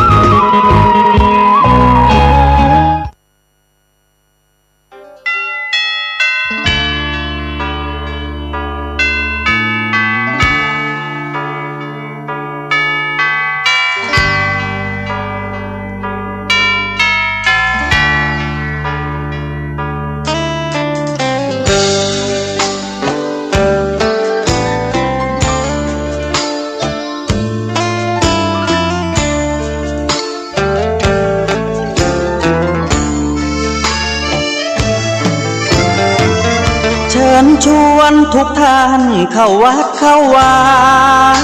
ฟังธรรมะจากหลวงตาเสริมชีวาให้สุขสดใสยึดมั่นหลักธรรมคำสอนไว้ให้ขึ้นใจความดีรีบทำกันไว้หญิงชายอย่าได้นายนี้เชิญชวนทุกท่านเข้าวัดเข้าวาท ำบุญด้วยจิตศรัทธาผลบุญพาให้เราสุขีจะทำการใดนำใช้ในสิ่งดีดีทำบุญให้ทานวันนี้ไม่มีใครว่าใครชังสมัยก่อนประทับใจปู่ย่าตายายวันพระไม่เคยเบื่อหน่ายจำได้ไม่ลืมสักครั้งเหตุใดวันนี้มีคนเข้าวัดน้อยจังอยากให้เหมือนก่อนอีกครั้งฝากความหวังกับคนรุ่นใหม่เชิญชวนทุกท่านเข้าวัดเข้าวารับศีลขอความนอบน้อมแด่พระรัตนตรัยอันมีพระพุทธพระธรรมพระสงฆ์เป็นสรณะที่พึ่งกับแนบไต่ไวสาถวายความเคารพมายังครูบาอาจารย์พระมหาเถรานุเถระท่านเจ้าคณะพระสังฆาธิการแล้วก็ขอเจริญพรมายังบรรดาปอออกไม่ออกศรัทธาท่านสาธุชนนักศีลนักบุญคุณดีทั้งหลายเนาะปอหลงแม่หลงปอลุงแม่ป่าตั้งปีป่าหน้าเอาอาศรัทธาเตียนจองห้องวัดเนาะอยู่ตั้งบาทตั้งจองก็ได้ฟังนำธรรมคำสอนเนาะครูบาอาจารย์หลายตุนหลายองค์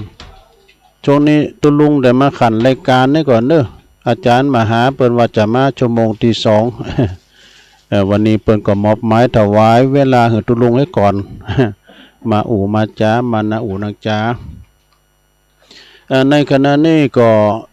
จัดสถานที่นอกพื้นที่เนอะภาคสนามอยู่ที่มอนพระธาตุศรีสองเมือง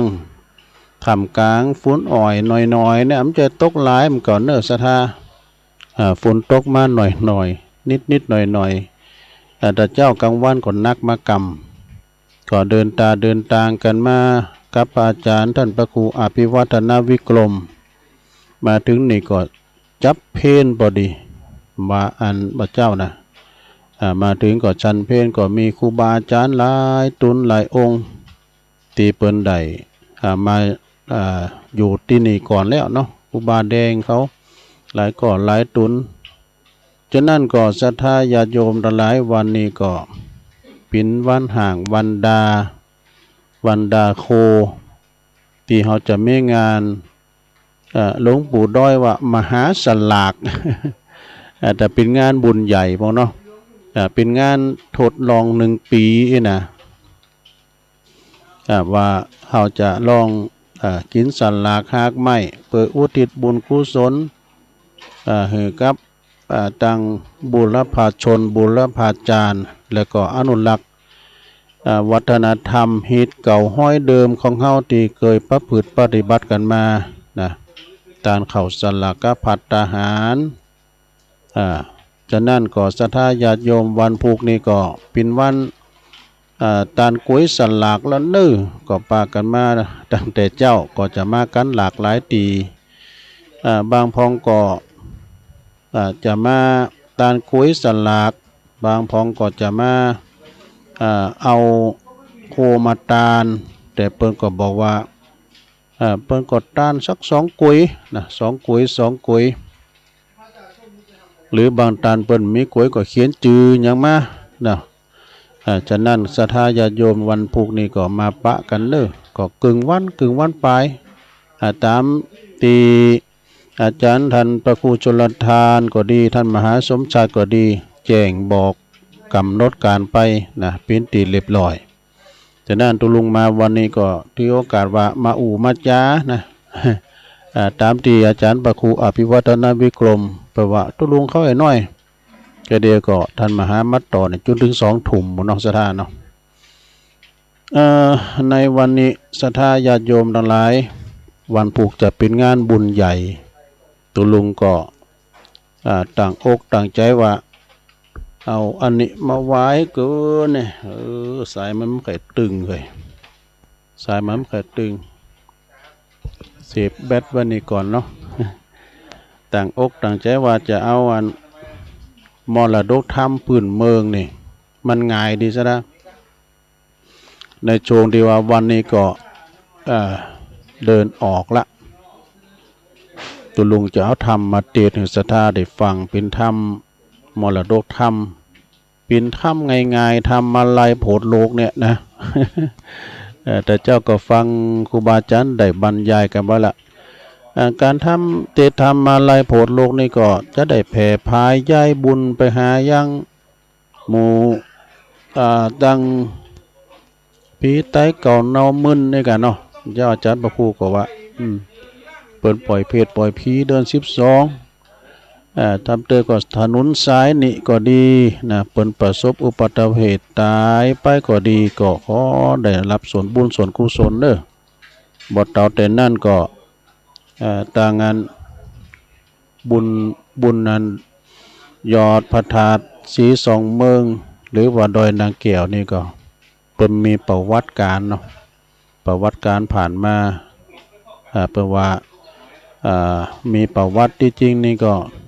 จะนำประวัติเป็นมาอุกอมพวกเจ้าก็ว่ากันเนาะเตธรรมเมื่อก่อนอุทิศบุญกุศลไปหานายลาวนางกวงอีดแล้วก็นางแก้วตลอดถึงศรัทธาที่เปิ่นเคยกึดเคยสร้างครูบาถึง2 ตุนด้วย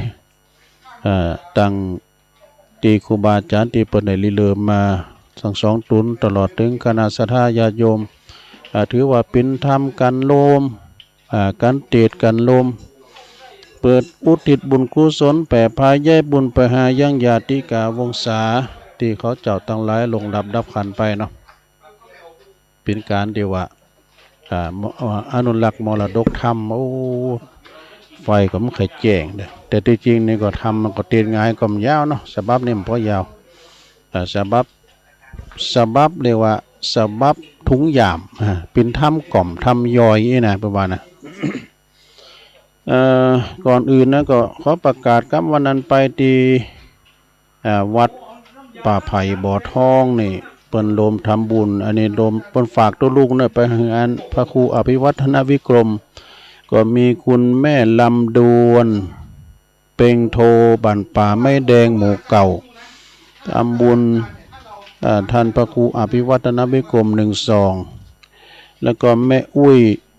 นางอ่อนทุลแสงบ้านแม่โป่งเด้อปูจากันเตดวันเนี้ยนะตุลุงเตดให้เปิ้นฟังแล้วก็เปิ้นตันเปิ้นทำบุญให้กับบ้านอาจารย์พระครูอภิวัฒนวิกรมเนาะเอาฝากตุลุงมาการเทศพระครูอภิวัฒนวิกรมแล้วก็คุณพ่อวิโรธแม่อำนวยไทยยันโตบ้านแม่โป่งตำบลแม่โป่งอำเภอดอยสะเก็ดน้อมนำปัจจัยเป็นการเตดกันทำการนำกาแฟวัดปากตั้งเจริญแถม1-2ก็ถือโอกาสในเนี่ยเนาะ2 ทัน 3 ทันนี่ก็บึ้ดก็ถ่ายหยาดหน้าไม้ต้านเนี่ยถึงลงถึงหลาย ตัวลุงก็จะได้เตดนำเตดทำเป็นลำดับต่อไปเน้อศรัทธาเน้อเตดทำละมาจะว่ายองก่อมเซิงเมืองก่อมใจก็คล้ายๆก็ขมุนะลองฟังก่อนเด้อทำละไม้เนาะทำมาลัยโผดโลกลองฟังก่อนเด้อนะโมตัสสะภะคะวะโตอะระหะโตสัมมาสัมพุทธัสสะ สุลานามาเฮเนยังพุทธาเสถังนาเมตวาพุทธากาตาสาสกัจจังธัมมันจาสังขันจานะเมตวา สักกลาจันนาปาตังมาลายานามาวัตถุปลามาทาวิจิตังอลาภิสัง สัมมาเสติสาทโวดุลาสาปุริสะทั้งหลายอาจารย์เจ้าตนแป้งกำปีมาลัยอานิหากตั้งไว้เป็นติไว้และสักการะปูชาแก่คนและเทวดาทั้งหลายเพื่อหายอ้นตันลายตั้งไปในและไปนอกทุกดาวขอคันตาสีมาด้วยกำปีมาลัยอันนี้และนาตามอันทางการดาแห่งบาทอันนักปราชญ์เจ้าตั้งหลายเปิงลู่ดังวิสัชยันนาไปนานี้แด่เตนะมิตวาผู้ข้าก็ไว้ยังพลันนวัลโลกุตตลธรรมเจ้าเก่าภาการกับตั้งพามปริยาติธรรมดวงงามประเสริฐอันกับตั้งพระอริยทรงตนเลิศสินใสสะอาดได้ปฏิบัติตามรอยพุทธบาทศรัทธาเพื่อเกิดศรัทธาปัสสาทาแก่กาแก่คนนาแก่เจ้าโลกลาและเทวดาตั้งหลายและนาอาทิเตกาเลนายยังมีในกาลคาบหนึ่งอันล่วงพ้นไปแล้วยังมีปลาต้นแก้วชื่อเตปะมะไลเจ้าก็มาอาสาไลซึ่งบ้านอันหนึ่งจีวากรรมปุจนากรรมอันอยู่ในเขตตัมปัญญยาตวีปอันเป็นที่อยู่แห่งแก้วเจ้าทั้งสามประการ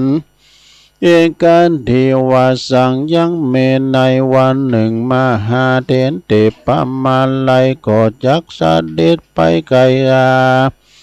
สู่นรกเพื่อจักยกเอายังฟุ้งเพศประวัติฟุ้งเพ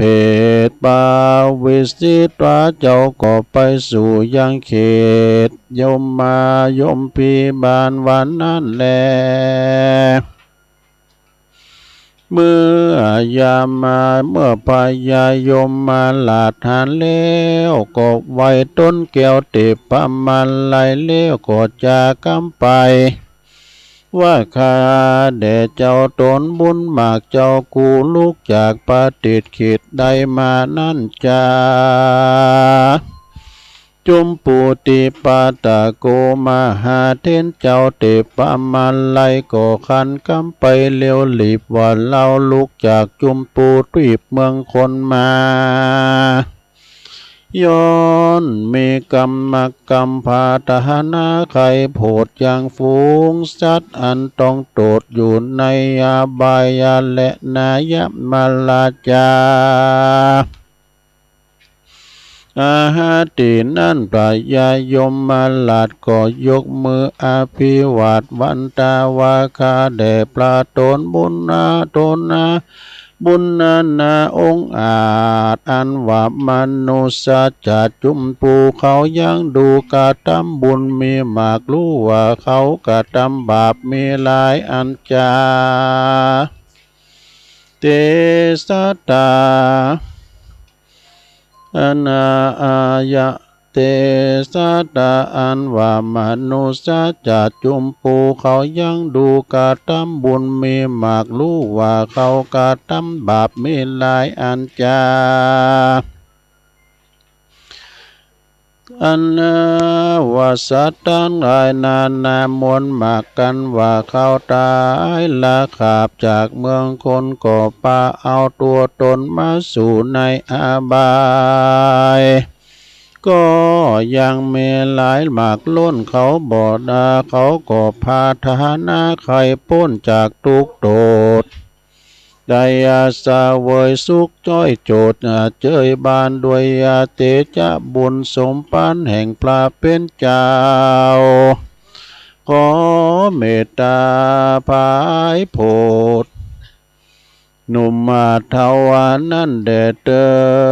ตีนั่นมาหาเทนเจ้าเตปะมาไลได้ยินกำไขโอกาสแห่งยามมาลาจาเจ้าก็สาเด็ดไกกาไปสู่อาบายก่อหันสัตว์นรกต่างหลายมวลมากอันใดทาลงวิบากตามกรรมมาตากาตามกรรมมาตกแต่งนั่นโลกเป็ดแห่งปุนกลัวตายแล้วกับกายมาเป็นตัวดังเก่าไฟอาฟองเอาอยู่คืนวานนะเป็นหมอกควันร้อนไม่ว่าอุสุตันนรกใจสามมันโลหะกุมปีใจหานใจจาวิตาละเนไฟลุกกาแดงเขียวสังกาตันนรกไฟเป็นเปียวไม่เดือดอาเวจีร้อนบ่อเหือดดังไฟดังฟองไฟโลหะกุมปีหือสัตว์เป็นพยาลายอย่างสังคาตนาโลกเป็นดังเครื่องจักรวิริยานาโลกนั้นนานักบ่เศร้ามาหาเตนเจ้าเตปะมันไลเตาหวามมีใจมักใครโพดเหือสัตว์นรกใดพ้นจากทุกข์โทษในอบายเจ้าก็มาสั่งเจ้าก็มาบ่ดูได้แต่ใส่เว้นแต่ที่โพดบ่ได้ย้อนกรรมนักหาประการเหตุยังต้องโทษทรมานอนันตลิยกรรมหยาบจ้าอาลาจักเอาลอไว้ทาพระอริยเมตไตรจักมาภายโพดเฮได้พ้นจากโทษเมื่อไปลุนและนาทีนั้นมหาเถรเจ้าที่ปะมาไลก่อ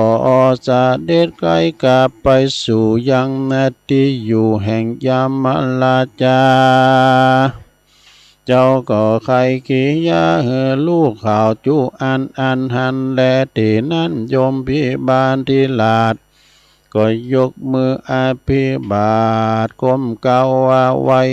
ยำมหาเถรเจ้าเตปะมาลายแล้วก็จะไปกำไปโอกาสว่าข้าแด่พระตนองค์อาจทันลงธรรมนาผู้ข้าขอสั่งกำเมื่อบอกแก่เจ้าเมืองนอกจุมปูเข้าปากันมีสินจูอย่าได้ขาดอย่าได้พมาตั้งตานอย่าได้ใจหานดาบาปสาวอย่าด่าพระสังฆาเจ้าและจีพรามอย่าจะได้ปฏิบัติตามไปใจอย่าได้ตัดสมะไม่สาลีมาหาโพอย่ามาแก้วโกดเจดีกันว่าเนี่ยตายนี้จากเมืองคนได้เอาต้นไปเกิดในห้องฟ้าเลิศเมืองสวรรค์ได้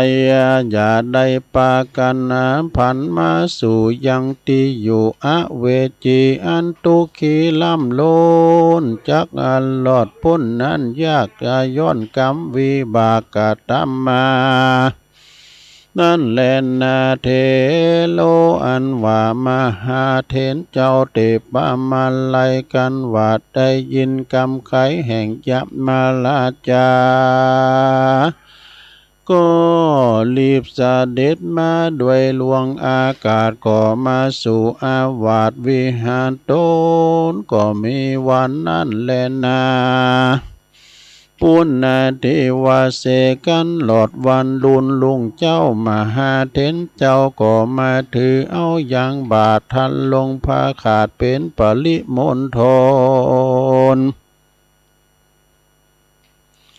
แล้วก็เสด็จโทนไปสู่บ้านปูจันนากามเปื่อเหือกองวัดงามบ่ขาดปาก็ไปเป็นที่บาตินั่นหันแล มนุษย์สารว่าคนตั้งหลายหนุ่มเทาเขาหันมาหาเทนเจ้ามาเป็นที่บาทก็ปากันโอกาสยอตานนะยังภิกขาหารเขาน้ำนำบ่อขาบล่ำจุบัวยิ่งใจตีนั่นตนบุญภายมหาเทนเจ้าก็โอกาสเล่าเจียนจะว่าดูลาอุปสกะอุปสิกะเฮยมวลหมู่เราว่าได้ไปสู่อาบายจุมสัตตาทั้งหลายมวลมาเขาได้ฝากกรรมมาหาปีน้องอันอยู่ในแห่งห้องจุมปูว่าขอได้อินดูหมู่เพศอันอยู่ในเขตห้องอาบายเฮเขาได้อันเขาได้ทาลงหลายตุกหลายคำเจ้าว่าขอปีน้องเผ่าวงวานก็ตามบุญมาตานมาหาญาติน้ำอุติสบุญมากรรมมาเหือเขาพ้นจากตั้งทุกอยากในอเวจีขอบุญเมตตาได้สร้างเฮได้เมื่อเกิดในเมืองบนไปแทบใต้ต้นอินตาต้นผ่องแผ้วได้ไปปูชาภาเกตแก้วจุลามณีสาลีมหาถาตุบ่ได้บ่เฮได้ขาดจุวันศีลแด่เตว่าอาลาพระตนโตพระตนแก้วก่อนรีบขึ้นสู่ยังที่อยู่วิหาร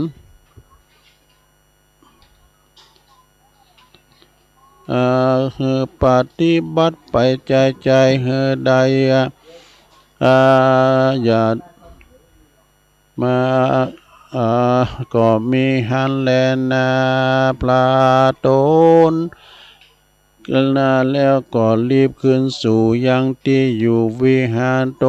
นก็มีวันนั้นแลนาตั้งแต่นั้นไปตั้งนาคนตั้งหลายหนุ่มเท่ากันว่าได้ฟังมหาเทนเจ้าว่าบอกเก่าว่าเฮได้ลูกข่าวกองดีก็ปากันเว้นนิกรรมบาปอันโตเอาตนเขาหาบตั้งบุญอุทิศนุนไปหายังหมู่วงศาอันใดตายไปเป็นผีเป็นเพศอยู่ในห้องอยู่ในอบายห้องใหญ่เขาจึงสุขสบายกว่าควายยิ่งใจก็มีในวันนั้นและนานิติตังกิยาอันเก่ายังทำอะไรจะโดกก็บางกลมโสมเลสาเด็ดแล้วเท่านี้ก่อนแลสาธุสาธุสาธุตัวหนังสือกลมป้อยใหญ่แล้วก็อันสายไฟแสงไฟมันก็พอแจ้งสักตัวใดนะกุมาเปยหน่อยเนอะลงเนอะ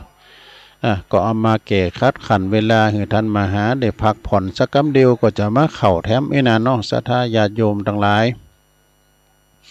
เป็นการทำ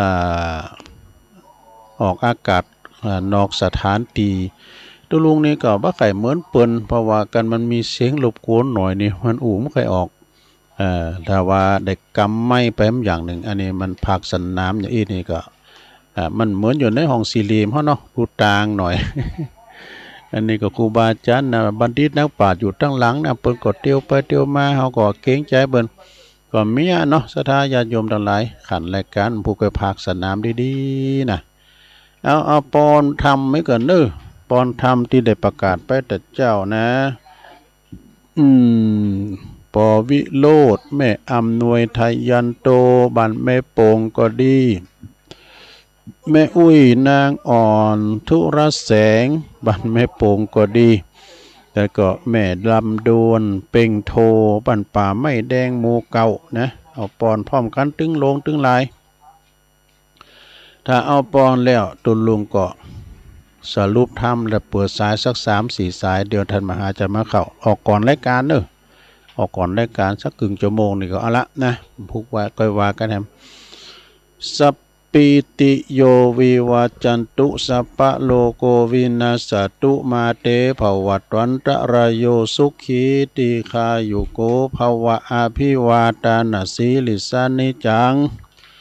บุทธาปัจจายโนจัตตาโลธรรมาวัฏันติอายุวันโนสุขังปะลังสาธุสาธุสาธุวันพุธเป็นวันเสาร์นี่ก็งดกิจกรรมเนอะตามประกาศที่นี่รายการตุลุงวันเสาร์จะมีไหวพระรับศีลก้าโยงเข้าบาทก้าเอกายกวัดมาบาทวันพุธนี้ก็อาจจะหือท่านมาหาเข้ารายการตี 3แล้วก็ตี 4ไปก็นิมนต์ท่านพระครูชลทานพิทักษ์กันนะเนาะชะทาพุกนะก็บอกไว้ก่อนเนาะสเตอร์ตุลุงก็อาจจะได้มอบหมายถวายเวลาเปิ่นก่อนนี่นะแล้วเนาะตอนนี้ศรัทธาญาติโยมทั้งหลายตุลุงตักทั้งหลายก็มีอยู่เหมือนกันนะแต่มีบหลายเนาะ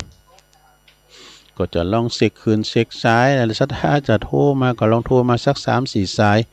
เดี๋ยวก็จะปรุงว่างลุงท่านมหาก็จะมารายการแถมอันนี้ชอบฟังเพิ่นนะถ้าฟังท่านมหาก็ดีท่านพระครูชลทานก็ดีเปิ้นใดไปปินนะสำหรับตุลุงก็เลยเอาธรรมมาขันมันเหมือนอยู่ในห้องสี่เหลี่ยมห้องทรงเนี่ยมันดูต่างหน่อยนะเนาะมีก็0899556506วันพุธเดินทางมาก็ดีก็ขอเดินทางเขี่ยวขาดปลอดภัยฝุ่นนี่มันก็จะอ่อยท่านชงตอนแรงแล้วก็เมื่อคืนเมื่อเจ้านี่ก็ลำจะมีเนาะผู้ก็เดินทางเขี่ยวขาดปลอดภัยจากบ้านจากจ้องบางพองก็จะมาจากตังเมืองลี่เมืองลี่แต้มมีกันคุณมันตังเมืองลี่มีก็สายแรกนี่ต้องได้จ้ะตังเมืองฝางก็บ่จะมาเมืองฝางก็ตังเชียงใหม่ละปูนเนาะโพดตังเม็ดแจ่มบ่มาหมดองค์ขลงในเมืองก็ไอ้นะเนาะเด้อเจริญปอนไปจ้าพระคุณเจ้าพันเด้อแม่เลื่อนแสนโตจ้าเป็นเด้อชัดเจนดีบ่เป็นเด้อจ้าดีแล้วฮะเขาคิด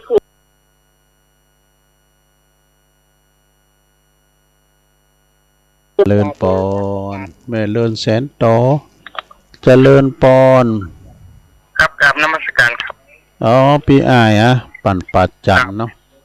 ครับผมวันนี้มันเป็นท่านมหาบุญเรืองนะครับเนาะอันนี้พักสนามปีอ้ายครับพักสนามเพิ่ง2 ทุ่มกะเดือนธันวาต่อวันที่ท่านมหาบุญเรืองจะมาพักสุกครับยินดีเนอะครับกราบนมัสการครับชัดเจนดีครับเจริญปอนมาจะการเจ้าทุลุงยายพรนะชัดเจนดีเนาะเจ้ามาจะฟังฝนตกฟ้าห้องฟ้าห้องพิเตเนอร์ฟ้าห้องอันตรายพิเตมาหาแบบนี้นั่นทุกเรื่องเราไปชอบได้ถึงโหดลุงเคยนะยินดีนักๆเด้อยายพรเจริญปอนแม่จ๋าเจ้าแม่จันแม่เจ้าแม่จันพูกมาวันถูกได้ไปเจ้าถ้าจะได้โอหลานนะมั้งเป็นยังอยู่ตั้งบ้านฟังเด้อเจ้าวันเสาร์เนี่ยเนาะเจ้าวันนี้อยู่บนดอยแล้วก็เจ้าอยู่บนดอยมาทั้งหมดยินดีเนอะแม่จันป่างิ้วเนาะเจ้าภาคสนามชัดเจนดีเนอะเจ้าท่านพระครูก็มาแล้ว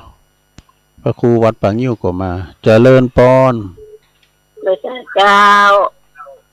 แม่ลุงแสงลาวังเจริญเด้อแม่แสงลาวังเจริญเนาะเจ้าฟังอยู่เด้อฟังมาเขาจองแหล่งมาเจ้าก็ดีก็ฟังท่านมหาต่อแถมเด้อเจ้าว่าทำหม่อนนี่เนาะทำลำไม้ทำยอง อนุโมทนาเด้อแม่แสงลาวัง เจ้า เจ ฟัง ริ ผู้ ญ แรงอ่ะเจ้า ดีแล้วสาธุเจ้าไอ้เจ้าคือกำลังใจทุก เอาขอบคุณ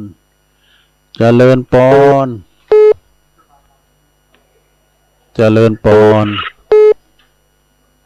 ติดแล้วเหรอเดี๋ยวพอจะกดวางละไผตันใด ติดแล้ว โธ่ตันใด ตะโกให้หลวงพ่อกะหลวงพ่อนะหลวงพ่อ ไม่ชอบมืดก็ไม่ทันเป็นไรไม่รู้ไม่ทันถ่ายเยอะแล้วทั้งลายทั้งอะไรเต็มเลย หลวงพ่อกฤษพุทธอุทยานปางโม่เนาะถวายความเคารพหลวงพ่อกฤษเนาะเจงดาวน่ะเจริญปอนครับตุลุงครับอาจารย์ครับปลุงวินเนาะครับมา ดอยครับมาก็เดินอยู่บนดอยนี่กะแล้วแกนะมาเพียนละรถนอนนี่กะตุลุงสังขะมาสังขะมาครับลามาเนี่ยยินดีเด้อบอเดอร์วันที่ไปนะมาปากันนะอันเธอเดินไปเลยได้กันเป็นยังครับฝนก็อ่อยหน่อยๆเนี่ยเจ้าน่ะซุยมากำเพราะหลายเนาะเจริญปอนเจ้าตั้งได้แม่แก้วเจียมทองของเปาเจ้าแม่แก้วตั้งเฮาก็ได้ยินอยู่เนาะได้ยินกันเจ้าฟังอยู่เด้อคงเป่าผู้ก็จะมาทำหลายอยู่ท่านพระครูซุ้มเมธเขาพระครูสถิตอาจารย์วรรณชัยเขานี่อาจารย์รายการตัวปีวันใหม่เขาพระครูกัลยาณปราโมทเขาจะยินดีจะสาธุปลงบัตรไว้วางนี่เปิ้นอยู่ดวงใต้พัฒนาจะมา4กั้นรถตู่กันเด้อเปิ้นจะมา4กั้นรถตู่นะดุงหลงดุงเหนือดุงเจริญมากันหลายเจริญปอนที่แล้วแม่อยู่ตั้งใดแม่วังมนวังเหนือเจ้าแม่วังมนวังเหนือเนาะ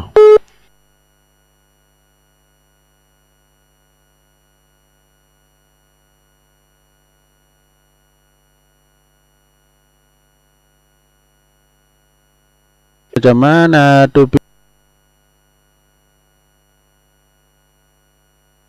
ตะลุงเจ้า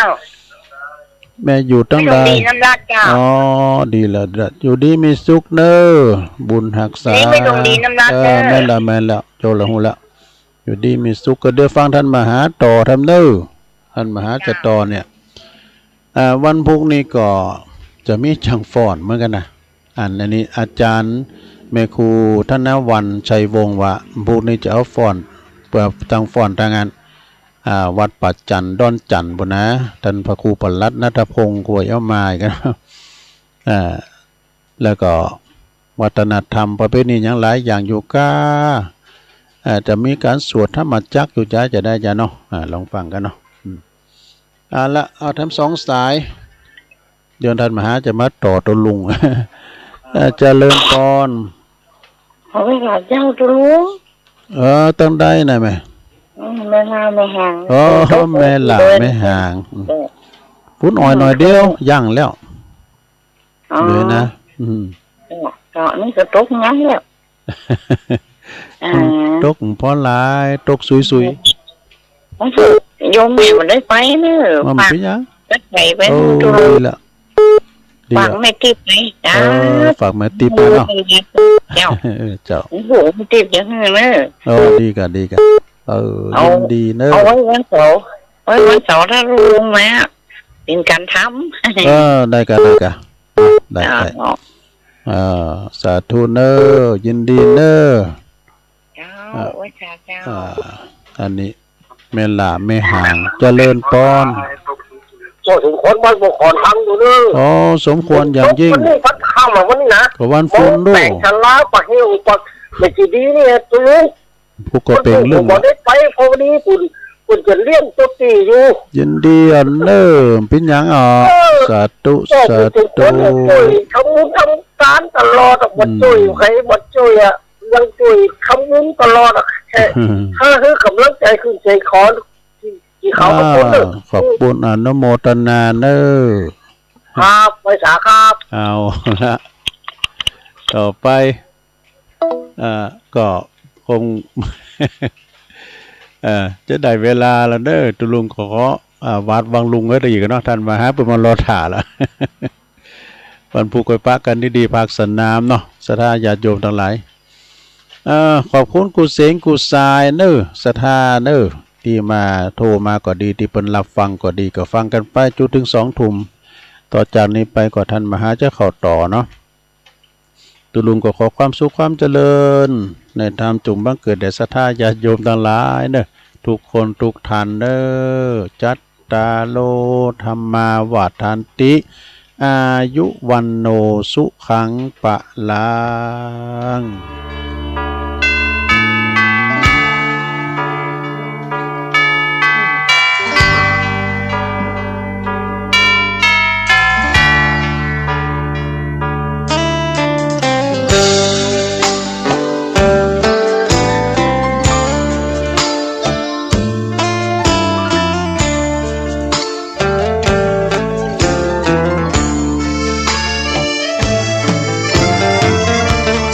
ชวนทุกท่านเข้าวัดเข้าวาฟังธรรมะจากหลวงตาเสริมชีวาให้สุขสดใสยึดมั่นหลักธรรมคำสอนไว้ให้ขึ้นใจความดีรีบทำกันไว้หญิงชายอย่าได้นายนี้เชิญชวนทุกท่านเข้าวัดเข้าวาทำบุญด้วยจิตศรัทธาผลบุญพาให้เราสุขีจะทำการใดนำใช้ในสิ่งดีดีทำบุญให้ทานวันนี้ไม่มีใครว่าใครชังสมัยก่อนประทับใจปู่ย่าตายายวันพระไม่เคยเบื่อหน่ายจำได้ไม่ลืมสักครั้งเหตุใดวันนี้มีคนเข้าวัดน้อยจังอยากให้เหมือนก่อนอีกครั้งฝากความหวังกับคนรุ่นใหม่เชิญชวนทุกท่านเข้าวัดเข้าวารับศีลรับพรหลวงตา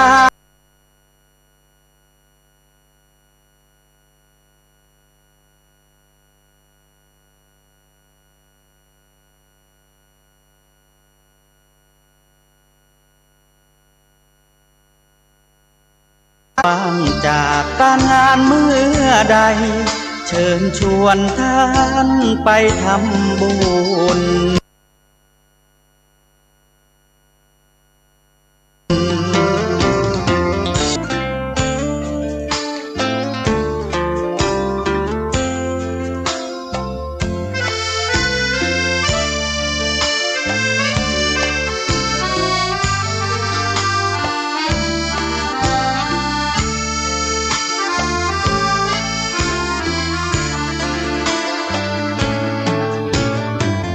เชิญชวนทุกท่าน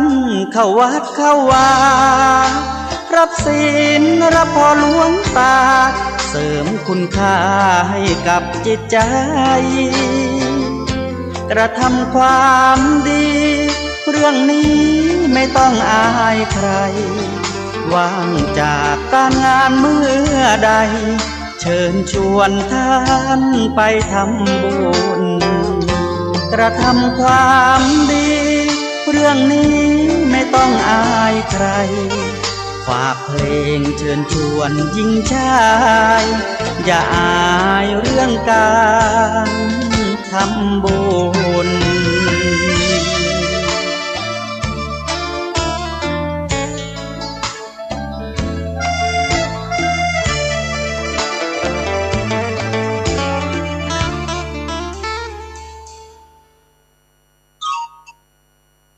โยมตั้งหลายได้ฟังเพลงจบไปแห่มหนึ่งเพลงเนอะสลับสับเปลี่ยนกันเนาะวันนี้เป็นรายการสดเนื้อสถานเนื้อถ่ายทอดออกจากต่างสถานที่ที่จะจัดงานในวันพรุ่งนี้เนาะก็คือดอยม่อนพระศรีสองเมืองฟังเพลงจบไปแห่มหนึ่งเพลงเนอะสลับอำเภอเวียงป่าเป้านี้จังหวัดเวลา10 8 ขณะนี้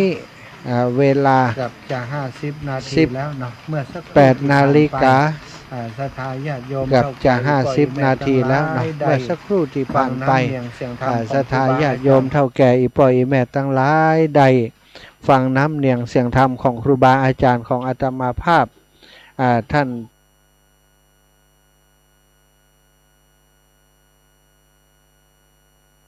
ตุลุงท่านอาจารย์พระครูสมุชัยวัฒนาคเสโนหรือว่าหมู่เฮาในชื่อในการจัดรายการว่าตุลุงยองนะกระติดคำว่าตุลุงยองกันตึงเปิ่นตึงตัวเนาะก็ถือว่าชื่อในการจัดรายการของตุลุงนั้นติดหูติดตาติดใจของศรัทธาญาติโยมทั้งหลายทำไมถึงบอกว่าติดหูติดตาติดใจของศรัทธาญาติโยมทั้งหลายก็เนื่องจากว่าตุลุงนั้นจัดรายการมาเมินนานแล้วก็มีชั่วโมงในรายการในการจัดรายการบ่อยศรัทธาญาติโยมโดยเฉพาะช่วงหลังๆมานี้ครูบาอาจารย์ท่านอาจารย์พระครูอภิวัตรบางครั้งติดภารกิจก็ได้มอบหมายให้ตุลุงได้เข้ารายการได้จัดรายการแทนตุลุงก็รับภาระนักหนาอยู่พอสมควรเนาะในเรื่องของการจัดรายการทางสถานีวิทยุตี 1 ตี 2ตื่นแล้วนะตุลุงศรัทธาญาติโยมบางเตือก็ตื่นตี 2จัดรายการตี 3ถึงตี 5นะโอ้อาตมาได้โดยเปิ่นวันหนึ่งหิมตาย ให้รับจะมันละอ่อนกำลังกินกำลังนอนอาตมาหนุ่มน้อยอยู่นะ ตุลุงอายุนักละตื่นเจ้าเนาะ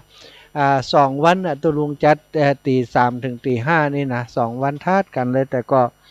ได้ประคับประคองเนาะทำรายการกันมาทำให้ศรัทธาญาติโยมอีปล่อยไม่ได้ติดตามกันวันนี้เดินทางคงจะเหนื่อยวันนี้ลบไปหลายรอบ จี้ใส่ตู้น้องเปิ้นเอาเขาก่อนก็เดี๋ยวอีน่ะลบไปหันลบไปนี่ตะกี้เลยว่าตุลุงมาสลับกำเตอร์จะไปส่งน้ำก่อนอีน่ะไปส่งน้ำตุลุงก็เข้ามาสลับสับเปลี่ยนศรัทธาญาติโยมก็ได้สารธรรมนักหนาปะปานเนาะตุลุงได้นำธรรมเทศนาพื้นเมืองมาเทศให้ศรัทธาญาติโยมได้ฟังตัวเนี่ยโอ้มาลัยโพดโลกตุลุงมาโพดศรัทธาวันนี้ได้เทศ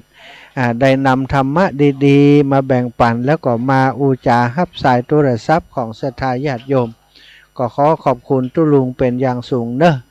ก็สลับสับเปลี่ยนกันอย่างเงี้ยตอนพรุ่งนี้เจ้าเนาะตี 3ตุลุงก็จะจัดรายการอาตมาก็จะลุกขึ้นมาเปิดเครื่องให้กับตุลุงก็จะตื่นก่อนตุลุงสักหน่อยมาเตรียมตัวเตรียมเครื่องให้กับตุลุงเพื่อจะเปิ้นจะได้เข้ารายการศรัทธาญาติโยมที่ฟังตุลุงค้างอยู่ตะกี้เนาะเพื่อมีอะไรอย่างจะโทรมาสอบถามเนอะเฮาได้อูจากันถึงเรื่องงานที่จะเกิดขึ้นในวันพรุ่งนี้ที่สถานที่แห่งนี้ดอยนางแก้วหรือว่าม่อนพระศรีสองเมืองจะมีการตานสลากกพัดหลายท่านหลายคนตะกี้ตอนที่วางสายไปก็โทรมาเนาะโทรมาอาตมาออกจากรายการไปศรัทธาอีป่อยอีแม่ก็โทรมาตู้หอมอีแม่จิมเนอร์หอมฮือเจ้าจิมเนอร์อาจารย์นี่นะน้องอรพินรำบุตรจากทางลำปางก็ฝากหอมโยมแม่สุรินทิพย์จากกรุงเทพมหานครก็ฝากหอมโยมแม่เพนเชิงปัญญาเนาะวัดพระแก้วดอนเต้าสุชาดารามจังหวัดลำปางก็ฝากให้หอมมาอนุโมทนาบุญครับโยมแม่เนอะโยมพี่โยมน้องทุกท่านทุกคนเนาะประกาศเรียบร้อยเอาสตังค์ใส่ให้ปุ่นแล้วตอนนี้ตุลุงแดงลักไปแล้วเนอะสตังค์ตุลุงก็มอบให้กับตุลุงไปดำเนินการจัดการเป็นส่วนกลางไป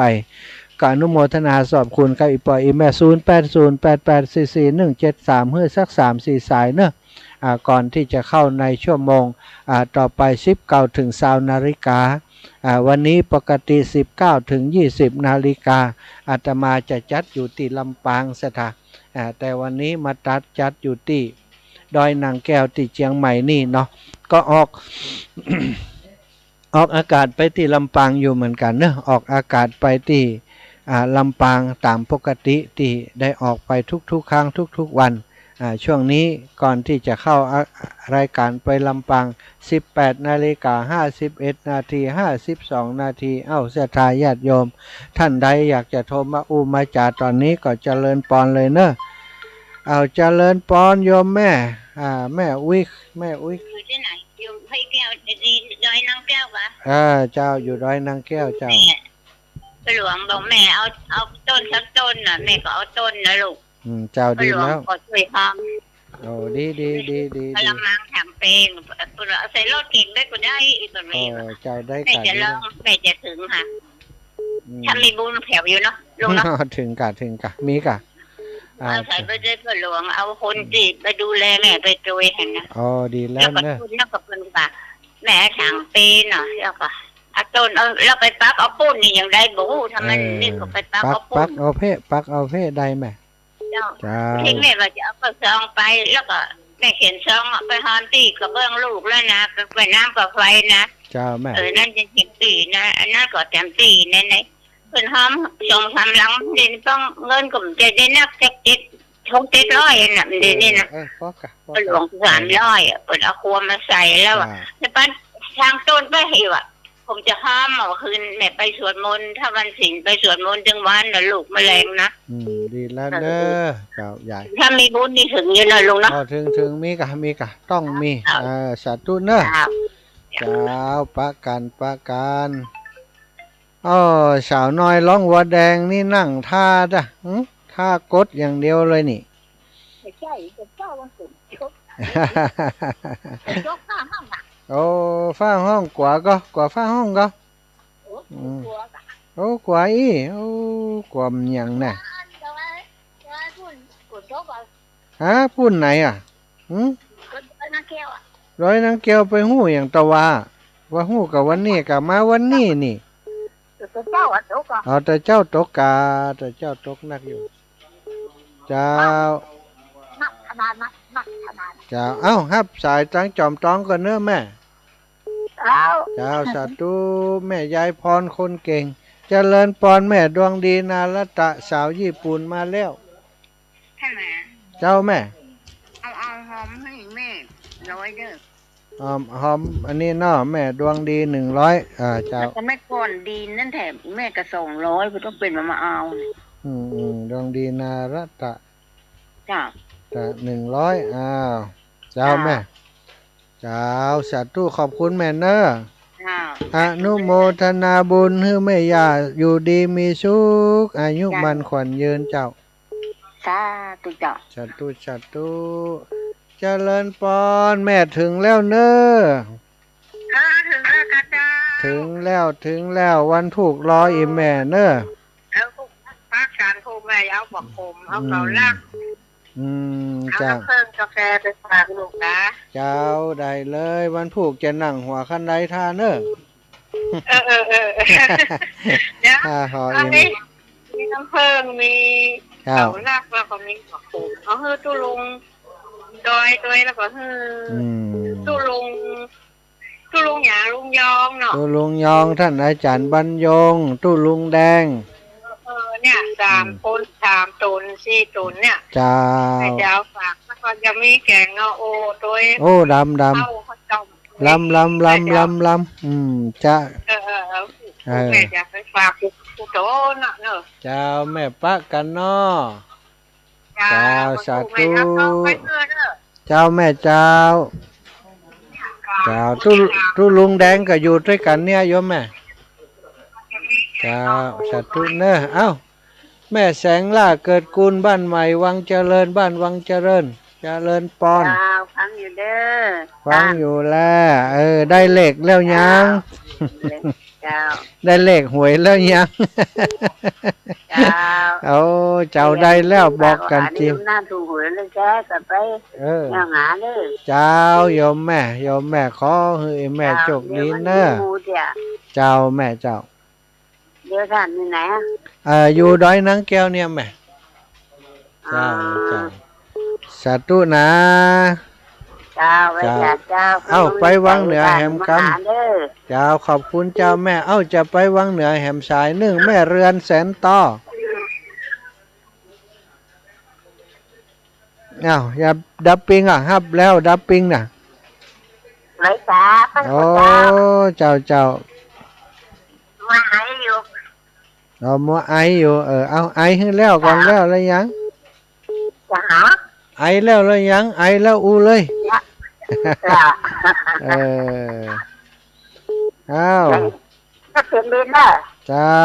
ขอบคุณขอบ อยู่บนไหน คุณ ครับเดี๋ยวนี้ อยู่บนดอยฝนตกเชี่ยเนอะ ฝนตกอ่ะ เจ้าเอ้าขออนุญาตรับฮับสายพี่น้องควงเปาก่อนเจ้าแม่เจริญปอนแม่แก้วกันทะวังควงเปาเจ้าแม่ฮะแม่แก้วกันทะวังควงเปาหอม100แม่แก้วกันทะวัง100เจ้าแม่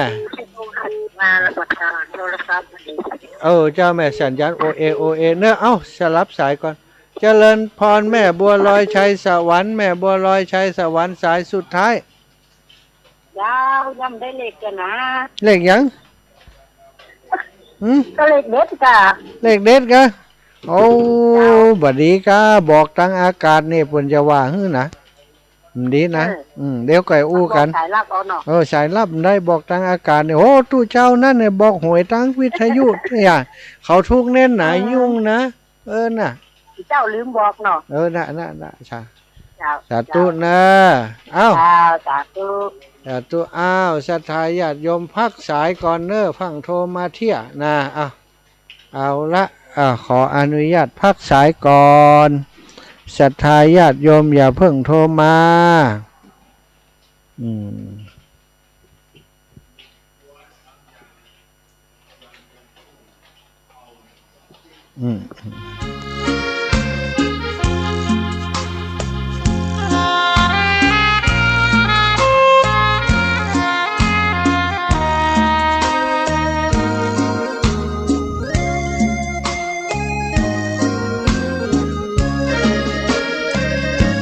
นิ้วเพลงทำ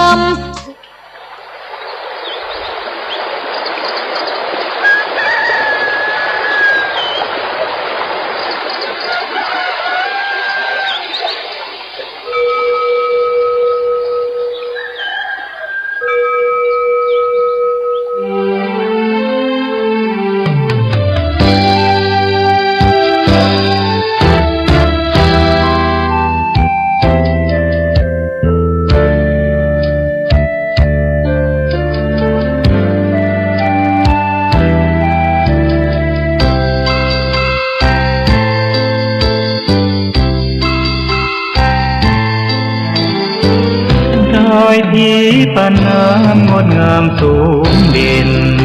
รอยทำเทราพระเนตรฝากเสียงผ่านสายลมลอยเชิญชวนศรัทธาร่วมบูรณาวัดป่าดงดอยยอดภูนางแก้วยังคอยทอแสงส่องฟ้าอำไพพื้นคำสีขาวพาเราแช่มชื่นเป็นผู้รู้ผู้ตื่นเบิกบานทั้งกายและใจเคยแผ่คำสอนองค์ชินวรขจรกว้างไกลข่าวสารงานบุญที่ใดสื่อออนไลน์ไปถึงญาติโยมพระธาตุเจดีย์สีสองเมืองเปล่งประกายแล้วบนยอดดอยนางแก้วมีโอกาสได้เวียนไหวชมจำลองจากดอยสุเทพดอยชุมคู่ธาตุบรมพลังแรงใจญาติ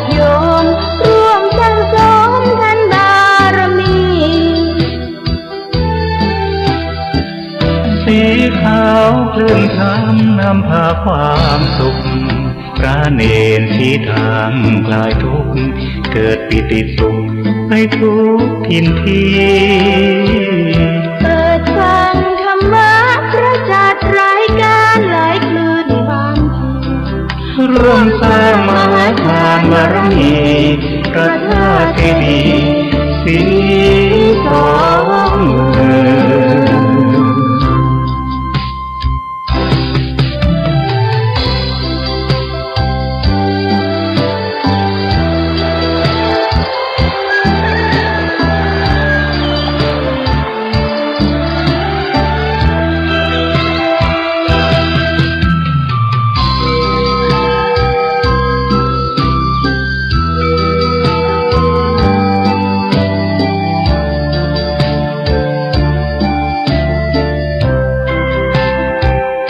พระธาตุเจดีย์สีสองเมืองเปล่งประกายแล้วบนยอดดอยนางแก้วมีโอกาสแวะเวียนไหว้ชมจำลองจากดอยสุเทพดอยสูงคู่ธาตุบรมพลังแรงใจญาติโยมร่วมสั่งสมท่านบารมีสีขาวคลื่นทำนำพาความสุขพระเนรชี้ทางคลายทุกข์เกิดปิติสุขไปทุกทินทีเปิดฟังธรรมะพระจัดรายการหลายคลื่นความร่วมสร้างมหาทานบารมีพระธาตุเจดีย์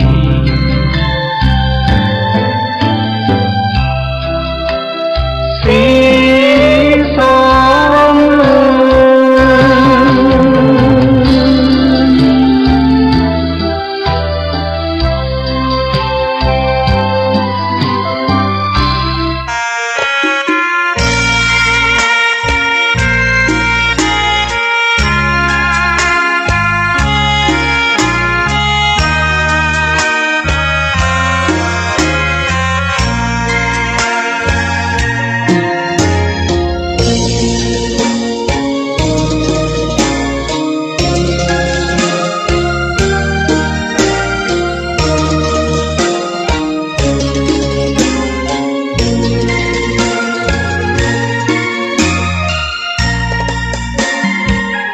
ดอกบัวดอกหนึ่งพึงใจไว้เพื่อบูชาแด่องค์พระศาสดาสัมมาสัมพุทธเจ้ามีความงามเงียบไม่เปรียบเทียบเขาเทียบเราใครมองไม่งามช่างเขาแต่เจ้าก็คือดอกบัวด้วยความสัตย์ซื่อยึดถือความดีเป็นหลักใครรักไม่รักก็ไม่จงปลักมองมัวเมื่อโผล่พ้นน้ำก็เห็นความงามในตัวไม่ยึดติดในตมชั่วขอเป็นดอกบัวดอกดีใครไม่มองว่าบัวงามเด่นแต่บัวก็เป็นดอกบัวทุกวันอย่างนี้ไม่อยากเด่นดังแต่มุ่งหวังในทางเด่นดีเกิดมาเพื่อสร้างบารมีถวายชีพนี้บูชาดอกบัวดอกน้อยเฝ้าคอยคนที่ใจบุญมาโอบเอื้อเกื้อกูลรู้ค่าของบุญเก็บบัวขึ้นมาเพื่อสร้างความดีและสร้างบารมีดังหวัง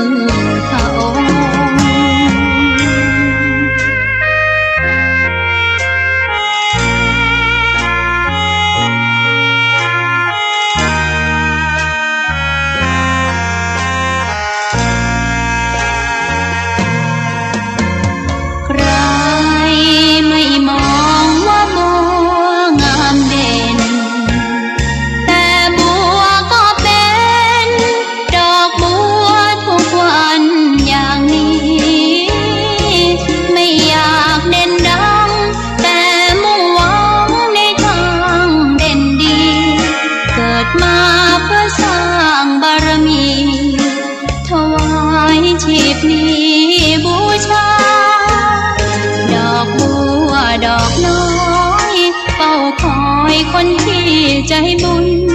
มาโอบเอื้อเกื้อกูลรู้ค่าของบุญเก็บบัวขึ้นมาเพื่อสร้างความดีและสร้างบารมีดังว่าใช้ดอกบัวนี้บูชาพระสัมมาสัมพุทธเจ้า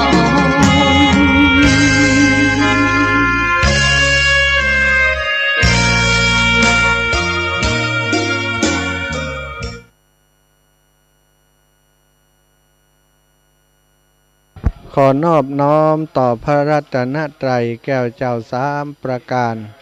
น้อมเอาคุณพระพุทธเจ้าคุณพระธรรมเจ้าคุณพระสังฆเจ้าคุณพระอรหันตเจ้าอริยสงฆ์เจ้าจุตนจุองค์ได้เมตตาแผ่ปารมีมาเป็นนวโลกุตรธรรมโปกเกล่าเกษาปกห่มหักษาครูบาอาจารย์พระมหาเถระพระเถรานุเถระเพื่อนสหธรรมิกสหพรหมจารีทุกรูปทุกองค์โปกห่มหักษาศรัทธาสาธุชนคนดีคนเฒ่าคนแก่อีพ่ออีแม่ทั้งหลายที่ติดตามรับฟังรายการสารธรรมยามค่ำตั้งสถานีวิทยุเพื่อการศึกษาวิทยาลัยสงฆ์นครลำปางซึ่งออกอากาศจากวัดบุญญาวาสวิหารพระอารามหลวงโดยการสนับสนุนของทีมงานสถานีวิทยุวิทยาลัยสงฆ์นครลำปางท่านดร.จิรศักดิ์ปันลำเจ้าหน้าที่สถานีน้องแอมพัชรยาฟองจันตาน้องนัทสถาพรสุตตาคำน้องดิวอนุพงษ์ตาจินหะช่างเทคนิคของสถานีช่วยกันดูแลสถานีวันนี้ได้มีการถ่ายทอดรายการสดจากดอยนางแก้วม่อนพระศรีสองเมืองร่วมกับเครือข่ายคลื่นสีขาวเพื่อชาวประชาของท่านอาจารย์พระครูอภิวัฒนวิกรมซึ่งได้ดูแลสถานีอยู่ตอนนี้ได้เชื่อมสัญญาณลิ้นสัญญาณเชื่อมกับตังวัดฝ่ายหินเนื่องจากว่าตังที่อำเภอดอยหล่อแถวปากตางเจริญไฟฟ้าดับสถาฝนตกนักไฟฟ้าดับมีปัญหาเรื่องกระแสไฟทำให้เสียงการฟังที่ตังปุ้นขาดช่วงขาดตอนไปเป็นบางครั้งสัญญาณหายไปขึ้นสถานีที่ก็สัญญาณจากดอยหล่อก็พลอยหายไปโดย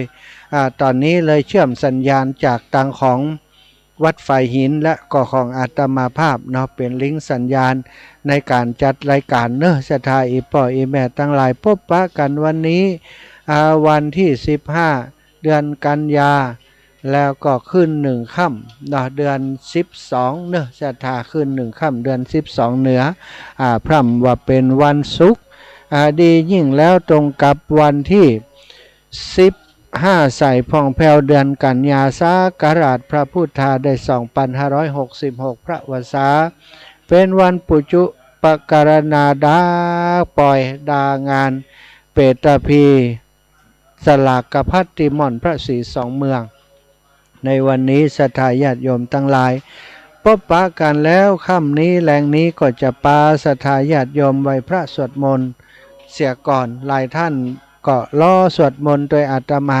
บางครั้งบางทีนี่เข้ารายการมาไปเรื่อยๆไปเรื่อยๆลืมสวดมนต์ไปก็มี คนเฒ่าก็ว่าโอ้หลายลุแล้วท่านอาจารย์กูตระสวดมนต์วันนี้อย่างบัดสวดเอาละวันนี้สวดเนี่ยก่อนจะเดี๋ยวจะไหลไปเรื่อยๆยาวไปเนาะเอากราบพระพร้อมกันก่อนเนอะกราบ1พุทโธเมนาโถกราบ2ธัมโมเมนาโถกราบ3สังโฆเมนาโถอิมินาสการเรนะพุทธังอภิปูชยามิอิมินาสการเรนะธัมมังอภิปูชยามิอิมินาสการเรนะสังฆังอภิปูชยามิอะระหังสัมมาสัมพุทโธภะคะวา พุทธังภาควันตังอภิวาเทมิกราบสวากขาโตภะคะวะตาธัมโมธัมมังนะมัสสามิกราบสุปฏิปันโนภะคะวะโตสาวกสังโฆสังฆังนะมามิกราบนะโมตัสสะภะคะวะโตอะระหะโตสัมมาสัมพุทธัสสะนะโมตัสสะภะคะวะโตอะระหะโตสัมมาสัมพุทธัสสะนะโมตัสสะภะคะวะโตอะระหะโตสัมมาสัมพุทธัสสะพุทธังสารนังกัจฉามิธัมมังสารนังกัจฉามิสังฆังสารนังกัจฉามิตุติยัมปิพุทธังสารนังกัจฉามิตุติยัมปิธัมมังสารนังกัจฉามิตุติยัมปิสังฆังสารนังกัจฉามิตาติยัมปิพุทธังสารนังกัจฉามิตาติยัมปิธัมมังสารนังกัจฉามิตาติยัมปิสังฆังสารนังกัจฉามิ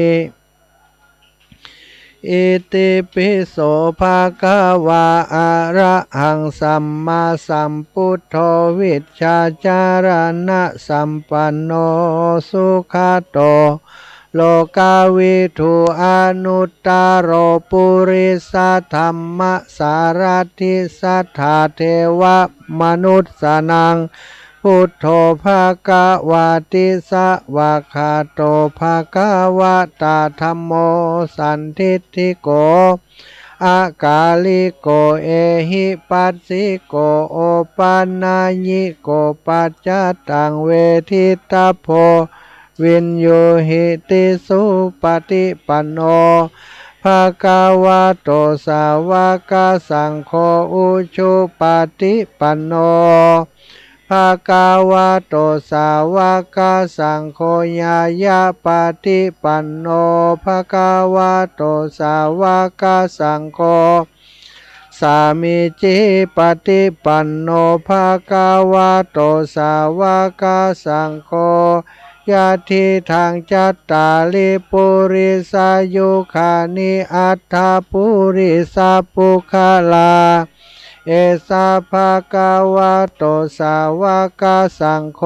อะหุนายโยปะหุนายโยทักขินายโยอัญชาริการะนิโยอนุตตรังปุญญเขตังโลกัสสาติกราบพระพร้อมกันอีกครั้งหนึ่งเนอกราบหนึ่งพุทธังวรันตังศิรสานะมามิกราบสองธัมมังวรันตังศิรสานะมามิกราบสามสังฆังวรันตังศิรสานะมามิศรัทธาญาติโยมเฒ่าแก่อีพ่ออีแม่ตั้งหลายไหว้พระสวดมนต์เป็นที่เรียบร้อยแล้วลำดับต่อไปก็จะได้นำสารธรรมมาสนทนาอูจากันเนอะขอบคุณศรัทธาญาติโยมติดตามต่างเฟซบุ๊กไลฟ์มีโยมแม่จันจรัตน์เนาะสาธุเนอะท่านอาจารย์ฟังอยู่เนอะนะลูกสาวอยู่ที่เกาหลีก็ติดตามอยู่ไหว้สาเจ้าทุกพ่อฟังอยู่เจ้าแม่สีทรเปรมจิตกับสาธุโยมแม่ฟังอยู่ที่ชัยประการเนอะแม่สีทรแม่กราบสีขันแก้วเนาะแม่กราบสีขันแก้วชุมชนอยู่บ้านพระเจ้าทันใจบ้านหนองพระเจ้าทันใจเนอะกับไหว้สาธุแม่สุภารดีโทยะก็ติดตามอยู่คุณยุพินหอมมาลาก็กำลังชมอยู่แม่ลาวันคุยคำก็ชมอยู่แล้วก็แม่ ครูเกษณีชัยเทพนะก็ชมอยู่น้องอรพินรามบุตรก็ชมอยู่คุณเรืองชัยบุญเรืองชัยเนาะทิพพรตุท่านสามเณรไอ้พิสมัยเขื่อนคำแสนก็ชมอยู่โอ้ไผ่อย่างใดนี่ตลงต้องเตงจากทางใดจัดรายการอยู่เนอไผ่เอ่ยอยู่ไหนนี่โอ้ทางใดบอกหูนะโอ้สมพินบุญทา สมพินบุญทาเนออันบ่ได้รับสายพิมพ์ข้อความมาเนอสมพินบุญทา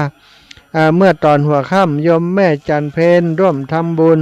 ที่42เมืองนี่500 บาทเนอประกาศให้อีแม่ทราบไปแล้วเนาะแล้วก็น้องสมพินบุญทาเอาพิมพ์ข้อความมาเนอน้องสมพินบุญทาร่วมบุญอย่างจ้าน้องสมพินบุญทาจะร่วมบุญจ้านี่รายนามผู้บริจาคนะแม่อุ้ยเขียวกันทะนันนางกัญญารัตน์พัฒกิจโพคิน100 บาทแม่มอนน้อยผงเทพประสาน220พ่อเจริญแม่สมพินบุญทา200รวมกันเป็น800ซาวเนอะอันนี้ตั้งแต่เมื่อใดนี่ตั้งแต่วันที่เท่าใดนี่บอกวันที่นะวันที่24 สิงหาปุ่นแนวโอ้24 สิงหาอันนี้ตะกี้นี่อย่างบอกหูเนอะกระเดียวถ้าเปิดโอกาสให้โทรก็โทรมาเนอะโยมน้องสมพินบุญทาเนาะน่าจะเป็นเรื่องของการร่วมบุญกับอันพระธาตุเจ้าสีสองเมืองงานสลากพัดพรุ่งนี้เนอะเอาศรัทธาญาติโยมเอาจบสิ้นเนาะสำหรับการรับฟังทางสถานีวิทยุตอนนี้ก็มีสถานีวิทยุติลำปางก็มี 106.50 เมกะเฮิรตซ์เชียงใหม่ก็ 104.50 ตังห้วยตองซักตังเวียงป่าเป้านะก็เวียงป่าเป้านี่แม่ขจารเวเรดิโอเนาะได้ออกอากาศอยู่หลายสถานีด้วยกันที่ออกอากาศอยู่ขอบคุณทุกสถานีเนอะที่ออกอากาศรายงานสดรายการสดเสียงตอนนี้ศรัทธาญาติโยมอาจจะมีเสียงสวดมนต์สอดแทรกมาโดยเพราะสถานที่แห่งนี้ที่ม่อนพระศรีสองเมืองในขณะนี้ก็มีการทำวัดสวดมนต์เย็นเนื่องจากว่าสายไม้ไปบ่ถึงเนาะสายไม้ตอนนี้ใจไม้สายที่มันสั้นที่อาตมาจัดอยู่ก็เลยว่าโอ้ถ้าสายไม้ไปถึงก็จะเอาไม้ไปให้ครูบาอาจารย์ที่สวดมนต์ตั้งบนพอดีว่าสายไม้ไปบ่ถึงก็จำเป็นต้องจัด รายการอยู่ตั้งลุ่มฟังเสียงสวดมนต์ไปโดยเนาะขอบคุณศรัทธาญาติโยมอีป่ออีแม่ตั้งหลายตั้งลำปางตั้งเชียงใหม่ตั้งลำปูนเมืองแป่เมืองน่านพะเยาเชียงรายเนอะทุกสถานีที่รับสัญญาณอยู่ในช่วงนี้แล้วก็ได้ฟังอาตมาภาพนั่งสนทนาจัดรายการจากม่อนพระศรีสองเมืองดอยดังแก้วส่งไปถึงบ้านถึงจองท่านเจ้าทั้งหลายอยู่ในขณะนี้ขอขอบคุณสถานีวิทยุขอขอบคุณเจ้าหน้าที่สถานี ขอบคุณศรัทธาญาติโยมที่รับฟังทางสถานีทุกสถานีแม่กาบแก้วศรีอินแก้วแม่กาบแก้วบ้านหัวฝายก็ฟังอยู่เนอะกราบไหว้สาเจ้าท่านอาจารย์สาธุขอบคุณโยมแม่เนอะแม่สมศรีใจบุญก็รับฟังอยู่ศรัทธาญาติโยมญาติพี่น้องลูกหลานของพ่อเจริญกองวอนเนอะอาตมาได้รับทราบการเสียชีวิตจากไปของโยมป้อเมื่อสักครู่เนี้ยเนาะที่ผ่านมาสักจำลำนี้จากโยมแม่บัวเย็นจันทบได้โทรมาแจ้งหลังจากที่ป้อได้เสี่ยงลมหายใจไปพ่อเจริญกองวอนได้อายุได้83 ปีศรัทธาญาติโยมเป็นแฟนคลับเป็นคนที่ติดตามรายการธรรมะของคลื่นสีขาวและเป็นโยมอุปถาของอาตมาภาพบ้านเปิ้นอยู่ที่บ้านสีหมวดเกล้าจังหวัดลำปางอาตมาภาพได้ไปหาโยมป่อตะวาเมื่อแรงเนาะก็ได้ไปสวดโพชฌงค์ปริตแล้วก็ได้ไปเทศธรรมมหาวิบากคือกับโยมป่อแล้วก็ได้สนทนาบอกกับโยมป่อไปว่าได้ไปแอวหาแล้วเนอะโยมป่อ ขอฮื้อถ้าหากว่าบุญของอีป่อตึงจะเสี่ยงตึงจะหมดอย่างอีแล้วเฮออีป่อเนอะได้กึดถึงน้ำถึงธรรมของพระสัมมาสัมพุทธเจ้านึกถึงพระพุทธนึกถึงพระธรรมนึกถึงพระสังฆเจ้าเจ้าว่ายังใด อาจารย์เดี๋ยวเจ้าจะฝากทำบุญเจ้าอันนั้นทำบุญที่42เมืองที่เนี่ยก็เจ้าภาษี2เมืองนี่200เลยเจ้าเจ้าสมพินแล้วฝากเป็นอันกันเทศนั่นแหละกันเทศพระอาจารย์เนี่ยก็ตุลุงยองที่เป็นมรณะแหละอ๋อที่มรณะหลวงพ่อพระราชธรรมอลังการต่อใดเจ้าอันนั้น100เจ้า100เนาะกันเทศเจ้ากำเดียวจะให้ลูกสาวโอนให้นะเจ้าเนาะเจ้าได้เลยเจ้าสาธุเนอะจ้าบุญรักษาน้องสมพินบุญทาถ้าก็แม่สวยแม่ต่ำนี่เนาะศรัทธาญาติโยมโทรมาเนาะอู้ถึงเรื่องป่อเจริญก็ได้ไปฮือกรรมภาวนาฮือกระเปิ่นเนาะอีป่อนึกถึงคุณงามความดีที่อีป่อสร้างสมอบรมมาเนอะทำบุญมาตลอดตั้งแต่น้อยถึงใหญ่ถึงบรรปลายของชีวิตได้ฟังน้ำฟังธรรมมาโดยตลอดเอาน้ำเอาธรรมที่อีป่อได้ฟังนั้นมานำต่างเนอะป่อเนอะเนาะแต่ว่าได้อู่กับเปิ้นนึกถึงพระพุทธนึกถึงหน้าพระองค์บะออกก็นึกถึงพระพุทธรูปพระประธานสารูปปิมปาในโบสถ์ในวิหารที่อีป่อชอบที่สุดเอามาเป็นอารมณ์น้อมคำว่าพุทโธอยู่ในใจบ่ต้องนึกถึงอย่างอื่นเนอะเนาะได้อู่ได้จากกับเปิ้นไปวันนี้สงสัยจะอู้ไปโดยฮับโทรศัพท์ไปโดยเสียแล้วก้านี่เจริญปอนอีแม่เจ้าว่าเจ้าว่าได้จ้าเจ้าได้พาทุกท่านแล้วเจ้าเจ้าแม่ว่าได้ฟังอยู่เนาะโอ้เจ้าสาธุเจ้าเนอะฟัดทาญาติโยมตั้งหลายฟังโทรมาเตียนเนอะเดี๋ยวมันจะอูพุทธอูขาดขั้นรายการเดี๋ยวจะให้โอกาสโทรมาเนาะ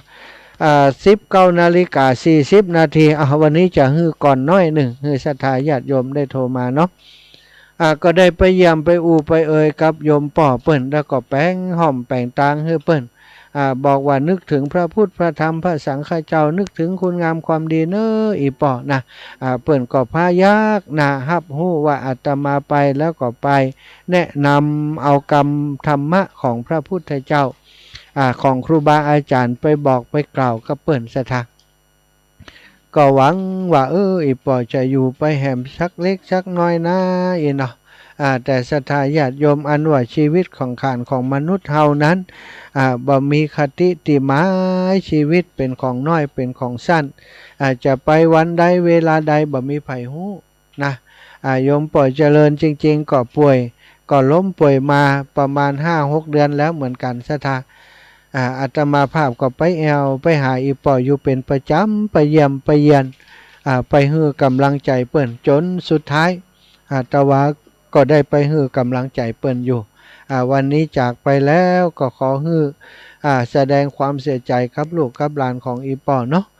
อย่างใดก็ตามอีป่อก็มีอายุ80ปลายแล้วศรัทธาอายุก็นักแล้วเนาะอยู่ในวัยชราถือว่าเป็นผู้ที่มีอายุยืนคนหนึ่งนะ80ปลายหาได้บ่นักเนอะหนึ่งในนั้นก็มีโยมป่อเปิ้น80ปลายก็เพราะอาศัยว่าป่อเปิ้นเป็นคนที่จิตใจเป็นศีลเป็นธรรมเนาะเป็นคนที่มีเมตตากรุณามุทิตาอุเบกขาสมบูรณ์อายุ80ปลายยังเลี้ยงหลานน้อยอยู่นะเปิ้นมีหลานมีเหลนน้อยๆหลานไม่ยิงไปที่ไหนไปบ่ได้เนอะท่านอาจารย์อย่างใดอาจารย์ไปบ่ได้บัดเดี๋ยวนี้เลี้ยงหลานเห็นแล้วเนาะท่านอาจารย์เขาเอาหลานมาให้เลี้ยงเอาเหลนมาให้เลี้ยงนี่บักก่อนไปหาท่านอาจารย์ได้มันอยู่บัดเดียวไปมันบัดได้แล้วน่ะก็เลยบอกว่าอีปอกกับปลามาตัวกะเวลาไปหาอาตมาก็จะเอาหลานน้อยไปตัวนะศรัทธาอีกท่านหนึ่งเนาะที่ช่วงหลังๆบักก่อนนี้เวลามีกิจกรรมที่ดอยนางแก้วเนี่ยอีแม่จะมาตัวนะแต่วันนี้มาบัดได้ละศรัทธาลงบ้านบัดได้ละลงเฮือนบัดได้ละ เกิดการเจ็บป่วยเนาะขึ้นเกิดพยาธิขึ้นในตนในตัวของอีแม่นั่นก็คือแม่อนงใจเปี้ยเนาะอยู่บ้านยันบ้านแม่ไซคำบ้านห้วยขี้หมูนะแม่ไซคำบ้านตังห้วยฮีพุ่นนะโยมแม่ก็ไปไหนบ่ได้แล้วอาตมาทราบข่าวเมื่อวันก่อนก็จะหาโอกาสไปเยี่ยมพยายามถามสารทุกข์สุขดิบไปดูโยมแม่เนาะเนี่ยศรัทธาญาติโยมเวลาแก่เวลาเฒ่ามามันบางครั้งบางทีศรัทธาญาติโยมที่เคยโทรมากามีกิจกรรมที่ไหนแจ้งมาอยู่ตลอดท่านโยมท่านมาหาจูลูกอีแม่ขอหอมจิมเนอร์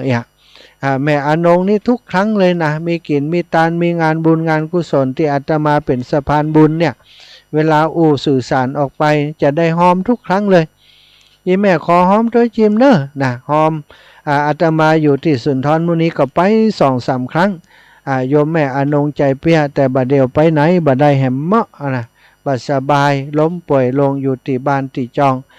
ก็จะไปเยี่ยมโยมแม่คงจะวันผูกวันฮือเนี่ยสถาคึดเติงหาเปิ้น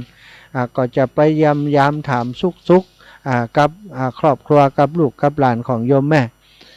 เวลาแก่เท่าชะแลแก่ชะลามาเนาะศรัทธาญาติโยมโรคภัยไข้เจ็บ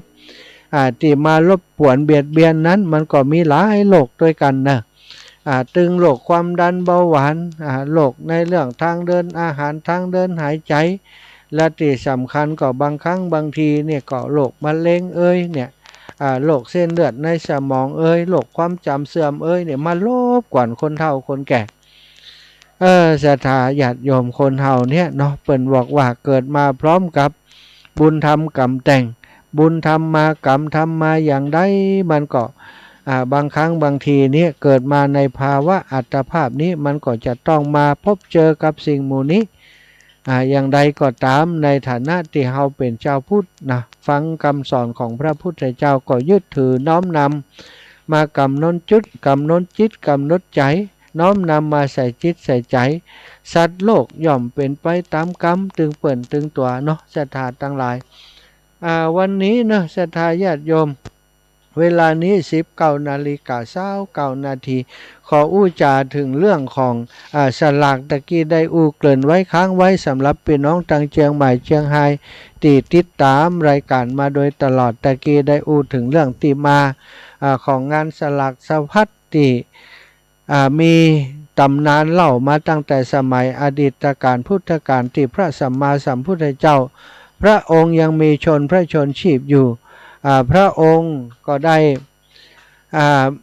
สั่งส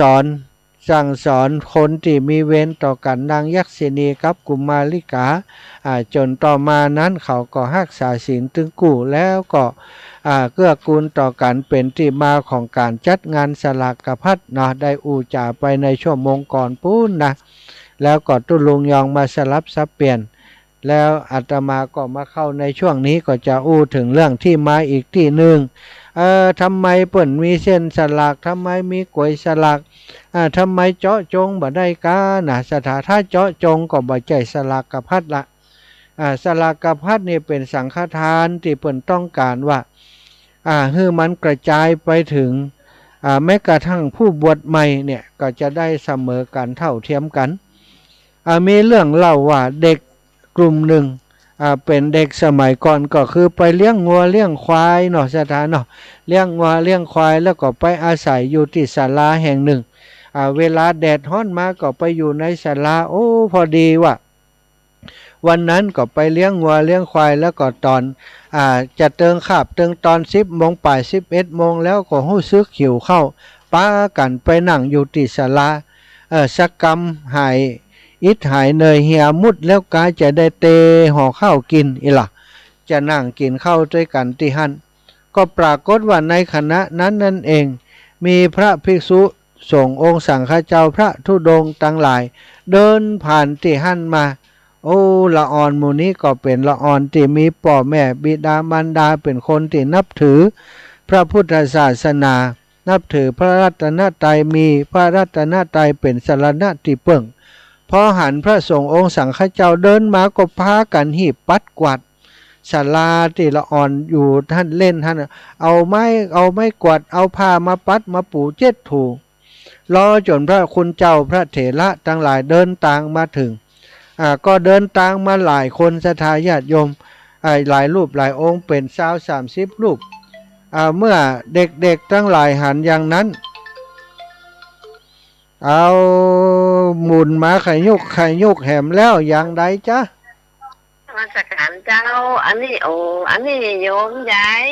คนอำเภอเหงาเพนเนอร์เจ้าแม่หยังก็นี่ทั้งแม่ก็ใจคำนั่งฟังพระทานทุกวันเลยเจ้าเด็กก้อมใจคำเหงาหน่อเจ้าอันลูกป้าที่ว่าท่านอยู่วัดอันอย่างก็ที่เชียงใหม่เจ้าเชียงใหม่อยู่ไหนก่อนเฮาอยู่วัดบรรพตสถิตลำปางนะเฮามหาสมชาติลำปางลำปางหนาวัดสถิตอีกแล้ววัดบรรพตสถิตบรรพตสถิตเจ้าก็บอกเคยไปบอกเคยไปตอนที่ไปกะลาว่าเก้าวัดแต่หลวงปู่ที่เสียหลวงปู่ที่วัดพระบุญญาบาลอารามหลวงนี่ก็เคยไปถวายเปิ่นเคยไปหาเปิ่นเหมือนกันไปส่งหน้าไป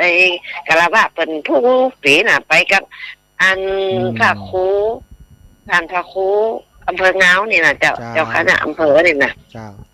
หันแล้วหันกันอยู่เนี่ยอีแม่หู้จักเฮาเนี่ยหันกันอยู่เนี่ยหันกันที่วัดพระแก้วหั่นน่ะเจ้าอันนั้นหน่อยไปโมไปครับเจ้าท่านพระครูอีแม่เดี๋ยวก่อนเนอะเฮาเข้ารายการอยู่เดี๋ยวเฮาจะลืมเฮากำลังนึกได้จะอู้กับศรัทธาเดี๋ยวก็จะเปิดโอกาสให้โทรมาเนอะเจ้าสาธุบุญรักษาเต้าจะไปแหมยาวอยู่เนอะขอกับศรัทธาญาติโยมทั้งหลายฟังจะไปฟังโทรมาเตี้ยรอสักกำ40 นาทีเดี๋ยวจะฮือโทรแน่นอนศรัทธาญาติโยมตะกี้อู้ถึงไหนเด็กๆเหล่านั้น หันพระคุณเจ้ามาก็ป้ากันปัดกวาดแล้วก็ต้อนรับพระคุณเจ้านิมนต์ว่าตุลุงหลวงปู่เข้ามาในศาลาเพื่อเลยครับวินะตุเจ้าก็หันเด็กๆมาต้อนรับอย่างเพียวพัดปัดกวาดศาลาก็อนุเคราะห์เข้าไปในศาลาเมื่อพระสงฆ์องค์สังฆเจ้าเข้าไปถึงศาลาก็นำน้ำมาถวายนำน้ำดื่มเย็นๆมาถวายที่ตัวเองเตรียมไปเพื่อจะกินตลอดวันที่เลี้ยงวัวเลี้ยงควายนั่นนะศรัทธาเอามาถวายพระสงฆ์องค์สังฆเจ้าเมื่อถวายน้ำเรียบร้อยแล้วเด็กๆทั้งหลายก็มาคิดว่าพระเถระพระครูบาอาจารย์ที่มากันท่านเนี่ยบางพ่องกะอายุนักบางพ่องกะอายุน้อยอยู่เลี้ยงหลายกันอยู่ก็มาคิดว่าเฮาจะวันนี้เป็นโชคดีของหมู่เฮาทั้งหลายหมู่เฮาทั้งหลายเฮาจะถวายช่วงนี้ก็เป็นเวลาเพลพอดีแล้วจะไหว้ข้าวน้ำโภชนาอาหารเครื่องใจไม้สอยแด่พระสงฆ์องค์สังฆเจ้าที่มากันเนี่ยวันนี้นับว่าเป็นบุญของเฮาเนื้อนาบุญมาถึงตีมาตั้มมาจูตีเฮาแล้วเด็กที่เป็นหัวหน้าของเด็กทั้งหลายนั้นก็มาอู้กันใครจะถวายตนได้แต่ละคนก็จะลู่ถวายพระมหาเถระตนเป็นเก้าศรัทธาเพราะเนื่องจากว่าเปิ้นเป็นผู้ที่มีผิวพรรณวรรณะดีดูมีปาละมีภัยก็จะลูกกันถวายกับเปิ้นเอาหัวหน้าของเด็กๆทั้งหลายนั้นก็บอกว่าเขามาประชุมกันก่อนก็พากันไปประชุมที่ห่างทุเจ้าไปสักหน่อยนี่กะจะทาไปนั่งอู้กันใครก็จะถวายพระทุเจ้าที่อาวุโสนักนั่นน่ะดูมีปาละมีดีวะก็เลยมาอู้กันว่าถ้าอย่างมันบ่ยุติธรรมกับหมู่เฮาทั้งหมดแล้วก็บ่ยุติธรรมกับพระสงฆ์องค์สังฆเจ้าทั้งหลายตัวเอาอย่างบ่เฮาจับฉลากกันบ่จับฉลากว่าไผจะได้ถวายรูปใดบ่น่ะศรัทธาก็เลยเอาฉลากมาเขียนมานี้กันเอาขีมินมาแต้มบนแผ่นไม้เนาะบนแผ่นใบไม้1 2 3 4 5 6 7 8 9 10เนี่ยครับพระสงฆ์มี20 กว่ารูปก็แต้มไปถึง20ศรัทธาแ ต็มไปเรียบร้อยกำนี้ก็เอามาใส่ในหมวกหันแล้วก็เขย่าเอ้าจับไอ้เนาะเอากบปากันจับคนนั้นก็จับไปไผ่จับได้อันใดก็เอาข้าวน้ำโภชนาอาหารของตัวไปถวายองค์นั้นสถาอันนี้เปิ่นบอกว่าก็เป็นเรื่องราวเรื่องหนึ่งเป็นตำนานเรื่องหนึ่งที่เป็นที่มาของข้าวสลากที่มาของคำว่าสลากกพัดนะสลากที่จับเนี่ยเรียกว่าสลากอย่างเส้นสลากเนี่ยสถาเปิ่นก็จะเขียนเส้นแล้วก็เขียนอันอย่างที่เฮาไปกินสลากที่ไหนเปิ่นก็จะเขียนเส้นสัทธานานังอัตโมตามิอินะเปิ่นเขียนที่ทันนิพพานังปรมังสุขังก็เขียนไปสมัยก่อนเปิ่นจะเขียนบนใบลานเนาะเข้าสลากเส้นสลากนี่บัดเดียวใบลานหายากสัทธาแล้วก็จะหาคนมาจดมาจานเนี่ยบนใบลานเนี่ยโอ้ก็บาใจง่ายๆบอกก่อนถ้าบาใจน้อยใจหนานเคยอยู่วัดมาก่อนบ่มีเล็กจานก็เขียนบ่ได้แต่สายใหม่นี้ก็ดีปากกาก็ดีเครื่องพิมพ์ดีดคอมพิวเตอร์ก็มีนี่สามารถจะพิมพ์ออกมาก็ได้เอางำเหลือใบตานก็ได้เอาเป็นหูปใบตานก็ได้สถาเลยเป็นบัดเดี๋ยวนี้ก็เปลี่ยนไปบ่จำเป็นต้องใบตานแล้วก็บกรเพิ่นจะเขียนเป็นตัวเมืองถ้าทุเจ้ากาสามเณรกาเนี่ยบ่ฮู้ตัวเมืองก็จบข่าวเลยอ่านเส้นสลากบ่ได้ต้องหาคนที่อ่านเส้นสลากได้มาอ่านฮื้อแต่ปัจจุบันนี้สบายมากเขียนภาษาไทยไปเลยศรัทธาผู้ใดชื่ออาหยังอุทิศตานไปหาไผอยู่ศาลาหลังใดเลขที่เท่าใดน่ะศรัทธาอันเนี้ยเนาะเป็นเรื่องของสลากการตานสลากก็เริ่มตั้งแต่ขึ้น1ค่ำเดือน12นี่ไปจนปุ้นแฮม15ค่ำเดือน12วุ่นศรัทธาจนหมดเดือน12แล้วก็บางที่บางแห่งก็อาจจะต่อไปแฮมจนออกภาษาแล้วก็ยังมีเข้าสลากอยู่บางวัดบางว่าศรัทธาอีพ่ออีแม่ทั้งหลายวันพรุ่งนี้เป็นวันที่ครูบาอาจารย์โดยเฉพาะเครือข่ายของคลื่นสีขาวของเฮาที่พื้นที่อำเภอดอยสะเก็ดแล้วก็อำเภอเวียงป่าเป้าจะมีกิจกรรมตานสลากกาพัดปุพพเปตพีติบ่อนพระศรีสองเมืองดอยนางแก้วเนาะตอนนี้การเตรียมสถานที่อย่างเรียบร้อยแล้วเนาะเปิ้นเริ่มกันตั้งแต่วันที่13มาละได้กำลังจากต่างท้องถิ่นปกกำนันท่านผู้ใหญ่บ้านตั้งอบตแล้วก็ครูบาอาจารย์พระสงฆ์องค์สามเณรเจ้ามาช่วยกันจัดมาช่วยกันเพี้ยวพัดปัดกวาดในคณะนี้เต้นก็กลางกัน10 กว่าเต้นศรัทธามีเต้นตีเข้าด้วยก็เอามากลางเสริมเติมกันไปเก้าอี้ต่างๆที่ศรัทธาญาติโยมได้หายได้หอมมาเมื่อตอนฉลองดอยนางแก้วนั้นก็เอามาจัดเรียงเตรียมไว้เรียบร้อยแล้วเนาะสถานที่จะประกอบพิธีครูบาอาจารย์ก็มาเตรียมกันพร้อมแล้วศรัทธาญาติโยมที่จะมาในวันพรุ่งนี้สบายใจได้เนอะโอ้ตะกี้มีคนโทรมาท่านอาจารย์อันหม่อนสีสองเมืองเนี่ยเลขที่บ่ยังอีวะโอ้ศรัทธาบ่มีเลขที่เนอะอันนี้มันใจบ้านใจวัดนะเป็นอุทยานธรรมเป็นที่ของเรียกว่าเป็นป่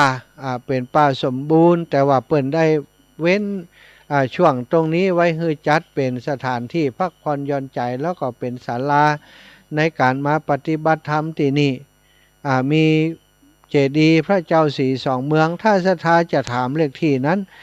บ่มีแต่จะบอกสำหรับปีพศก็แล้วกันเนาะเปิ้นได้ฉลองสมโภชไปบ่ได้อีนะเมื่อวันอาทิตย์ที่20มีนาคมเนอะ2565จัดงานปล่อยหลวงนิมนต์ตู้เจ้ามาร่วมบุญวันนั้น250หัววัดเนี่ยมาร่วมทำบุญที่นี่สิ้นทุนทรัพย์ในการก่อสร้างทั้งหมดทั้งสิ้น3,267,950 3267950นะ267950 250566 จดตันก็ตันจนตันก็แล้วไปเนอะห้ามโทรมาถามแม่เนอะ เปาะเนาะอันนี้ไม่ใช่บอกเลขนายสถาบอกว่าเปิ้นฉลองเมื่อปีพศหยังปอยหลวงเมื่อ2565นิมนต์หัววัด250หัววัดสิ้นค่าใช้จ่ายในการสร้างไป3,267,950 บาทถ้วน3267950จบข่าวปิดข่าวในราชสำนักศรัทธาญาติโยมตอนนี้พอเวลาแล้ว19:43 นาทีอนุโมทนาบุญกับศรัทธาญาติโยมเนอะอีปออีแม่ตั้งหลายที่ได้ให้หอมผ่านตั้งออนไลน์ผ่านตั้งอากาศมาที่อาตมาจดไปตะกี้สดๆร้อนๆเนอะแม่ดวงดีนาลตะเพิ่มมาแหม100 บาทแม่แก้วกันทะวังขวางเปาจอมทองแหม100 บาทน้องสมพินบุญทาหอมนี่200 บาทหอมที่วัดบุญญาวาสกันเตศที่งานศพหลวงพ่อ100 บาทแล้วตีประกาศไปแล้วก่อนแล้วละเนาะตีมาแรงนั่นนะแม่ศิลินทิพย์แม่ยายเพนเชิงปัญญาเนาะได้ประกาศไปแล้วรอบหนึ่งอนุโมทนาบุญให้กับอีแม่ไปแล้วเนอะพ่อบุญเฉลิมแม่บัวโรยแรงจริงพร้อมครอบครัวบรรปคาล่องเคาะวังเหนือลำปางร่วมบุญช่วยกากระเบื้องอัตมาภาพ300 บาทเนาะแล้วก็มีญาติโยมที่เพิ่มเติมมามีเวลาแหมเล็กน้อยนิดหน่อยนิดเดียวที่เปิ้นให้หอมเป็นเก้าอี้มาเนอะแม่นิตยาปินตาคำหอมเก้าอี้กับอาตมาที่จัดการเป็นเป็ดตะพีที่วัดบรรพตสถิตแหม1 ตัวแม่บัวเย็นจันทบแหม1 ตัวแม่เพ็ญศรีเมืองสุวรรณไม่อยากก็เดี๋ยวก่อนได้กาดันงานมาจบแล้วสถาว่ายังได้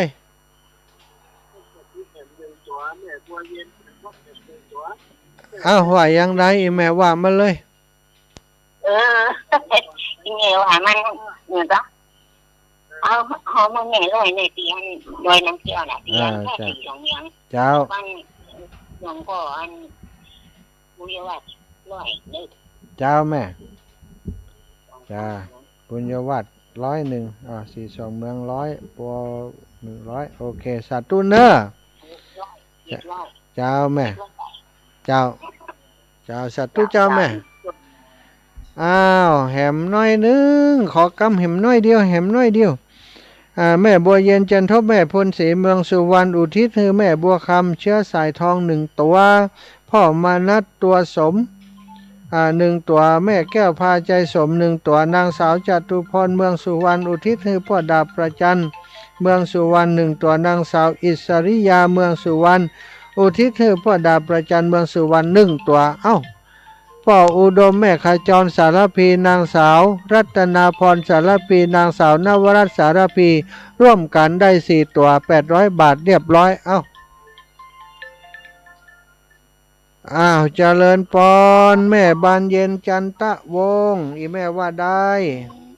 ท่านเจ้าทนายสมชาติเจ้าที่แม่จะเอาเก้าอี้1 ตัวเนอะ200 บาทเนี่ยเดี๋ยวแม่จะเอาท่านมางานศพปอดเจริญเนาะท่านอาจารย์เนาะเจ้าแม่เดี๋ยวเจอกันที่งานศพปอดเจริญกองบินนะท่านเจ้ากองบินเจริญกองวอนเป็นกองบินเนาะอีปอเป็นอายุตอนนี้ก็แม่82ก็83อะไรก็เจ้าปอเจริญอายุตัวใดก็83เจ้าโอ้83เนาะเจ้า83 83เนอะคนไทยมันต้องโทนเนอะปอเจริญอายุตัวใดวันผูกวันที่16เนี่ยเขาถามซ้อหาเนี่ยสาธุเนอะอนุโมทนาบุญจ้ะเดี๋ยวท่านอาจารย์จึงได้มาแน่เนาะจะไปกรรมผัดไปแน่นอนเดี๋ยวจะไปเป็นเจ้าภาพเตะคืนสวดคืนจะอุทิศจีว่าการเก้าอี้1 ตัว200 บาทละท่านล่ะเจ้าแม่เจ้าเดี๋ยวเจอกันเนาะเดี๋ยวแม่จะเอาตังค์อยู่ตอนนั้นเนาะเจ้าสาธุนะแม่เนอะ เจ้าสาธุเจ้าสาธุสาธุเจ้า บุญรักษาเจ้าแม่เจริญปอนเนอะโยมน้องสมพินบุญทาเอามันแม่ต่ำถ้าก็แม่อำพันธ์อินทวงศ์ก็โทรมาเนอะก็ขอบคุณศรัทธาญาติโยมทั้งหลายตอนนี้เปิดโอกาสให้โทรแล้วเนอะ08088441173โทรมาตะกี้ห้ามบุญมาลุบตอนนี้ห้ามแล้วบุญมาเลยพี่น้องตั้งเจียงใหม่หลายท่านหลายคนบรรพุกมาปะกันนี่เนอะแม่ครูธัญญาเนาะแม่ครูธัญญาทองอิ่มโยมแม่อมรวันเล้ากุลวันพุกโยมแม่อมรวันรู้สึกว่าจะเอาหงตาลมาตัวอีนะเจริญปอนน้องก้อยฮัลโหลเจ้าอีละว่าใดน้องจะเอาเก้าอี้ตัวหนึ่งเจ้าก้อยคำป่าแล้วเจ้าน้องอุทิศไปฮื้อปอมูลคำปลาแล้วเจ้ามูลคำป่าแล้วปอแก้วหรือปอมูลเนี่ยเจ้าปอแก้วเนาะแก้วมูลเป็นน้ำแร่มนี่กะบัดได้เจ้าพ่อเป็นตีปอแก้วคำป่าแล้วแก้วแล้วก็ปอมูลคำปลาแล้วเนี่ยเจ้าปอแก้วตัวปอมูลตัวกะสองชื่อกะคนเดียวกันก็ว่าสองคนเข้าใจละเจ้าเข้าใจเจ้าได้เจ้าแล้วก็ของแม่ตัวหนึ่งเจ้าแม่ซุกเจ้าคำปลาแล้วชื่อปอหลวงชื่อหยังปอหลวงกองคำในหลวงมุ้งคำปลาแล้วเจ้ากองคำมุ้งล่ะเจ้ามุ้งคำปลาแล้วเจ้าสาธุคนตัวเนาะอาจารย์จะให้น้องโอนไปหรือว่าบ่ต้องโอนน่ะลาถึงมาเจ้าเดี๋ยววันที่24จะท่าเร็วจะไปเจ้าง่ายเนาะตึงมาอีเนาะบังคับอีลาแต่ว่าเจ้าละจ้ะถ้ามันตรงวันติดถึงได้ไปเจ้าตรงกำติดอย่างดอตรงวันติดเนาะเจ้าละจัดเผื่ออีลานะนี่นะคือตรงวันติดเผื่ออีลาเนี่ยสาธุลาเจ้าเจริญปอนแม่เย็นจันทะวงว่ายังได้แหมท่านมหาเจ้าพี่ว่าเขาอินตะกี้แม่จากอุทิศนายบุญธรรมนางตุนแก้วอาริยะเขือนะเจ้าบุญธรรมตุนแก้วอาริยะเขือเจ้าอาริยะเขืออาริยะเขือเจ้าสาธุเนอเจ้าแม่สาธุเจ้าอันนี้โทรติดไงโลแม่มณีแม่โทรมาให้ใหม่เนอะตะกี้ฮับตันโยมแม่มณีบ้านห้วยฮีแม่โทรมาให้ใหม่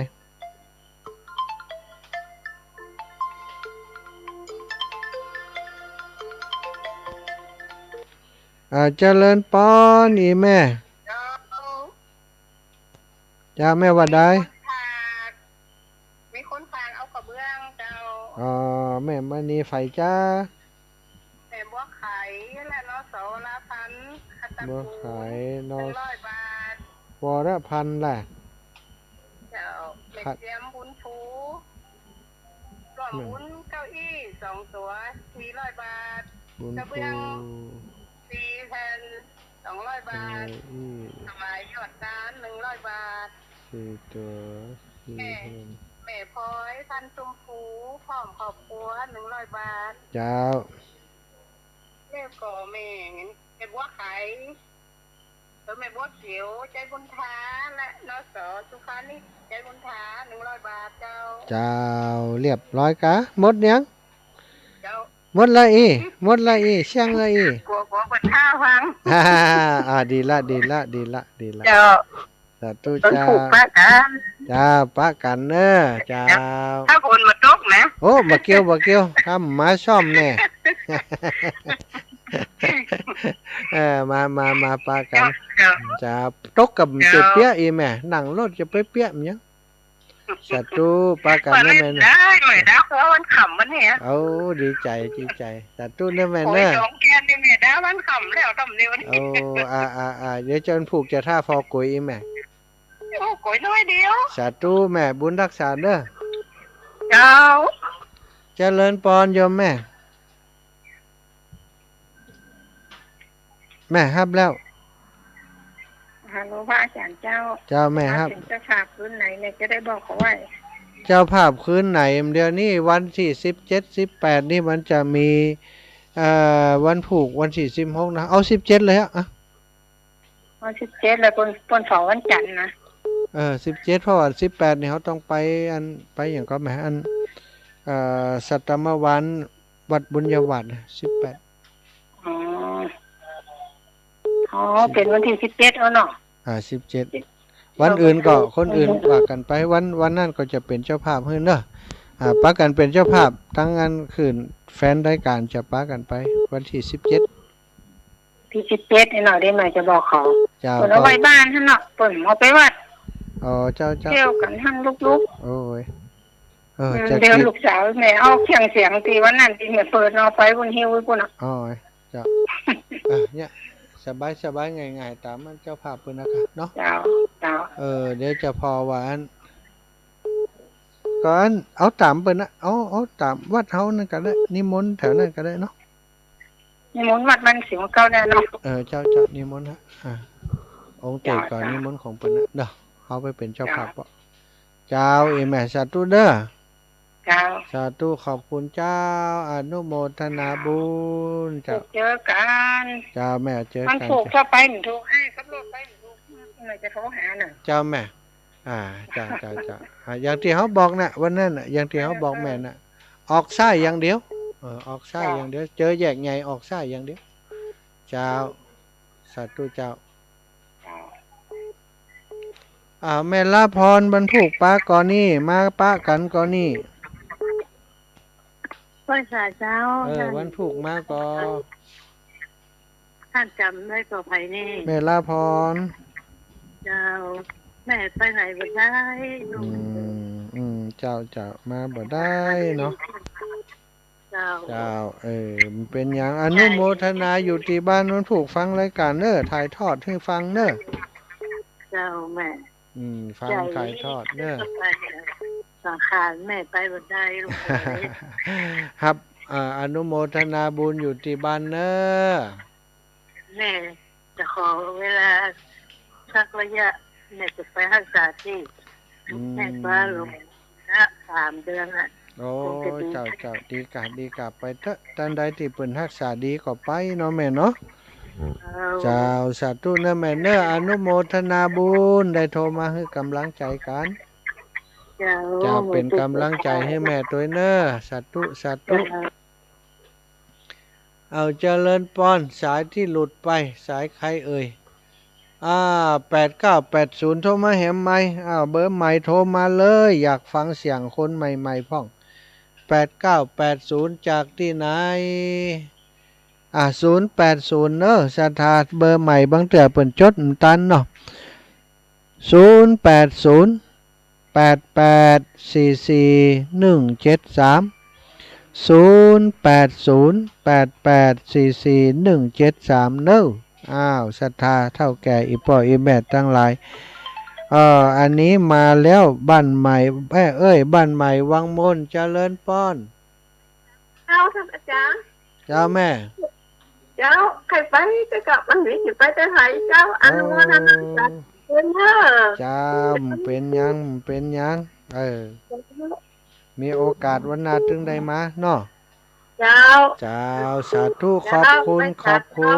เจ้าเจริญพรแม่คำพีกันทะเขียว